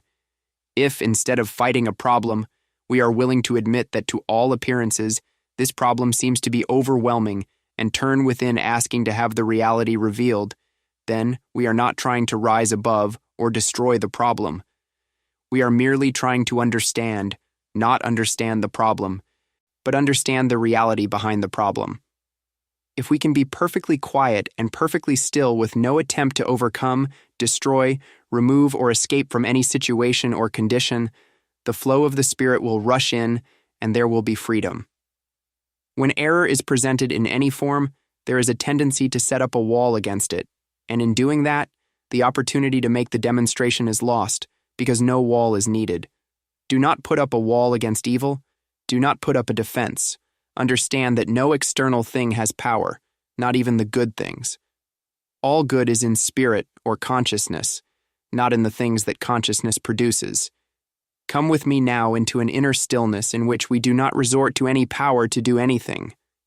We resist not evil, and let evil do anything it wants to do, while we neither deny nor affirm. We will not seek God and we will not fear a devil, but sit at peace, with no struggle, no strife, no battle. The Lord is my shepherd. He maketh me to lie down in green pastures. He eateth me beside the still waters. He prepareth a table before me in the presence of mine enemies.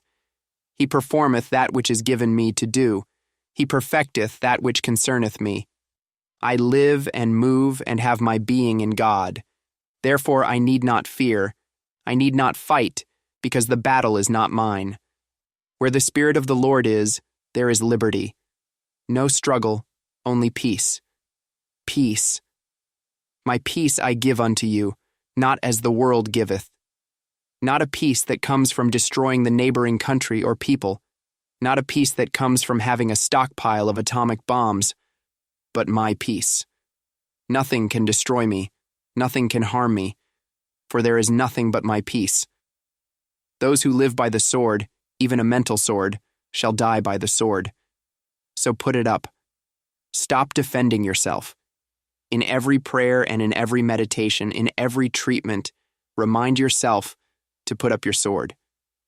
When we no longer use human weapons, physical or mental, we relax, not into letting the world do what it wants with us, but into that spirit which is within us in order to let it take over and govern our experience.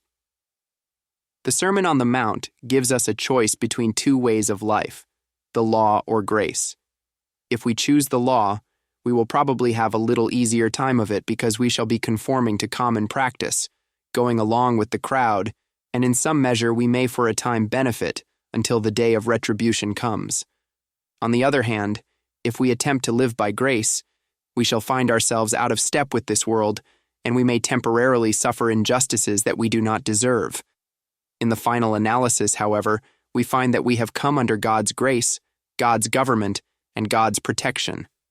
God's will, and not the will of man, is being done in us, and that is an entirely different life. Chapter 3. The Father which seeth in secret, and when thou prayest, thou shalt not be as the hypocrites are, for they love to pray standing in the synagogues and in the corners of the streets, that they may be seen of men. Verily I say unto you, they have their reward. But thou, when thou prayest, enter into thy closet, and when thou hast shut thy door, pray to thy Father which is in secret, and thy Father which seeth in secret shall reward thee openly. Matthew 6:5-6. These words of the Master must come as a shock to us when we realize how many people believe that their most effective prayers are those said in church. How many times have we ourselves prayed in public, forgetting that according to Jesus, prayer must be practiced in secret? Of old, the Pharisees and the scribes prayed in public in much the same manner as do most of the people of our world today, and for their much praying, they received the praise of their neighbors. There is only one thing they lost: God's grace. When our prayers become a matter of public utterance, we are inflating our ego, trying to make something of ourselves, setting out to glorify ourselves, not realizing that thereby we sacrifice the reward of the Father and separate ourselves from the very blessings we are seeking. Anything that glorifies ourselves or attempts to make the world believe that we are something of ourselves tends to separate us from the love of God. The whole teaching of the Master is, I can of myself do nothing. The Father that dwelleth in me, he doeth the works. My doctrine is not mine, but his that sent me. This injunction to pray in secret does not mean that we cannot unite with others in prayer or meet in church or temple for the purpose of prayer, because Jesus also taught that, where 2 or 3 are gathered together in my name, there am I in the midst of them. His intent was that we should not attend church because it is the accepted thing to do, fashionable or politic, or because our neighbors would gossip about us if we were not there.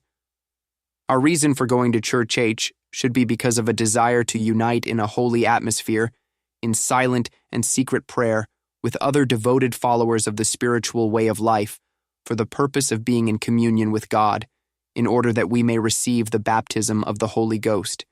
Jesus also reminds us not to pray in holy mountains, nor yet in that temple in Jerusalem, again meaning that we are not to expect any greater realization of the presence in holy mountains or in temples than we would find if we were praying in our garden or at home or in our living room, because the kingdom of God cometh not with observation, neither shall they say, Lo here, or Lo there, for behold, the kingdom of God is within us.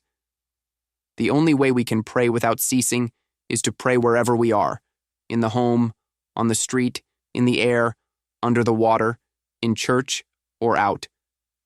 Prayer itself should never be a public display, nor for the purpose of being heard or seen of men. Prayer is a secret and a sacred experience, and, therefore, it must take place within the realm of our own consciousness, and then the Father that seeth in secret will reward us openly.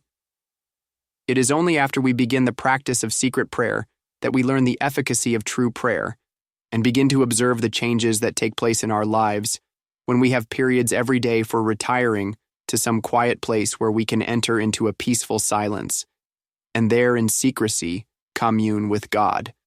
The Master taught that our prayers must be addressed to the Father that is within us, and there is no way to reach that center where God is except when we are quiet, peaceful, and serene within. So it becomes necessary to go into the closet, close the door of the sanctuary, and shut out the sounds and sights of the senses that we may touch that center. Every thought that takes place within our consciousness reaches the throne of God and returns to us. It does not have to be seen or heard. There is only one way in which it can be measured. It must be sacred and unselfish. Right here within my own being is the Father, and this Father knows what thoughts I have. This Father knows the meditations of my heart. This Father knows whether I act from a standpoint of purity or from self-interest and hypocrisy. Within us are the issues of life, and they are decided there. Within us is the entire kingdom of God. That means that within us is the entire kingdom of immortality, eternality, virtue, prosperity, harmony, health, wholeness, completeness, and fulfillment. In our human selfhood, we can never bring that forth because as a human being, we are living in terms of effect and not cause. But when a human being learns to make contact with his source, he is then drawing on the invisible and is back in Eden.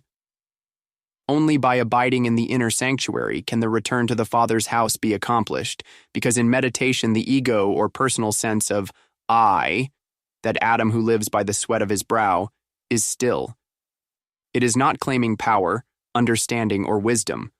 On the contrary, it is taking an attitude of humility, as if to say, I am insufficient, incomplete, inharmonious, and so now I turn to the source of my being, to that which is greater than I. By our stillness, we indicate our humility. Customary prayer makes one superior to God because it tells God what it wants, and usually when it wants it. It sets up the ego because it dares to try to influence God in one's behalf or in behalf of another. But in the silence of meditation, the prayer is, I do not ask you to serve my purpose, to do my will or my wish or my bidding. I am your servant. Do what you will with me. Teach me, feed me, direct me. You are closer to me than breathing. You know my needs, and it is your good pleasure to give me the kingdom. Therefore I wait upon you. In this waiting, a vacuum is created, and the ego is in abeyance. The personal sense of self with its desires, wishes, hopes, and ambitions fades away. And then there is room for that transcendental spark to be kindled. There must be humility before the Spirit of the Lord can be upon us. So it is that when we pray in secret, realizing our oneness with the Father, and that, because of that oneness, all that the Father has is ours by divine inheritance, and therefore it is our Father's good pleasure to give us the kingdom, we then need no longer look to any man for reward, compensation, gratitude, cooperation, or affection. When we understand our relationship with the Father, we learn to mold every thought and deed in accordance with His will. The nature and purpose of secret prayer is little understood in the religious life of men and women today. Secrecy, however, is as potent as silence. Actually, it is the key to spiritual success, and without secrecy, spiritual demonstration is impossible. Take heed that ye do not your alms before men, to be seen of them. Otherwise ye have no reward of your Father which is in heaven. Therefore, when thou doest thine alms, do not sound a trumpet before thee, as the hypocrites do in the synagogues and in the streets, that they may have glory of men. Verily I say unto you, they have their reward. Matthew 6:1-2. Is not that a plain enough statement? And yet how many people in the world do their charity before men? Have their generosity published in the newspapers, on the church bulletin board? Or somewhere else, where some neighbor, fellow citizen, or business associate needing to be impressed can see and tell them and others of their nobility and great contribution to the community, and possibly add what good Christians they are. But Jesus said of this practice, Ye have no reward of your Father which is in heaven. But when thou doest alms, let not thy left hand know what thy right hand doeth, that thine alms may be in secret, and thy Father which seeth in secret himself shall reward thee openly. Matthew 6:3-4.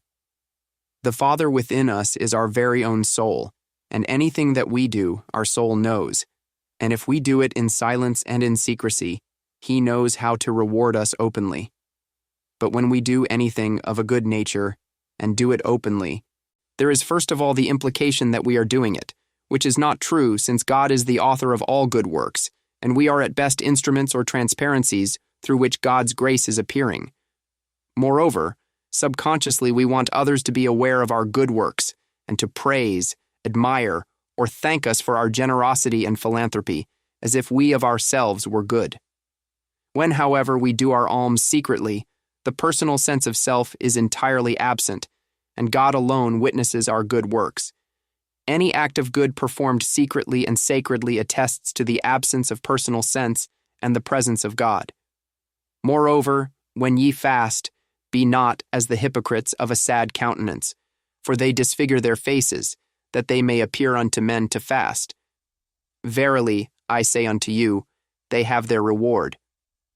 But thou, when thou fastest, anoint thine head, and wash thy face, that thou appear not unto men to fast, but unto thy Father which is in secret, and thy Father which seeth in secret shall reward thee openly. Matthew 6:16, 18. Let us not wear our spiritual heart on our sleeve. Let us not boast to men that we have found the secret of communion with the source of life. Let us not expose our spiritual pearls to those unprepared to receive them, for in so doing they may be lost or trampled upon. Let our light shine by its fruitage, rather than be flaunted before men and obscured by a veil of words. It is not selfish to keep our relationship with God secret, because our light will shine to those prepared to see light. Our wisdom will be heard by those who have ears to hear, even that which is imparted without words or thoughts. The spiritual fast is an inward communing with God, while abstaining from words or thoughts. It is an abiding in God, unobserved by those around us. It is prayer in its highest sense, in that it is a refraining from seeking anything of God, yet it is an awareness of God's grace freely flowing. A teaching on such a high level of consciousness can never be understood by the human reasoning mind, and therefore can be obeyed only by those whose goal is spiritual realization. How seldom are these esoteric teachings of Jesus on secrecy openly taught? How seldom is it recognized that there is a spiritual center in every person which is referred to in such revelations as, Son, thou art ever with me, and all that I have is thine, or I will never leave thee, nor forsake thee, or I am with you alway, even unto the end of the world. How many of us understand the mystery of these teachings? How many of us know that the I is literally in the midst of us, and that I that seeth in secret rewardeth us openly? By contemplation and meditation, we must solve the mystery of the spiritual life, and this we can do only when secretly and sacredly contemplating the nature of the infinite invisible which is closer to us than breathing. We must never believe that the mysteries of God will be revealed to us in the midst of the noise and clamor of discussion, argument, or theorizing. The hidden mysteries are not hidden from those who understand and obey the teaching of the Sermon on the Mount. Chapter 13. When you pray for centuries, the world has believed that merely voicing words in an attempt to reach God was sufficient to bring the power and the presence of God into daily experience. For hundreds of years, millions, even billions of people all over the world have prayed for wars to cease, famine to be wiped off the earth, and disease to be healed. But all these have continued unabated. No one experiences answered prayer when he prays merely with his mind, relying wholly on words and thoughts, because there is then no opportunity for the Spirit to break through into expression. Regardless of what form prayer may take, there is no connecting link with God until there is a conscious awareness of His presence. But when ye pray, use not vain repetitions, as the heathen do, for they think that they shall be heard for their much speaking. Matthew 6:7. Many of us have been guilty of using vain repetitions, thinking that we are praying when in reality, all we have been doing is repeating over and over again somebody else's man-made prayer. Even the repetition of as great a prayer as the Lord's Prayer, if recited with the idea that the mere rehearsal of its words has power, is not effective prayer because anything that is thought, spoken, or written is but an effect. And how can the power of God be in an effect? Does not all Scripture state that there is no power but the one? There is no God but one? Prayer that is made up of words and thoughts cannot and does not reach God, and therefore remains unanswered. The prayers that are answered are those deep within a person, when no words and no thoughts are present, but when there is a hunger, a desire, or a need that is beyond words. In that intense longing, God is reached. The absence of fruitage in prayer merely bears witness to our failure to go deep enough into our consciousness to make contact with the presence, which is always there and which is ever available.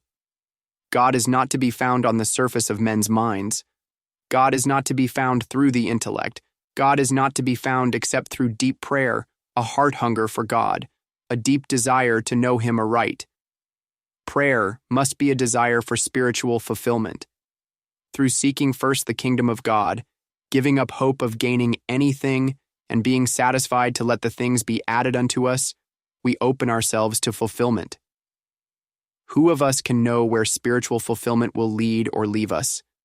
It may leave us in our present work or present mode of living, or it may lead us into new activities and an entirely new life.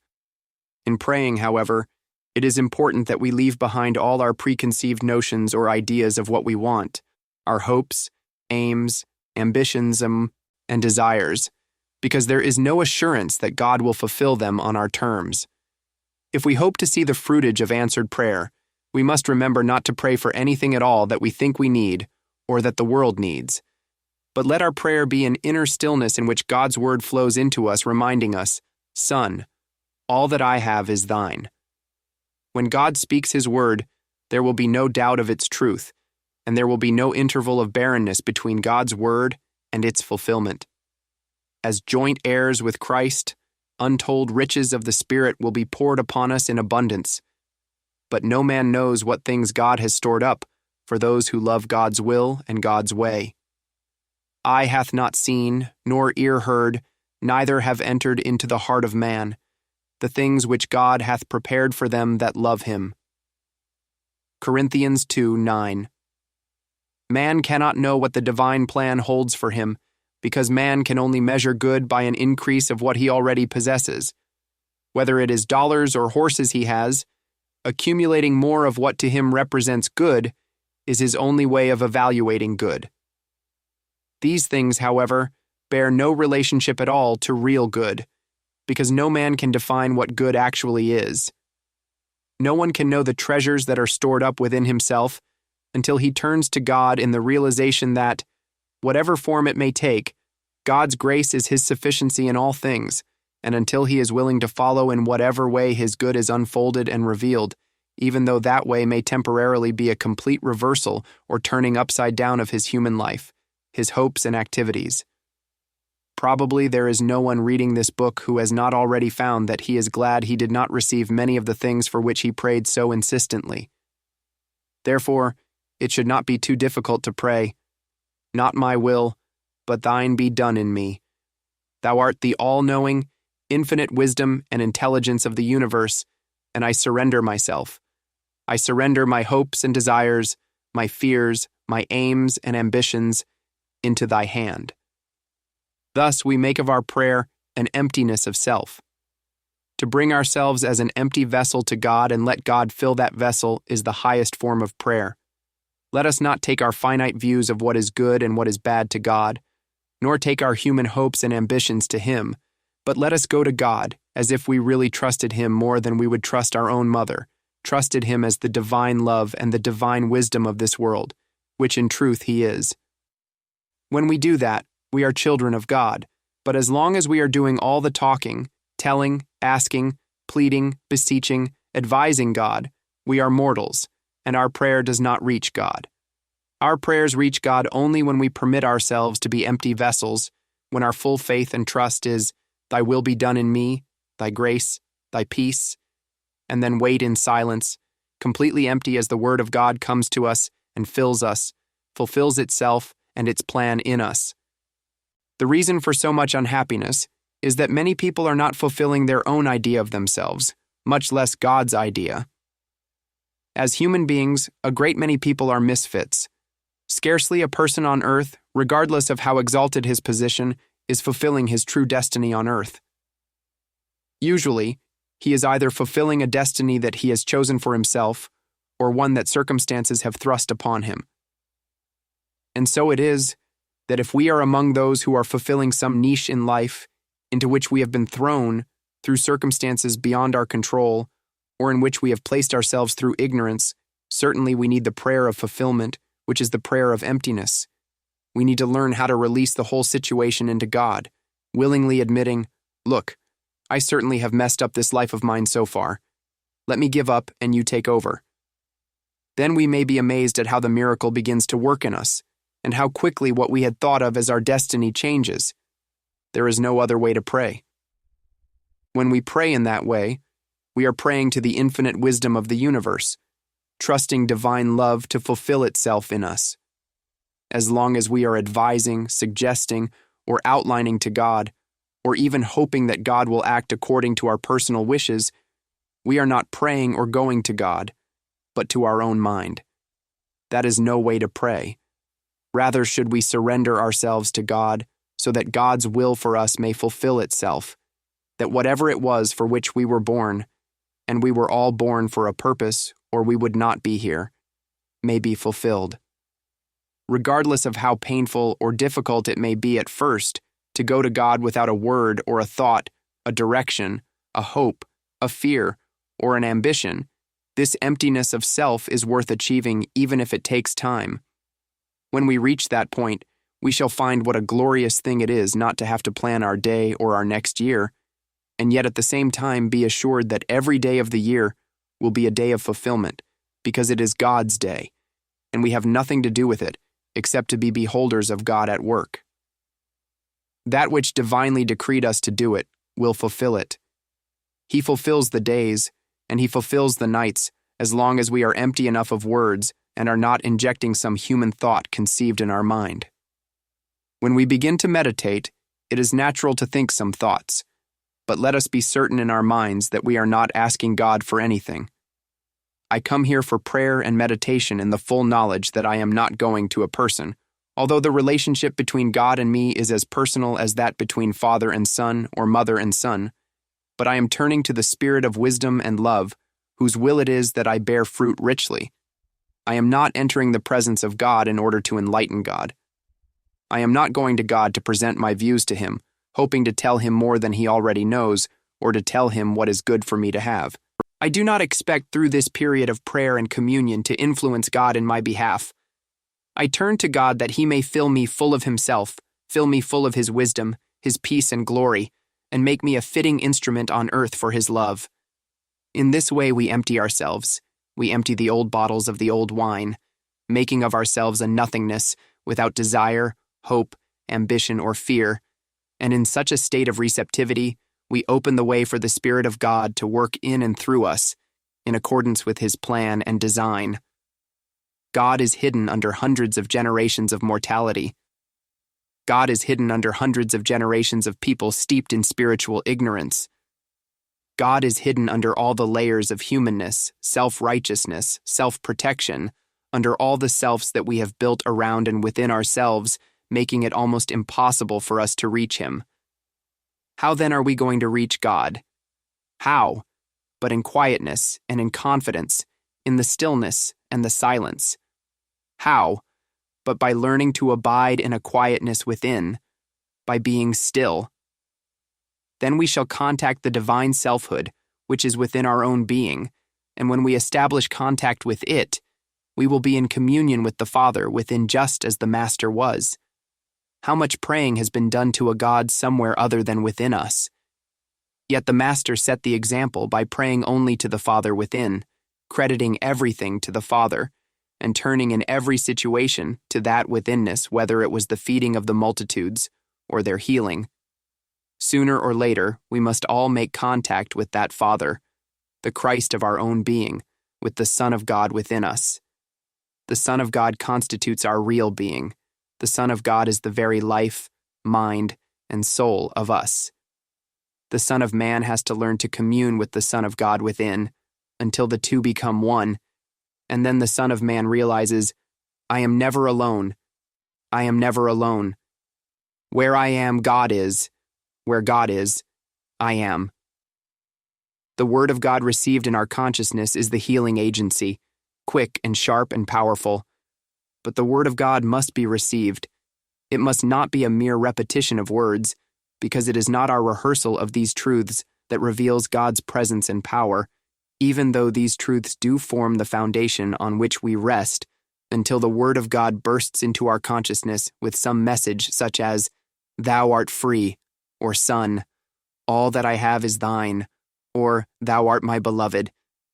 Sometimes it says nothing at all, but we feel the inflow of peace and warmth throughout our whole system, or a smile coming to our face as much as to say, "How could I ever have believed that there is reality to this trouble?" When that inflow comes, which is really an inflow coming to our outer senses from the Father within, harmony is established, and healing takes place, whether for ourselves or for others. To attain this, however, it is necessary first of all to stop turning to God as if there were a God somewhere waiting for our picayune little troubles to be brought to his throne to be taken care of. We must stop believing that God is withholding some good from us and that by some form of treatment, prayer, sacrifice, or coercion, we are going to get God to do what God is not already doing. All that nonsense must be given up, and we must turn to God in the sense of God is, and I am not turning to God to do anything that God is not doing. I am standing on the isness of God and realizing that where I am, God's grace is my sufficiency in all things. Where the Spirit of the Lord is, there is liberty. And where is that Spirit? Wherever we acknowledge him in all our ways, wherever we acquaint now ourselves with him and are at peace, wherever we learn to sit in quietness and stillness, that is where the Spirit of the Lord is. And where that Spirit is, there is liberty and freedom from all forms of bondage, physical, moral, and financial. As we learn to listen and develop a state of receptivity, eventually we arrive at that place where the flow begins to come from within. Neither written nor spoken truth can bring God into our lives. The written or the spoken word gives us a foundation upon which to rest while we are awaiting the realization of God's grace. But only when the Spirit moves upon us do the mighty works take place. The words we speak are not power, nor are the thoughts we think. But if we sit in a complete quiet in the thundering silence and keep our mind stayed on Thee, eventually we arrive at a place where thoughts do not come anymore, and, in a few moments, we begin to feel this inner peace that is known as realization. Prayer is our contact with God. It is the means through which God's grace performs its miracles in our experience. But prayer must be a listening attitude. It must be a willingness that the Spirit of God fill us and perform its functions in us and through us. Chapter 15. As we forgive, for nearly 2,000 years the world has prayed, "Forgive us our debts, as we forgive our debtors," unaware perhaps that this teaching represents the very core, the very heart and soul, of the good life. Over and over again Jesus extols the virtues of forgiveness. "Therefore, if thou bring thy gift to the altar, and there rememberest that thy brother bath aught against thee, leave there thy gift before the altar, and go thy way. First be reconciled to thy brother, and then come and offer thy gift. But if ye forgive not men their trespasses, neither will your Father forgive your trespasses." Matthew 5:23, 24, 6:15. Does this not plainly state that as long as any malice, envy, jealousy, revenge, or hatred is entertained in consciousness, just so long is there a block in our consciousness which prevents our prayers from being answered? Only in true prayer is it possible to lose all sense of separateness from one another and from one another's interest. Intellectually, it is practically impossible to convince ourselves that another person's interest is our interest, and that our interest is his interest, or to believe that we are all equally children of God, because material sense testifies to the opposite. It is only in inner communion with God that we find ourselves in inner communion with man. Then we learn that man does not mean white or black, oriental or occidental, Jew or Gentile. Man means man, that which we are, one infinite equal Son of God, but that can never be known through the mind. It can only be known when through communion with God it is revealed to us that we are all one.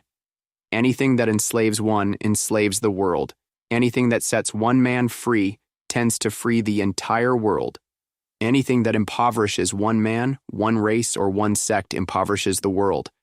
Anything that brings one grain more of supply into the life of an individual, race, or nation tends to set the entire world free from lack.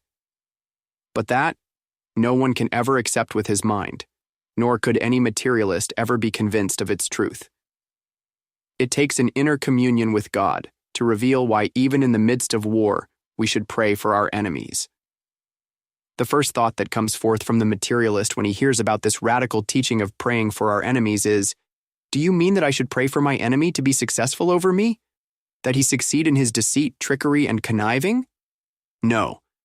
Those of spiritual vision would not pray for that at all, but that the enemy's mind be opened and made receptive and responsive to the will of God. How few people remember that praying for their enemies opens the very doors of heaven, showering its blessings upon them. It matters not whether a nation is an enemy or an ally, the same prayer must prevail. Open their eyes that they may see with spiritual vision. Whether the offender be personal, national, or international matters not one whit. There must be the desire that all men be awakened to their true identity and to the source of all being. Even to those who would crucify him, the Master said, Father, forgive them, for they know not what they do. To his brethren, after they had thrown him into the pit and sold him into slavery, Joseph said, It was not you that sent me hither, but God. He did not hold them in bondage to their act, but gave them food to carry home, returning good for evil. One of the most important lessons for all of us to learn is that there is no room in the spiritual life for the return of evil for evil. There is no room for anything but a life of forgiveness. From the moment of waking in the morning until going to sleep at night, there must be periods in the day in which we consciously remember, I forgive. If I have aught against any man, woman, or child, here and now I forgive. Completely, perfectly, entirely. If anyone's misdeeds persist in coming back to my memory, over and over again, I will forgive. I seek no punishment for anyone. I seek no revenge. I seek no justice. I loose everyone and let him go. Father, forgive me my trespasses as I forgive those who trespass against me. Father, open the eyes of the blind. Father, open the eyes of the enemy, whether they are of my household or another's. An unfoldment on this very subject came to me the night before I was to give 2 lectures in a Midwestern city. I did not have a single thought or idea in my head about what the subject for the next day's lecture was to be, and although I am quite accustomed to that kind of an experience, it is one which I never particularly enjoy. That night, however, as I was meditating, all of a sudden the word forgiveness flashed into my mind. The first thought that came to me was, am I completely purged? Am I entertaining anything in my thought regarding anyone or any group or any nation that might indicate that I have not completely forgiven them? As I searched within, I could find no one I was holding in bondage. Then my thought turned the other way. Am I really forgiven? There is not any one of us who has not committed offenses. We may not have considered a particular offense of much significance in our human life, but in the spiritual life, things that heretofore have seemed of minor importance take on major significance. And so I wondered if I had been completely forgiven and purged of any offenses of which I might have been guilty. There is a secret about forgiveness. There is not anything or anybody that can forgive us. Therefore, there is not any possibility of our ever being forgiven, except under one condition, and that is when there is no possibility of the offense being repeated. In other words, no matter what the offense may have been, as long as there is the potentiality within us of its being repeated, we are not wholly forgiven. Just let us suppose for a moment that we could carry on a conversation with God about our faults. We confess our fault, and we seek forgiveness. And to all this God says, "What? Forgiveness to do it all over again? Oh no, God, it will never happen again. It couldn't happen again. I've realized the wrongness of it." At the moment, we actually believe that, but let us not forget that God, being God, sees right through to the center of our heart and knows that the same thing that made us guilty of this act once could make us do it again if similar circumstances arose. And so in his omniscience, God says, it's still there. There is still a block within you, and you will continue to be under the penalty of it until you are completely purged of it. And so we go our way and ponder this response from God. We meditate and look at the situation upside down and from every angle, until all of a sudden we do catch a clear picture not only of the wrongness of what has been done, but of the truth that only the state of consciousness that made us commit this offense in the first place could make us do it a second time. And if we find that that state of consciousness does not exist anymore, we have then died and have been reborn of the Spirit. Then we can go back again and ask for forgiveness. This time, God says, I don't even know who you are anymore. I don't see anything wrong in you to forgive. That is the true idea of forgiveness. There really is no God to forgive.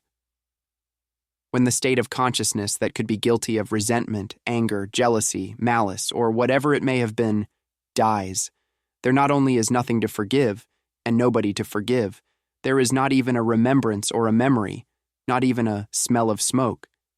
It is pure fiction to believe in some God in heaven who is going to look down and forgive us while we are out marauding. True, we can confess our sins and be forgiven instantly, but what about an hour from now when the sin begins all over again? The Master had a sharp answer for that, lest a worse thing come unto thee. He did not preach a God who permits us to go on our way sinning with impunity, and then reassures us with a gentle, I forgive you. Every time we come to a place in our consciousness where we actually give up our errors of thought and deed and confess, not necessarily outwardly, but inwardly, to our errors of omission or commission and feel that deep sense of contrition in which we know it cannot happen again, we are washed white as snow. We are never held in bondage to anything once we have recognized it as error and have forsaken it. Every time that we come to a place of inner grief over our errors, we are forgiven. That ends the episode, but it carries with it the command, sin no more, lest a worse thing come unto thee. There is really no such thing as one person forgiving another, or God forgiving us. There is only a dying daily to the state of consciousness that accepted good and evil, and acted from that premise. And when that old consciousness has been purged or is thoroughly dead, we come to a place of self-completeness in God, where we know, I and the Father are one, and all that the Father has is mine. I am a child of God, an heir of God, and joint heir with Christ in God. Then we can look out on this whole world, and with our new vision behold a world in which there is not a thing anyone has that we want. There is not a sin anyone could commit for which we would hold him in condemnation, criticism, or judgment, knowing full well that the state of consciousness that did it was not really his, but an imposed one. And by imposed I mean a consciousness under the sway of world beliefs and subject to the universal ignorance which characterizes human beings. When we are fully and completely aware that I and my Father are one, and when we no longer have any desire for person, place, thing, circumstance, or condition, we are reborn of the Spirit. We are purged because into that state of consciousness we carry with us none of the desires that could result in sin. It did not take a God to forgive us. It took a dying and a rebirthing, and in this new state of consciousness, we need no forgiving, because there is no sin. When we come to the state of consciousness that realizes our self-completeness in God, so that we truthfully can live in the full and complete realization of fulfillment, without a trace of desire or need, there is no block between us and the inner source of our being, and consequently, no block of condemnation, criticism, or judgment, no unfulfilled desire, no greed, lust, or anger. There is only the realization that we are at peace with the Father and with all mankind. And so, as I continued in meditation, another question came to my mind. Have I died to all that is human? If I have, forgiveness is complete. And if I have not, there must be a continual dying until I have realized my self-completeness in God. I may not be able to praise myself and declare that I am pure, but this much I can do. I can turn and with an open heart forgive every offense that has ever been aimed at me or mine, at me personally, at my family, community, nation, and the world, and entertain a complete and full sense of forgiveness. With that realization, I settled down into peace and quiet, and a few moments later had to jump out of bed to make a note, and within the next couple of hours I was up 4 different times, making the notes that became 2 lectures that came out of a heart and mind at peace. There was no barrier, no unforgiveness, no sin, no judgment of anyone, nothing but a purity of vision, and in that purity of vision there was peace. And so it is that I know now that the subject of forgiveness is an important one in our lives. Over and over again we must forgive, forgive, forgive, and hold no man in judgment, criticism, or condemnation. A heart that is entertaining any judgment of his fellow man is not a heart at peace. It is futile to seek for peace of mind or soul or peace of anything else until we have fulfilled that Christly message of forgiving 70 times 7 all those who offend us, of forgiving our debtors as we would have our debts forgiven. We store up within ourselves the barriers that prevent the kingdom of God from being established in us by our judgments of people and conditions, and by the desires that still remain in us, not merely the sensual desires, but even the desires that are considered good.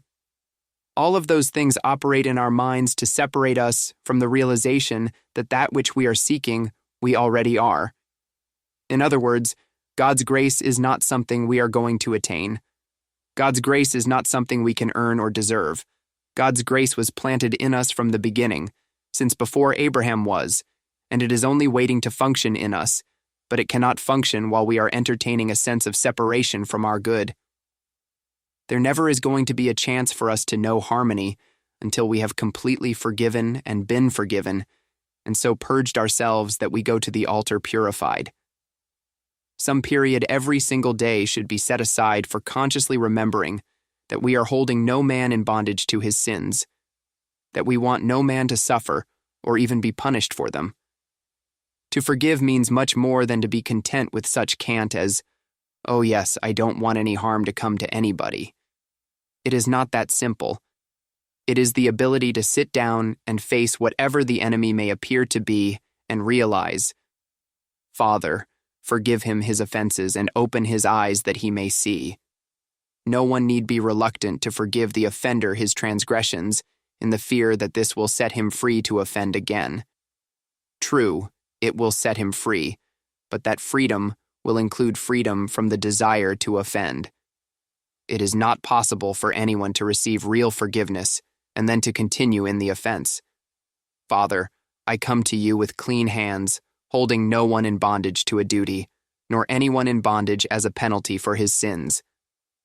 As far as I am concerned, Father, I am willing for you to forgive him. Whatever the sin, it is past, and let it be done and forgotten. And if he does it 70 times over again, forgive him 70 times over. I want no revenge and no vengeance. I seek only to keep myself a pure instrument for your love and your grace, so as to be worthy in your sight. I forgive everyone who has ever trespassed against me, consciously or unconsciously, and that forgiveness extends to all those who have trespassed against my religious or political convictions, or my national allegiance. I pray that you, Father, forgive them. Humanly, there are those who owe me debts of duty and of love. I forgive them also. Henceforth, no one owes me anything, not even the obligation of relationship. What they give out of love, I cheerfully receive. But as a matter of duty, I expect nothing, and I expect it of no one. I release my friends and my relatives and everyone. They owe me nothing. It is my privilege and joy to serve them in whatever way you direct. I offer myself an empty instrument. Use me. Chapter 15, that ye may be the children of your Father. No part of the Sermon on the Mount is more challenging than its teaching of not only loving our neighbor as ourselves, but our enemies as well. How we react to that command depends upon our answer to the question, are there 2 powers? Is there something or someone outside the range of God's power? How great a God do we have? What limitations do we place upon God? To what degree do we believe that God operates on this side of the street but not on the other side? According to the Master, we are to call no man our Father upon the earth, for one is our Father which is in heaven. Therefore, no one has an American, British, or Russian father, a white, black, or yellow father, an Occidental or Oriental father. There is but one Father, the Father in heaven, who is the creative and governing principle of each one of us and of all that is. There may be those who, because of their ignorance of this principle, do not yet know this truth about themselves, and therefore cannot demonstrate it, but that does not prevent our knowing it about them.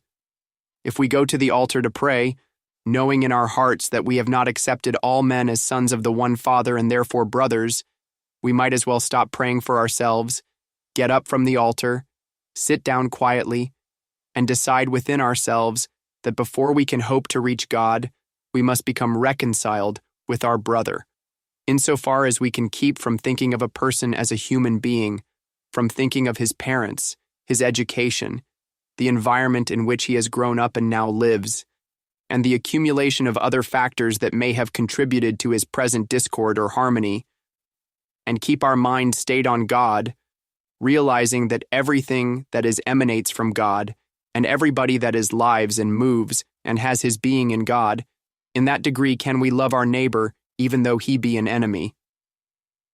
Let us acknowledge not only that there are sinners whose offenses are as great as our own, but that there are sinners far worse than we are at this moment, some of whom seem almost beyond human regeneration, much less spiritual redemption.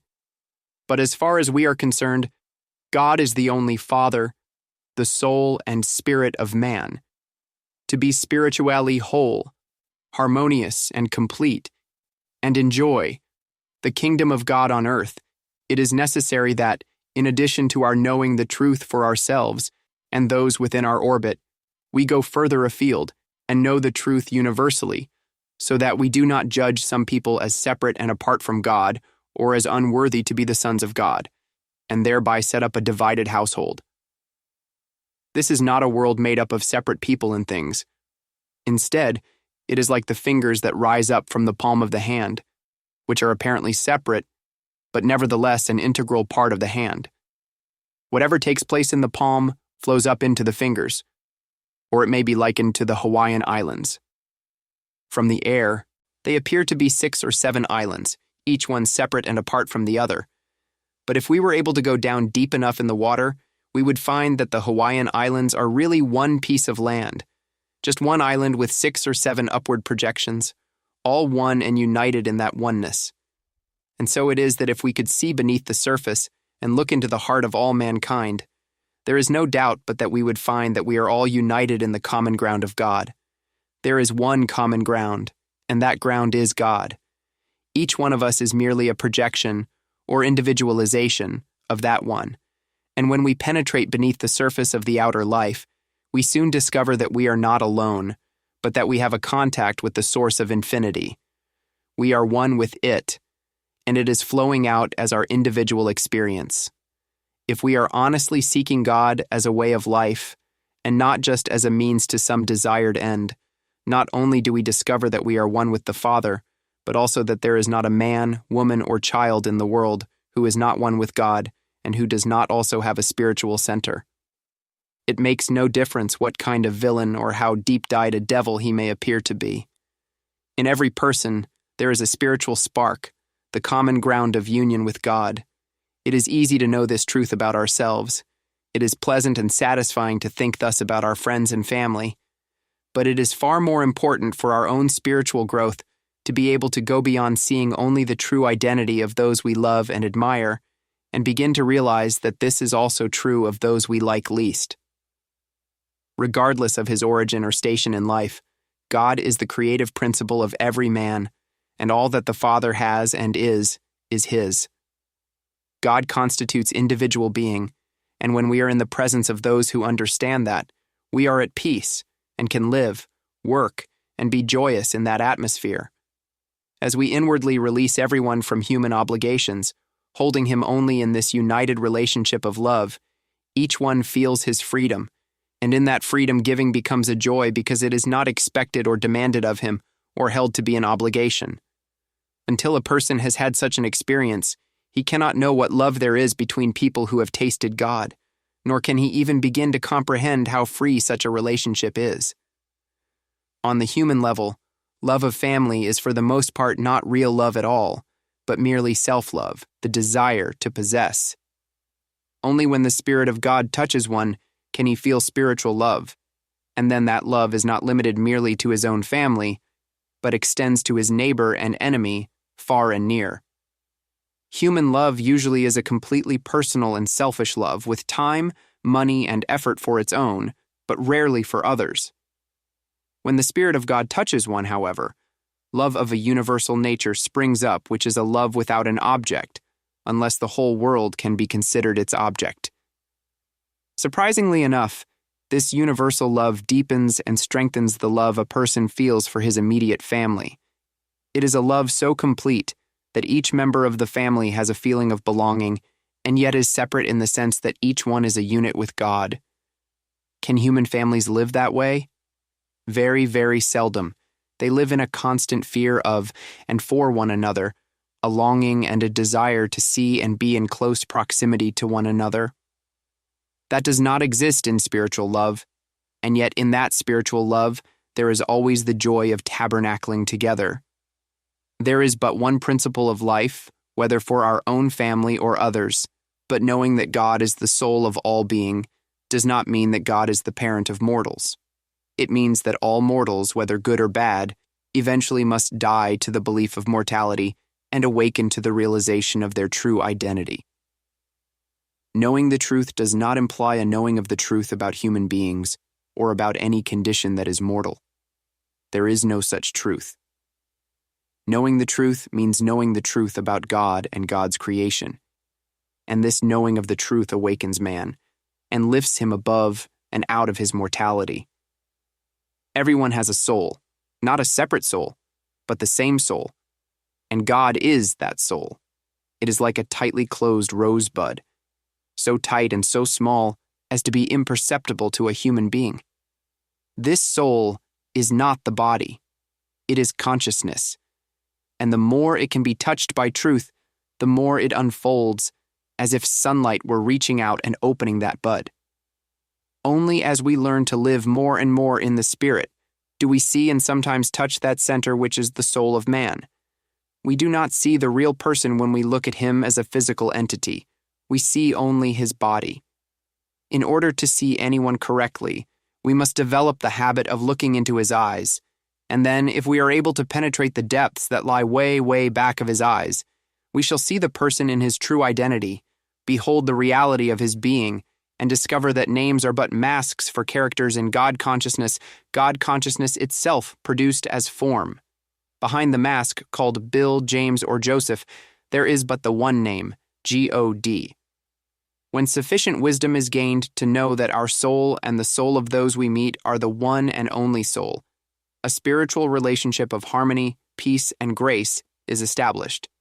And then the relationships in our lives are not only permanent, but mutually beneficial. Whereas, as long as we look to one another humanly, we shall be disappointed. Only in the realization that God is the soul of man, and that the soul of man is the source of his good, can freedom from bondage to the material way of life and the material things of life be attained. Then, every time we go to the butcher or the baker, do business with a broker or a banker, enter our home or church or go to our business, we shall be seeing the Christ man, a person without qualities, a person who, we know within ourselves, has the soul of God, the mind of God, and the Spirit of God. When someone comes to me for help, I am not aware of his human identity. I recognize, of course, that here is a person, but the only person I see is a person without qualities of his own, a person whose qualities are God qualities, whether or not at the present moment he is bringing them through into manifestation. In my work in penal institutions, I learned never to look upon the men who were incarcerated in the prison as thieves, murderers, or criminals of varying degrees. To me, they were not prisoners guilty of crimes. They were men. And I did not reach back into their human history any more than I reach back into the human history of the students who come to me. I knew what constituted these men, just as I know, sometimes better than my own students themselves know, what constitutes them, because they are still somewhat immersed in their human identity, which they think is composed partly of good, partly of bad, and partly of indifferent qualities. But that is not they at all. That is a person which they have fashioned in their minds, a person molded by certain prenatal experiences, the environment of the early years of home life, childhood, and school days, and then later by personal experiences out in the world. All these influences have formed not a person, but a caricature of the person. It is much like believing that Laurence Olivier is Hamlet, when he has merely identified himself with the character by placing the Dane's costume upon his body and makeup on his face. With all these embellishments, he is still Laurence Olivier, but if a spectator were very young and attending the theater for the first time, he might believe that this man who was dressed as Hamlet actually was Hamlet, whereas an adult would know that when the final curtain was brought down, all the makeup would come off, and Sir Lawrence would again be in evidence, and so with us. We all have human traits, some good, some bad, some indifferent, some we admire in each other, and some we dislike. But that is not you or I. That is the mask that we have built up since birth. That is our presentation of ourselves to the world. That is the part we are playing for one reason or another. But if we could lay that aside, if there were such a thing as a curtain call, and we could go to our dressing room and remove all the makeup, we would see ourselves as possessing only the qualities of God with no qualities of our own, no good qualities for which we should expect praise, and no evil qualities for which we are to be condemned. As human beings, we are not spiritual and we are not perfect, despite what we may have been taught in metaphysics. As human beings, we are none of those things. We are people. You are a person, and I am a person. But back of the mask is God, constituting the person that you and I are. Let us be careful not to endow anyone with qualities of good. No one is spiritual. No one is perfect. No one is good. He is a person, a man, woman, or child, but what he or she really is all that God is. So instead of using the words he, she, or you, we go back to the word God and see what it is that God is, and then realize that that is what the person is. God, the invisible, appearing outwardly as God, the visible, God, the Father, and God, the Son, one. Every person wears a mask hiding his true identity. In fact, persona is the Latin word for mask. But when we remove that mask of human personality, we discover that whatever God is, the person is.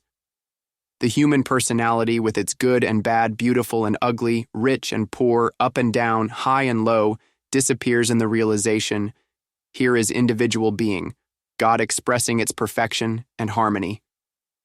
The mere fact that we may be thus looking at a person and the next minute he may steal our wallet does not change the truth of his identity, but merely proves that he has not yet come into the awareness of his true identity. We owe it not only to ourselves but to the world to know no man after the flesh, but to know every man as we would be known by him, to give up ascribing qualities of good and evil to friend or enemy, to cease thinking about his human history, past, present, or possible future, and to look at him only as a person and see him in his true spiritual identity. God is the soul of this individual. God is his mind and intelligence.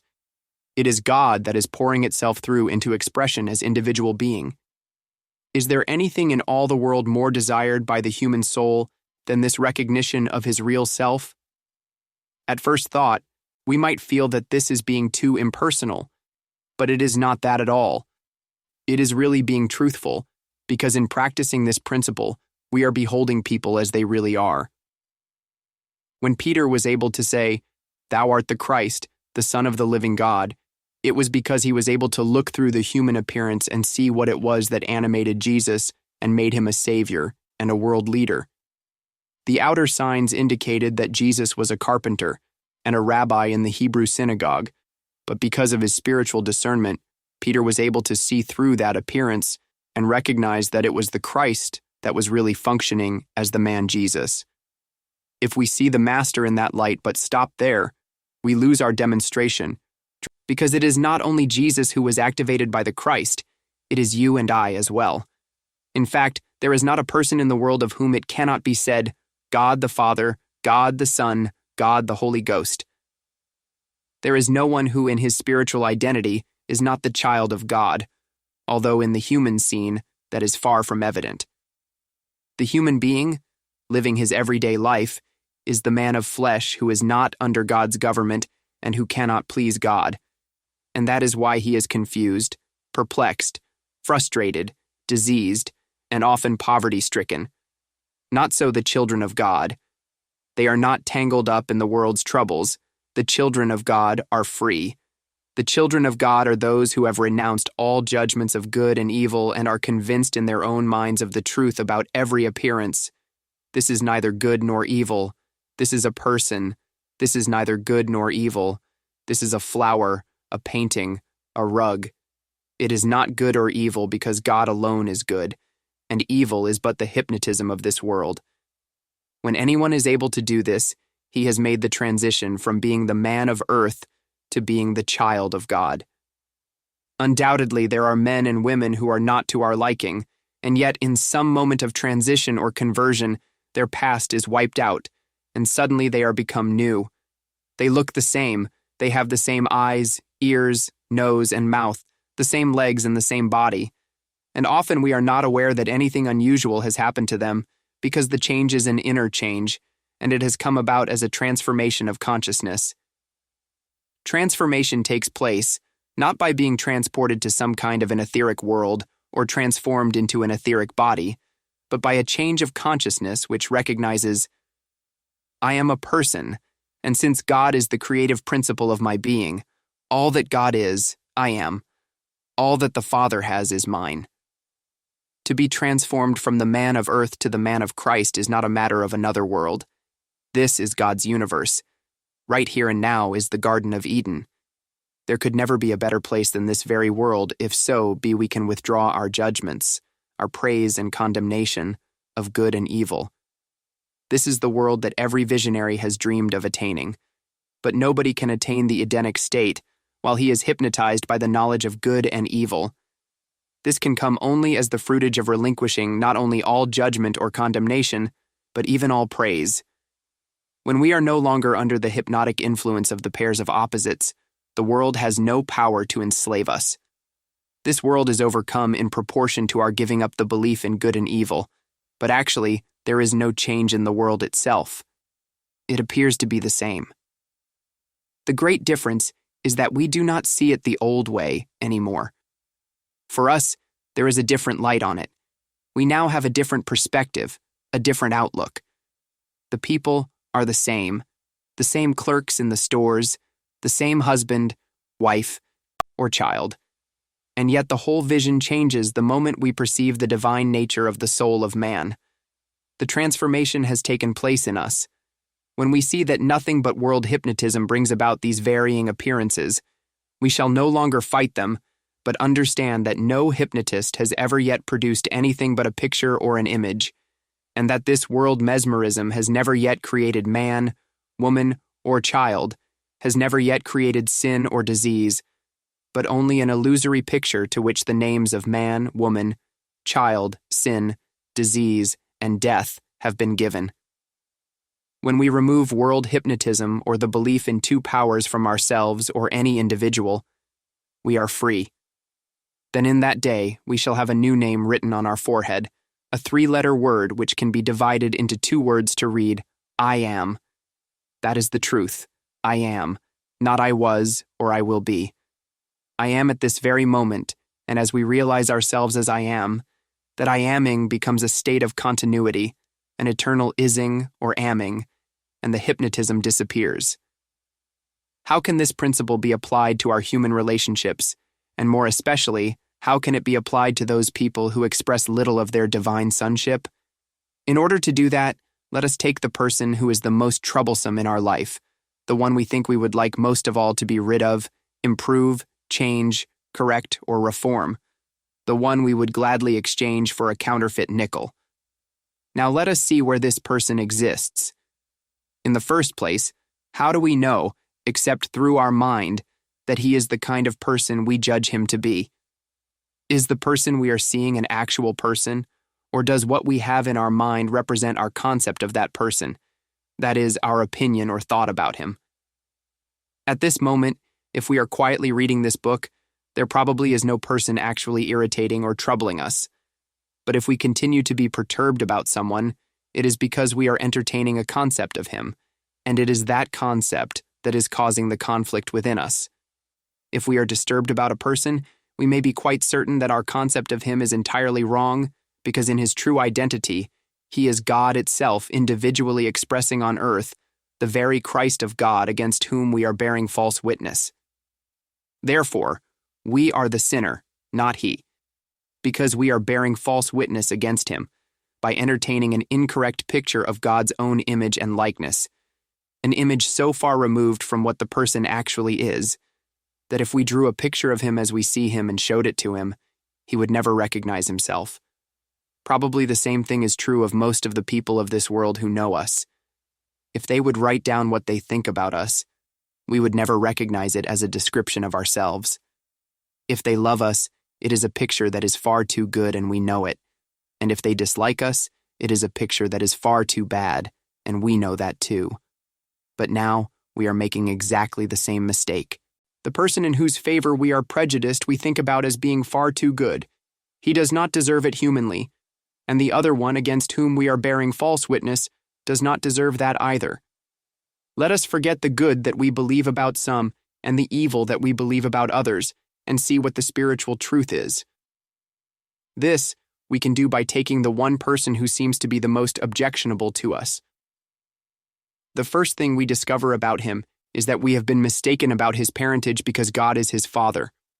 Whatever heritage there is of God, and the only qualities any person can inherit are the qualities God bestows upon his image and likeness, which include life, love, truth, justice, mercy, integrity, generosity, and benevolence.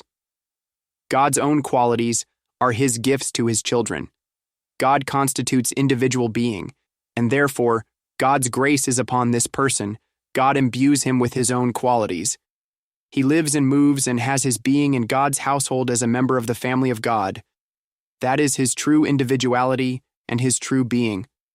This truth about God's creation dissolves whatever human concept we may have been entertaining about any person, because as we know the truth, the false mental concept which we have built in our thought and which is turning on us and rending us is being dissolved. When next we set eyes upon this troublesome one, love will begin to flow out from us to him, because we shall more nearly see him as he is, and when we behold him as he is, we shall be satisfied with his likeness. The human personality, the human body, the human pocketbook, and the human woes and virtues, all these must be forgotten, and those with spiritual perception must look beyond and above these, realizing this is a person, and the reality of his being is God. Such a realization can awaken him to his true identity and dispel the entire illusion of sense which is binding him. The truth we are knowing is not about a human being, but about God, for God is appearing as this individual. Our mind has played tricks on us. We have accepted concepts and believed in them, but now we can see that these concepts are nothing but mental images.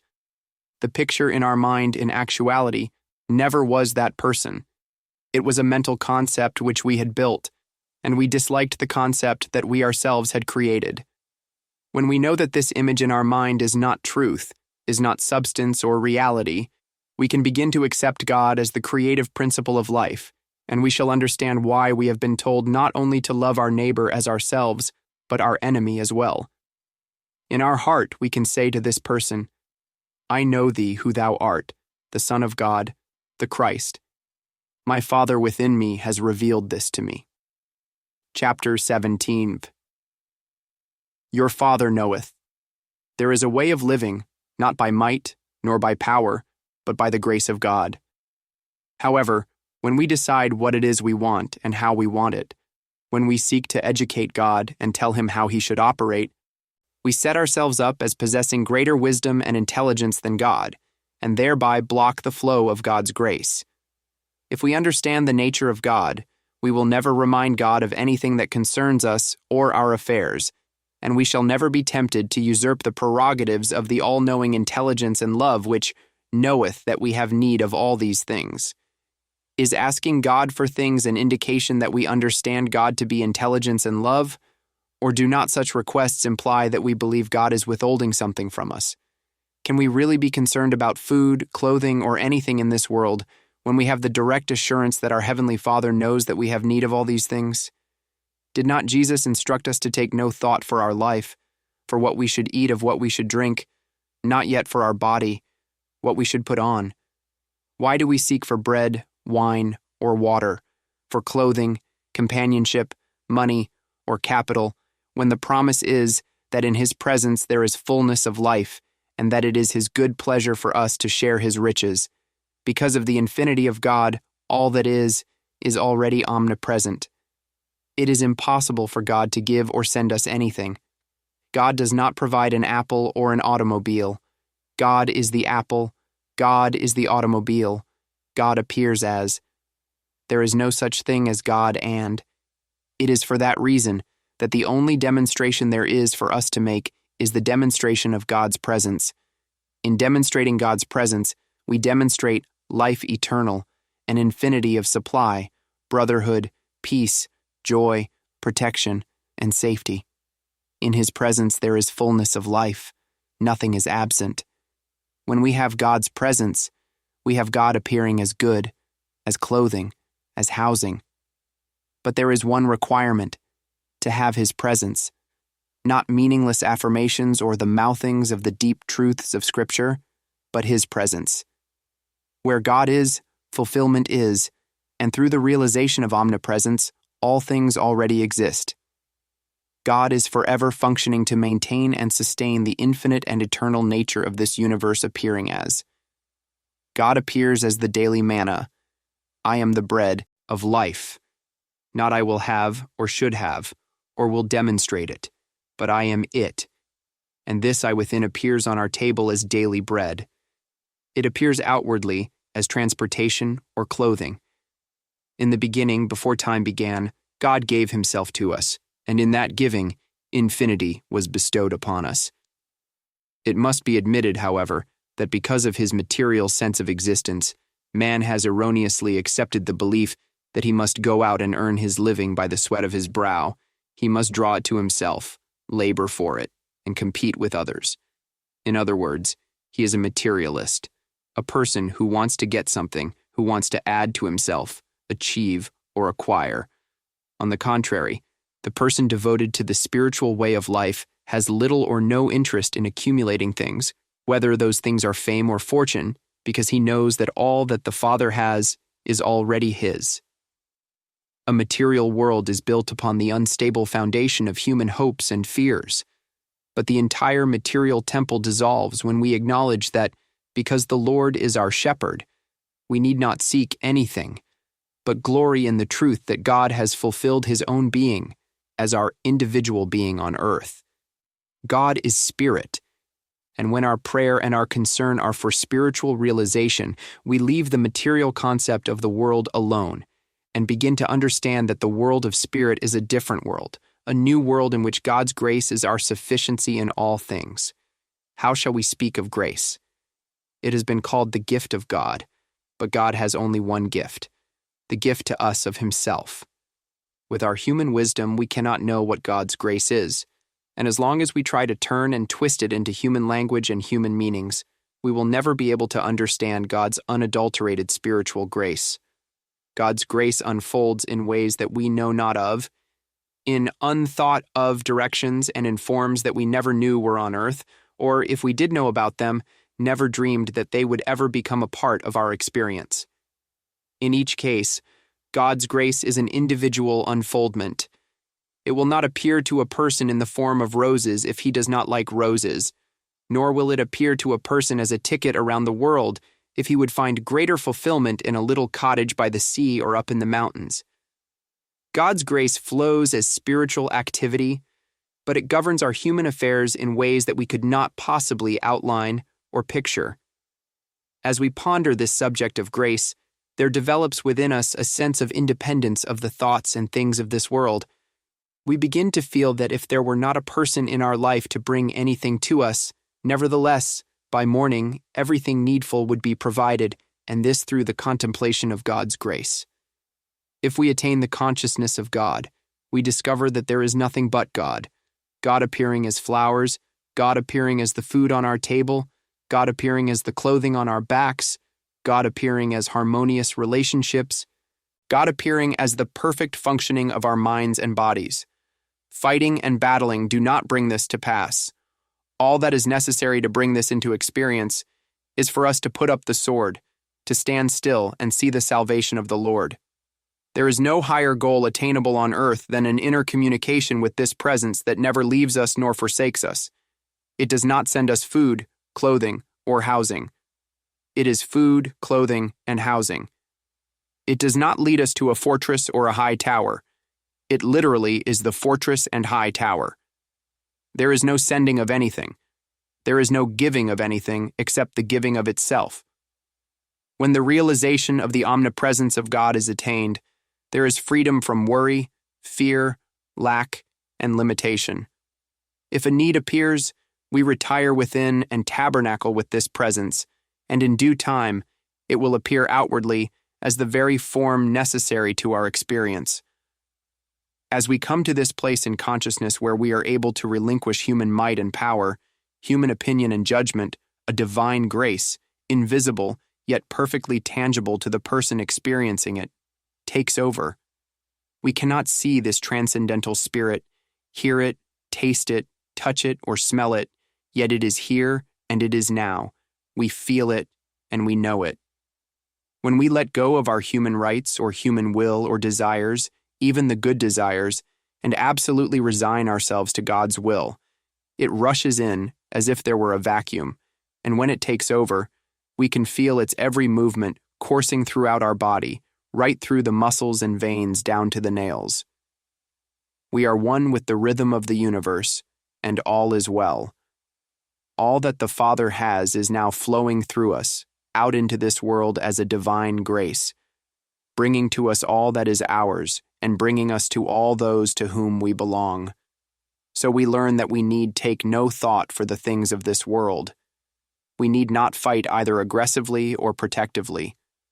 We can stand still and think no thoughts.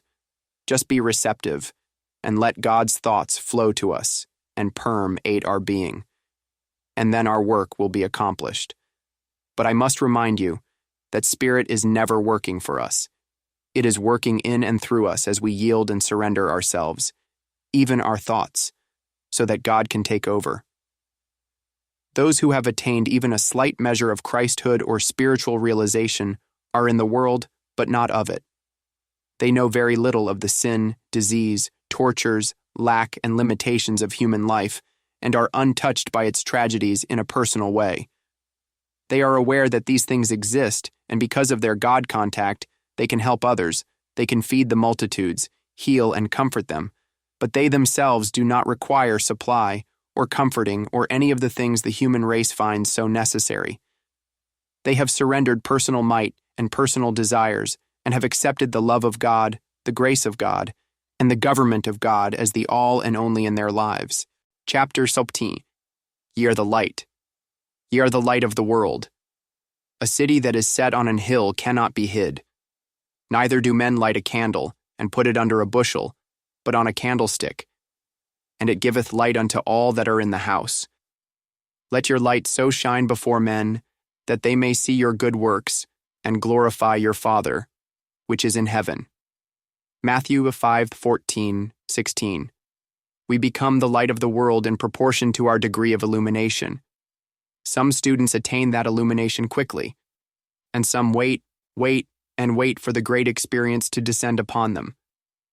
When it comes, however, it comes suddenly, although the preparation leading up to it may have taken many, many years of studying and meditating, during which time we seem to have made little or no progress. From the first moment, however, that we seriously turn to the attainment of realization, our progress has been rapid even though, to outward appearances, imperceptible. It is like removing a mountain. From the first shovelful of dirt that is carried away, progress is being made in leveling the entire mountain. But a mountain is made up of countless shovelfuls of earth and stone, and not until many of these have been removed is it apparent that any noticeable progress has been made. So it is that when we are aware of the density of human selfhood, we know that we are moving a mountain of ignorance, And although a beginning is made with our first serious meditation, progress will not be too evident for a long, long time. Then all of a sudden it seems to burst upon us like a flash of light. When we have been touched by the Spirit, it is evident in the light shining forth from our eyes and the glow on our face. Outwardly, our life changes. Our human relationships change. Our nature changes. Our health changes. And sometimes even our physical form changes, but only because such changes are the outer manifestation of an inner glory, an inner light, which has been attained by contact with the Father within and which has once again established us in Eden. Our purpose is to be the transparency through which the light, not we, but the light, performs its mighty works, to be the instrument through which the divine can manifest and express itself on earth as it does in heaven. We are never the doer. We are never the actor. We are always the vacuum through which spirit flows. Let us never for a moment believe that by our spiritual endowments we will ever attain personal or spiritual power.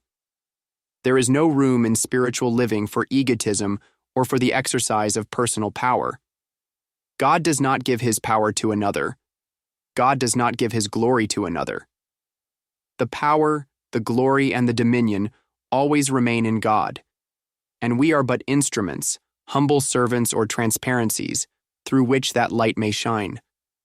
God can find entrance to the world only through consciousness. There was just as much God in the world before the time of Moses, but it had no effect upon the Hebrew people until Moses opened his consciousness, received the light, and then was led by God, after which the liberation of the Hebrews was achieved. It was not that there was no God in Egypt. God was there, but there was no consciousness to receive and release God into the world until Moses had his illumination. There had to be a Moses before the Hebrews could be freed. There was just as much God on earth before the time of Jesus, but it was only when a Jesus appeared and God consciousness could flow through him that the blessings took place, not only for that time, but for all time. Had there been no Jesus in the ship at sea, the storm would not have been stilled. True, in time it would have worn itself out, but it would not have stopped so quickly. It was stilled because of the presence of Jesus Christ. What was it in Jesus Christ that stilled the waves? Were the waves stilled because he had power over them, or because he knew the truth which makes men free and could therefore stand still and let the omnipresence and power of God perform its function? There had to be a Jesus before the power of non-resistance could be made evident. There must always be someone through whom the spiritual light can shine, and who can stand still and bear witness to the presence and power of God as the only presence and the only power. Throughout all ages, the illumination of a Moses, an Isaiah, a Jesus, John, or Paul has resulted in the revelation of harmony to all those able and willing to receive it spiritually. Looking back and thinking of their developed spiritual consciousness, we would expect perhaps that the influence of these illumined souls would have permeated the whole world and brought harmony and peace to it. Yet, as we all know, even while these great lights were walking this earth, the greater part of the world was experiencing untold disasters. That is because no matter how high a degree of spiritual consciousness a person attains, he can bless and help only those who will bring themselves into the orbit of his consciousness. As he becomes a living witness to the Word made flesh, he makes no attempt to exert power. He remains still and beholds the activity of God as it touches the lives of all those around him. If there is a disaster about us, it will go on and on until it exhausts itself unless one among us knows this truth. If it is to be stopped dead in its tracks, there must be one who can stand still and realize that the grace of God, besides which there is no power, is in operation. There must be one to be completely silent and bear witness to the Spirit which stills the waves. It is true that 1,000 may fall at our left hand and 10,000 at our right. There is not much that we can do about that at this present moment, except to prove in our individual experience that because of our conscious oneness with God, none of these things can come nigh our dwelling place. The spiritual word cannot penetrate the human mind, but we can and will help the world rise above war and disease by being the light in our own family, not preaching to them or trying to force them into our way of thinking, but by holding our peace within ourselves and retiring from the battle between good and evil, by going within and realizing that only in the degree that we resist, not evil, can the peace that passes understanding descend upon us. If necessary, let us sit in a chair all day and all night until the Spirit of the Lord is upon us and dwells in us. Then after this principle of resist not has been demonstrated in our family, even to some small extent, because it can never be demonstrated beyond their ability to accept it and live up to it. And we know that we are capable of rising above the battle and resting in God. Our consciousness of God's presence makes itself felt by bringing some measure of harmony to our community. To us, it is given to understand how to rise above the battle between good and evil, to know how to still the storm, whether at sea or on land, whether a burning fire, an incoming tidal wave, or infection and contagion ravaging the land. To us, it is given to know how to say, "Thus far and no farther," and then to stand still, to retire within ourselves from the noise of the battle, without refuting, denying, or fighting, without ever wielding the sword. It is given to us to know that he who lives by the sword shall die by the sword, and therefore we have put up our sword and will never again take out either a physical or a mental sword, not even a spiritual sword. In reality, there is no power for us to oppose physically, mentally, or spiritually, so we need no sword. It has been given to us to know that we live and move and have our being in God, in whom is no darkness at all, in whom is no warfare. It is given to us to know that the sovereign, divine remedy for all the ills of the world is to resist not evil. Throughout all ages, the world has been blessed with mystics who have made enduring contributions to the spiritual vision of the world. But just as the teaching found in this book cannot be understood by the masses, so the masses have not had the wisdom to heed these mystics or their teachings. No spiritual teaching can ever be understood, believed, or accepted by the unillumined mind, which can only grasp what can be seen, heard, tasted, touched, or smelled. The unillumined mind cannot comprehend the spiritual presence or know power, because before spiritual wisdom can be understood, the soul faculties must be opened, and spiritual discernment aroused or awakened. All human beings are asleep in the belief of material and mental powers, asleep to the reality of spiritual being, to the transcendental and mystical presence and power which men call God. The scriptures of every faith have revealed that there is a transcendental presence which, when embraced, encompasses our being and reaches our heart center, setting us apart from the world. Then the germs that lay low the world with grip and flu do not come nigh our dwelling place, and even if momentarily they do, they are quickly removed. Alcoholism, drug addiction, and juvenile delinquency do not mar the peace and serenity of our household, and if they should touch it, they are quickly dispelled, because we have learned how to hide ourselves in the secret place of the Most High and live in an atmosphere of love instead of hate, injustice, and inequality. So it is that every spiritual healing is the result of one individual sitting in the silence, quietly, peacefully waiting, and then the Spirit comes through the consciousness of that one. The voice thunders in the silence, and the earth melts. We become that one in proportion as we learn to be nothing, to be still, and to let that light act in us and through us and as us. Someday, when this world comes to the place of solving its problems by meditation instead of by arms, by the sword, the Spirit will so illumine every situatian that there will be no need for the knife or the pistol. God does not impart his glory to another. Therefore, let us not attempt to be spiritually powerful, but be spiritually humble, and let God's grace perform its functions through us and as us. God functions through individual consciousness, and that becomes our consciousness when we have learned to be still enough to hear the thunder of the silence. A human being reading or speaking words of truth is not yet the transcendental consciousness. And yet, when that consciousness has been attained, it is the human being who is the instrument through which it operates. Man born of woman is a mortal, a human being almost completely separated from God and not under God's care or grace. But once this human being has attained the transcendental consciousness, he becomes that very Christ, and thereafter cannot be separated from it. He is one with it, and he is it. In many Orthodox religious teachings, Jesus is set apart as the Christ in the sense of his being Christ consciousness, separate, and apart from any other individual, as if he, of his born humanhood, were it. On the other hand, metaphysics tries to separate Christ from Jesus as if they were two. But Jesus is the Christ. The two are inseparable and indivisible one from the other, to such an extent that it is almost forgotten that Jesus is Jesus, and he is usually referred to as the Christ. So is it true of any and every individual who has attained conscious union with God. The only difference is in degree. It takes a person of the attained consciousness of a Jesus to be able to say, "I and my Father are one. Thou seest me. Thou seest the Father that sent me." Others do not quite attain that height of realization where they always speak out from the I. I am the way. I am the truth. I am the life. I am the resurrection. I am the bread. I am the wine.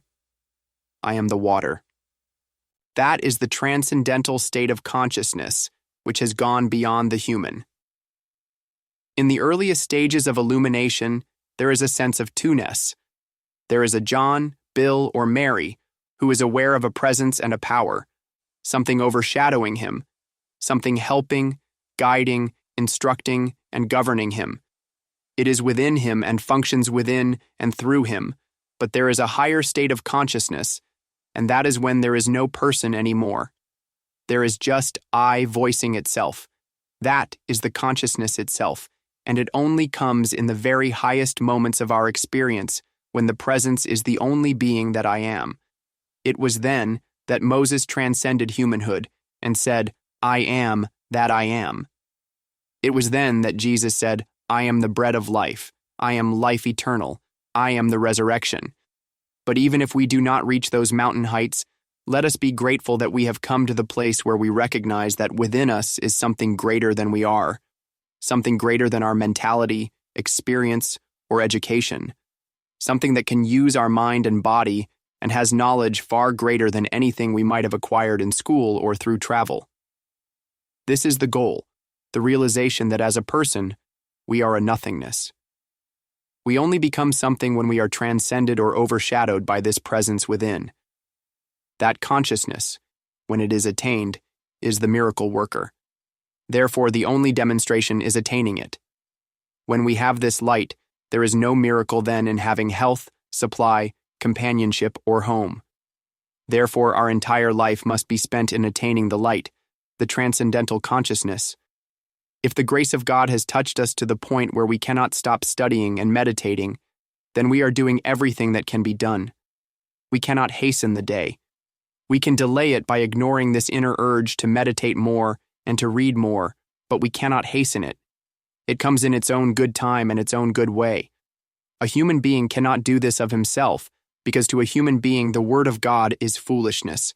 He has no time for it, no patience with it, and sometimes it can even offend him. But if he is touched with just enough grace to compel him to keep reading, hearing the word, or meditating, then he will be led to his ultimate demonstration. When we are in this spirit, or when it is in us, consciously present, there are not two powers functioning. There is not one power doing something to another power. There is no power of God destroying evil, making evil people good, or overcoming lack with abundance. When this consciousness is upon us, there are no other powers, and whatever seeming powers there are dissolved, not as if these were something being overcome, but as if they were a nothingness fading away. The world is to be saved by my spirit, but this spirit operates only through the consciousness of a person who opens himself to it. Therefore, it is our responsibility to become a spiritual rock upon which the harmony of our neighborhood and immunity, even of our nation, can rest. We do not need any deep metaphysics. We need to understand the simple little truth that the still small voice is the power that destroys the illusions of this world. That understanding does not consist of our having a power to do something to error. It consists of the truth that no power is needed to destroy error, because error has within itself the elements of self-destruction. We bear witness to that as we stand and look at the unfruitful tree and watch as it withers. We do not wither it. Its own barrenness withers it. So error is dissolved as we sit in quietness and stillness, a witness to the divine power, and watch as harmony descends upon all around us. And so step by step, we are strengthened until the day comes when we realize that now we can rest at will in God and let that spirit that flows through us, that robe that envelops us, be the prayer, the benediction, and the healing to our community and to the world. We become the light of the world as we bring ourselves to a state of consciousness in which we do not battle the errors of the world, but in which we become completely still and let the Spirit of God nullify and dissolve the pictures of sense. No longer will we struggle with error, but rest, relax, and bear witness to God functioning on earth as in heaven. Above all, we will never forget that we are the 12, the 70, the 200. We are the light in our community. We are that one, even if there is not another, who will not succumb to the mesmerism of fear, doubt, hate, envy, jealousy, or malice. We are that one who will be a rock in our community, a rock of silence, welling up within ourselves as peace, and letting that peace descend upon our community. Chapter 19. The Still Small Voice. The world has come to a place where it must go beyond power and beyond mind. Is there such a place? Is there a place where physical might and human thought are not power, and where safety, security, and peace are assured? In a moment of futility and frustration, when every reliance has been forsaken, the answer comes as the voice of God utters itself, a voice not in the blustering whirlwinds, nor in the awesome rumblings of the volcano, but a voice so still that only in the silence can it be heard, and there it thunders. When we hear that voice, we need not concern ourselves about protection against bombs. We need not concern ourselves with depressions or recessions. One thing alone then concerns us: the ability to be still and let God manifest and express himself as the still small voice within us. Today, world conditions make our personal problems seem infinitesimal, but whether we are thinking in terms of individual, national, or international problems, basically there is only one problem: material and mental power as against my spirit. There is only one enemy: the universal belief that material and mental force can control this world. The enemies confronting us today are not a threatened epidemic of disease, not a devastating condition of weather or climate, not impending economic disaster, nor destructive war. All these are but part and parcel of the belief in material and mental powers. But are material and mental powers power, or is the still small voice the only power? The answer is that there is no power in the visible world, and anything that exists in our mind as an objective thing is not power. Let us never fear an image in our mind, whether that image is a person, a disease, or even a bomb. That still small voice in the midst of us is mightier than all of these, and if we can become so silent that that voice can utter itself, even if only as a deep breath or a sense of peace or warmth, this earth will be filled with the voice of God, and the belief in two powers will be silenced. When we struggle and battle with the enemy, whether that enemy is physical and external or mental and internal, we do not win any victories. The real victories are won when we use no power and do not fight our opposition, but rest in the knowledge that all opposition destroys itself. The battle is not yours. Stand ye still, and see the salvation of the Lord. This standing still is not only a refraining from physical and mental power, but from spiritual power as well, a complete relaxing in an ocean of peace. I do not know the process, and neither can you, but we can and will witness the fruitage of that stillness and quietness, because in the silence a miracle takes place. The enemy destroys itself and disappears out of our experience, evaporates and dissolves, whether that enemy is a fever, a person, or a nation. We need not fight or struggle with it or with him. We need only be still. We are aligned with a power that is not a power. We are achieving victory without force. We do not even use spiritual force, but our stillness permits spiritual force to use us. Ours is a refraining from power in a silence which thunders, I am God, therefore you be still and rest, for I will be with you unto the end of the world. You rest, relax, and be silent. When we have rested, when we have become still, and when we have permitted the Spirit to permeate mind and body, a something greater than ourselves goes before us and prepares the way for us. The enmity and opposition dissolve, and we stand within ourselves and marvel, a mighty work. In a complete silence, with no attempt to use God, use truth, or use a power over anybody or for anybody, something takes place within us that dissolves the problems of life and makes the way one of joy and fulfillment. The only effective and potent weapon against the powers that would destroy the world both physically and mentally is the silence which comes of the conviction that there is a something that created this universe and is responsible for maintaining it unto eternity. It is the ability to relax in silence and let that something perform its function. In that silence, we find allness. In that quietness and confidence, we find our strength and peace.